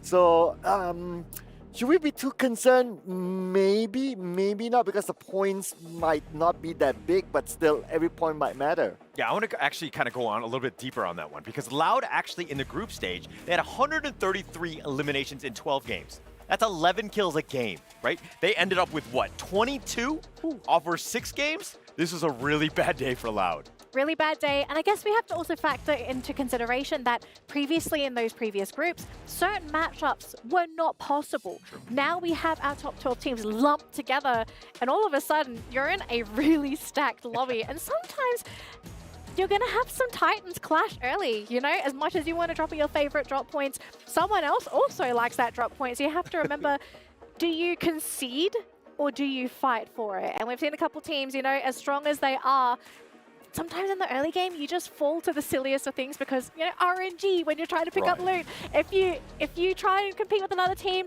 Neptune, you said this to me before, if someone picks up a gun and someone picks up a glue wall, you know who's going to win that matchup. Definitely. I mean, glue wall might be able to stop damage, but you won't be able to put up so much damage. But one thing's for sure, I'm hoping giving the best out for Bermuda United for the grand finals, because we all know they can put this fight, they can put this all points right here, but when it comes to where it really matters, at some point that's where they fail. Just putting out another theory, maybe because they're #1, so a lot of these teams, they already kind of studied Loud, so kind of blocked Loud out from getting more points. Yeah, maybe they're trying to get that target off their back, you know, just sort of cool it down a little bit, maybe not have those points. We'll have to find out later today, but we are going to have a quick interview with Bop, so let's see what he has to say after that victory. Hey everyone, welcome to our interview show after the match. Right next to me is Fluxo Bobs. Bobs, can you say hello to the audience, please? Você pode dizer oi para a audiência, por favor? E aí, rapaziada, tranquilo? Como vocês estão? E aí? Hi guys, how are you? A very warm greeting. So, congratulations on your first Booyah. During our 6 matches today, how would you rate your team performance? Parabéns pela sua boia hoje. Durante os nossos 6 jogos hoje, como você classificaria a performance do time de vocês? Foi uma performance ali razoável, fechamos 2 buias, mas não jogamos tão bem como deveríamos, mas amanhã é a final, todo mundo está confiante e empolgado para a final, concentrado apenas para amanhã. It was a reasonable one. It was only 2 booyahs. We still concentrated for tomorrow. For me, 2 booyah is very good enough. So, did you have fun today and experience many new things in the game as well? Para mim, 2 booyahs é bastante. Vocês também se divertiram? Tiveram uma boa experiência no jogo? Com certeza, tá todo mundo alegre, feliz. O buia dá uma alegria imensa também, então é isso, tá todo mundo feliz. Sure, everyone is happy, everyone is excited. Booyah makes everyone happy. That's good to hear. Have you prepared any tactics that you want to show to other teams in the grand finals tomorrow? Você preparou alguma tática que você quer mostrar para algum time para a grande final amanhã? Tática sempre tem, mas provavelmente nós vamos manter o que nós fizemos. Tá dando certo, entre aspas, mas na final vai dar certo, pode confiar. We always have tactics. We're going to keep doing what we're doing, and we're going to keep it for tomorrow. Amazing. Last word, anything you want to say to the viewers and the Fluxo fans? Alguma coisa que você quer dizer para os fãs de Fluxo e Veros? Para todo mundo tá aí acompanhando, tá acordando cedo aí no Brasil, muito obrigado pela torcida e é nóis, segue o fluxo, vapo. For everyone who's seeing us waking up early in Brazil, that's it, we're there. Follow Fluxo. That's really great. Congratulations again on your very second Booyah. Now, let's head back to the studio, everyone. Thank you, Yunsul. I heard some very motivated fans there from Fluxo during the interview. But great news for Fluxo. Team's feeling really good, especially getting that final Booyah. But it's not over for Fluxo or any team, because we are literally setting up for this grand final. That's going to be kicking off tomorrow. Everything on the line. 12 teams are going to be cut down to 1 because only one of them will be able to hold that trophy and be crowned the champion here at the Esports World Cup. This is going to be our schedule for today. As per usual, no big changes, same order of maps, but the big question mark there, what is going to be that random map? We won't know up until that game starts tomorrow. But gentlemen, we've had an explosive day today. Storylines are being made and set up for that grand final day. Any final thoughts before we end the show for today? Well, again, I'll repeat what I said about Bermuda United. Hopefully they can hear me. Hopefully they can finish this tournament well, because they've done that in knockout stage, they've done that in the qualifiers, and this is their chance to break that curse. I mean, a lot of hype for Buriram, I understand, but let's not forget as well what the casters did mention about Falcons. I mean, they have the home ground support, the fans are cheering for them, and maybe tomorrow will be the day they prove it back to the fans. Yeah, and it looks like Fluxo has actually heard the fans, the Brazilian fans, about how they really need to step up. They did so. Now the Brazilian fans need to get on the other 3 Brazilian teams to kind of pick them up, because they're going to really need your support tomorrow. I think a lot of teams are going to want your support. So if there's anyone that you're supporting, let them know. Show it on their social media. Send them messages, because this is the final moments that you're going to have left before we do end this entire tournament, the entire show, the grand finale. But to everyone that is watching, thank you all so much. It is day 4, second last day here at the Esports World Cup. Come back tomorrow, exact same time, and find out with us who will be our champion here for the Free Fire Esports World Cup 2024. My name is Dana Lee, my analyst here. We have Neptune, SoCloud, and Hauler. We're all signing off. See you all tomorrow.